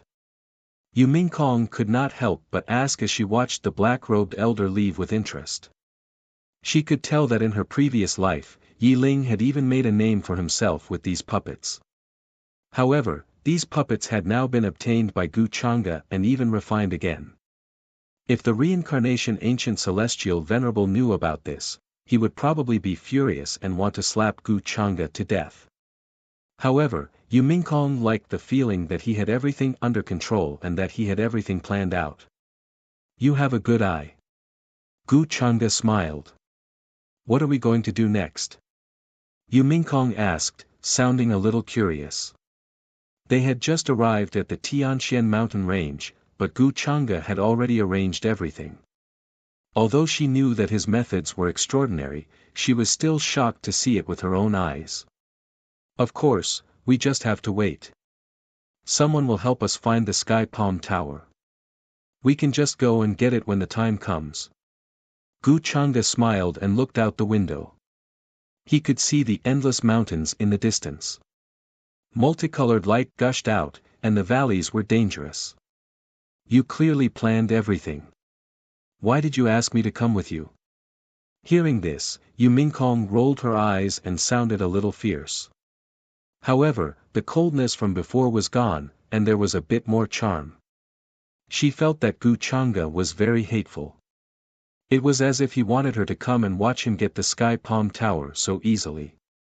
After all, she had to plan hard, and it was still uncertain whether she could get it in the end. Comparing the two, she realized that she was really a little useless. After all, it's always boring to come here alone. With you by my side, you can accompany me to relieve my boredom. Hearing her fierce words, Gu Changa's tone was matter-of-fact. He smiled and said, I wish I could tie you to me now. I don't want you to go anywhere. Although Yu Mingkong knew that he was deliberately making her happy, she couldn't help but feel happy, and the corners of her mouth couldn't help but curl up. Don't worry, no matter what happens in the future, I will always be by your side. She turned her head. Her hair was soft and smooth, and her face was flawless. She took the initiative to hug Gu Chang'e and spoke softly. Once his true identity as the inheritor of the demonic arts was exposed, Gu Chang'e would definitely face a situation where the entire world was his enemy. At that time, even the family behind him might not be able to protect him. Although Yu Mingkong did not wish for such a day to come, if such a day really came, she would not hesitate to stand beside Gu Chang'e and fight against the world with him. 29 The events of her past life were no longer important to her now. She knew that Gu Chang'e had her in his heart, and that was enough. That day won't come. Gu Chang'e seemed to know what she was thinking. He couldn't help but pull her into his embrace. He smiled and said in a gentle voice. Yu Mingkong's eyes rested on his face. Her heart was filled with joy, and her face suddenly flushed red. She wanted more. She was moved. At the same time, in a mountain range not far from the sect of God's ruins, a tall and straight man, whose hair was as golden as gold, was standing here as if he was waiting for someone. His eyes were deep, and he wore a long golden robe. Even when he heard the nearby people talking about him, he did not show the slightest emotion. He gave off a calm and reserved aura. This was Ji Yaoxing, the divine son of the reclusive Ji clan. Not far from him was a group of young men and women. They had extraordinary auras and were shrouded in a dazzling radiance. They had all sorts of powerful beasts with them, and they were currently talking to him. Their leader was a girl of no more than 20 years of age. She wore a long red dress and sat on an auspicious beast that resembled a qilin. Her skin was smooth, her eyes were misty, and her lips were red. She was very beautiful, but she also gave off an unreachable and arrogant feeling. Behind the girl was an old woman full of wrinkles. Her cultivation was unfathomable. Brother Yaoxing, I wonder if your Ji clan has gained anything this time. At this moment, the girl rode over on the auspicious beast and asked with a smile on her face. When Ji Yaoxing heard this, he turned his head and looked at her. He shook his head slightly and said, "We haven't gained anything yet." His voice was calm and unperturbed, giving off an unusually steady feeling. The girl in the red dress still had a smile on her face, as if she was not surprised. Chen Ning, where did your Chen clan get the news that the Sky Palm Tower is about to appear this time? Then, Ji Yaoxing seemed to have thought of something and asked. The girl named Chen Ning, was slightly surprised when she heard this, as if she did not expect Ji Yaoxing to ask this. I don't know either. My clan ordered me to come here and look for the Sky Palm Tower. She said as if she did not want to say anything more. Ji Yaoxing nodded and did not say anything. It seems that we haven't gained anything. How about this, Brother Yaoxing, we can work together to find the whereabouts of the Sky Palm Tower. When the time comes, we can use our own methods to snatch it. What do you think? Chen Ning spoke again. Her eyes were sparkling as she asked with a smile. The geniuses behind her seemed to regard her as their leader, so they were not surprised to hear this at all. It was natural. Ji Yaoxing took a deep look at her. In the end, he shook his head and said, I think we better act separately. Chen Ning was very cunning and shrewd. If they cooperated with her, they would not know when they would be tricked by her. Chen Ning was slightly disappointed, but she did not say anything. Elder brother. At this moment, a melodious voice could be heard. In the sky, Ji Chuyue arrived with Jiang Chen on a cloud. Ji Chuyue is here too. Who is that man? Chen Ning was slightly surprised. Then she laid her eyes on Jiang Chen, who was behind Ji Chuyue. She sized him up carefully. She could not help but show contempt and disdain when she did not find any fluctuation of cultivation. Chuyue, who is this man? Ji Yaoxing looked at Jiang Chen with a scrutinizing gaze. He could not help but frown. He turned out to be a mortal who had not started on the path of cultivation. For some unknown reason, Ji Chuyue had brought him here. Ji Chuyue had not mentioned Jiang Chen's identity to him, so Ji Yaoxing did not know who Jiang Chen was. As soon as Jiang Chen landed, he started sizing up the young men and women in front of him. He had to admit that all of them had strong cultivations. They were shrouded in all kinds of radiances. He felt pressured. However, Jiang Chen was confident. He still looked calm. "Elder brother, this is the matter I told you about." Ji Chuyue glanced at Chen Ning-er. She obviously knew her, but they were not close. She snorted coldly and did not greet her.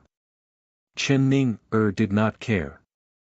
She joked, "The Ji family's little princess looks like this.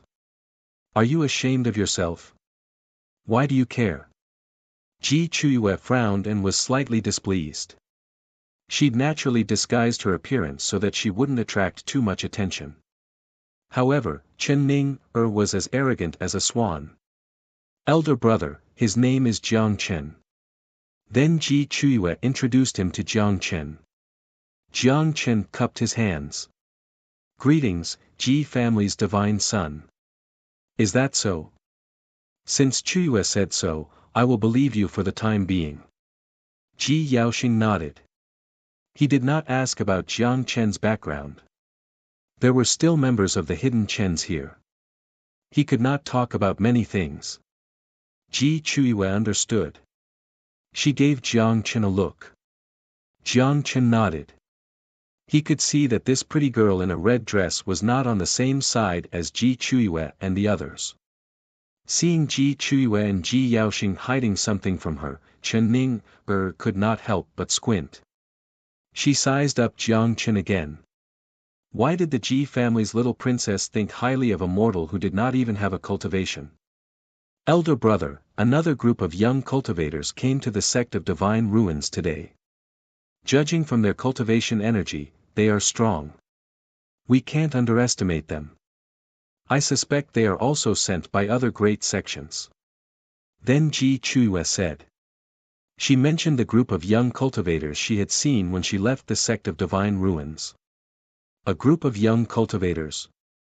Ji Yaoxing frowned. Oh. More disciples from other great sects came. Chen Ning-er certainly heard this. Her eyes lit up. She was looking forward to cooperating with them. "Did you see where those young cultivators came from?" Ji Yaoxing asked, frowning. "No. I didn't. We were in a hurry when we left." Ji Chuyue shook her head.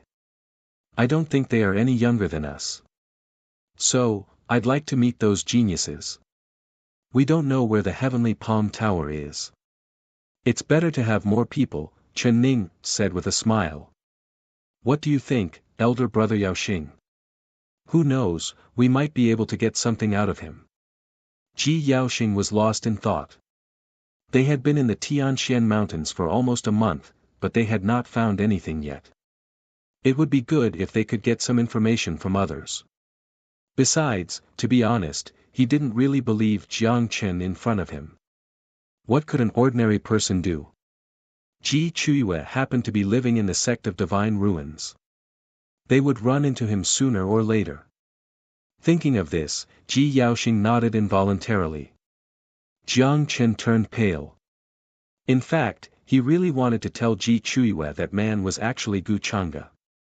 However, in this way, Ji Chuyue would definitely wonder how he knew Gu Chang'e. If Ji Chuyue knew there was a grudge between him and Gu Chang'e, would she be able to protect him? Although he had a good impression of Ji Chuyue, it wasn't to the point where he trusted her. So, Jiang Chen thought it over. The best way was to stay in his house as a servant disciple after going back to the sect of Divine Ruins. With Gu Chang'e's status, he certainly would not go to such a place.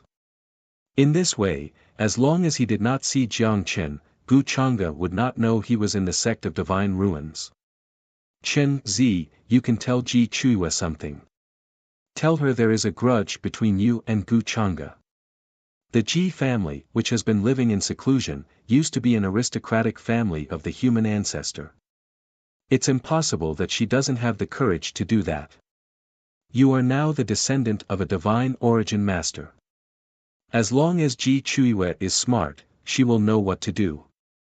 However, while Jiang Chen was hesitating, the spirit of the celestial boat of fortune in his mind spoke.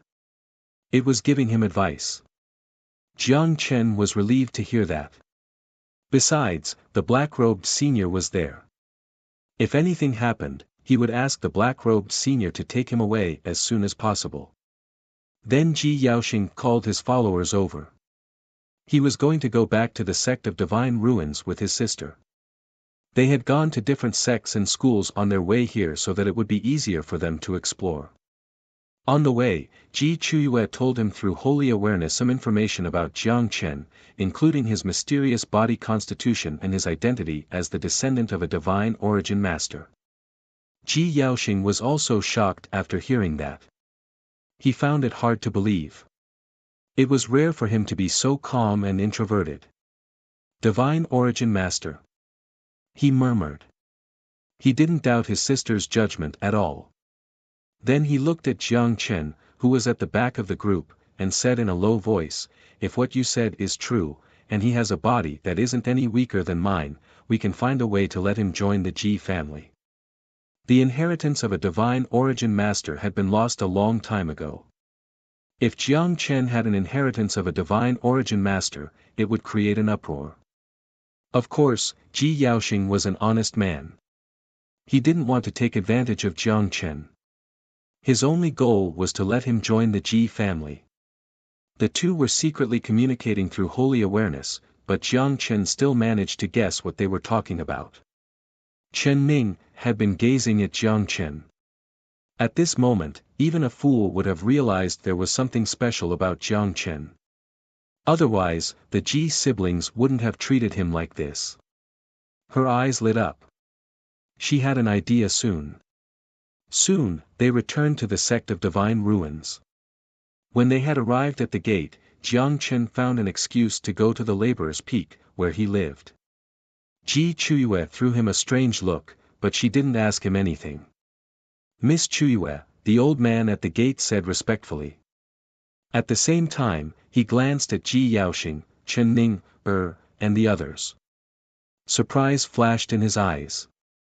What was going on? Why had so many young geniuses come to such a remote place like the sect of divine ruins? Was the thing they were looking for very precious? Why had so many people come here? However, he didn't dare ask about it.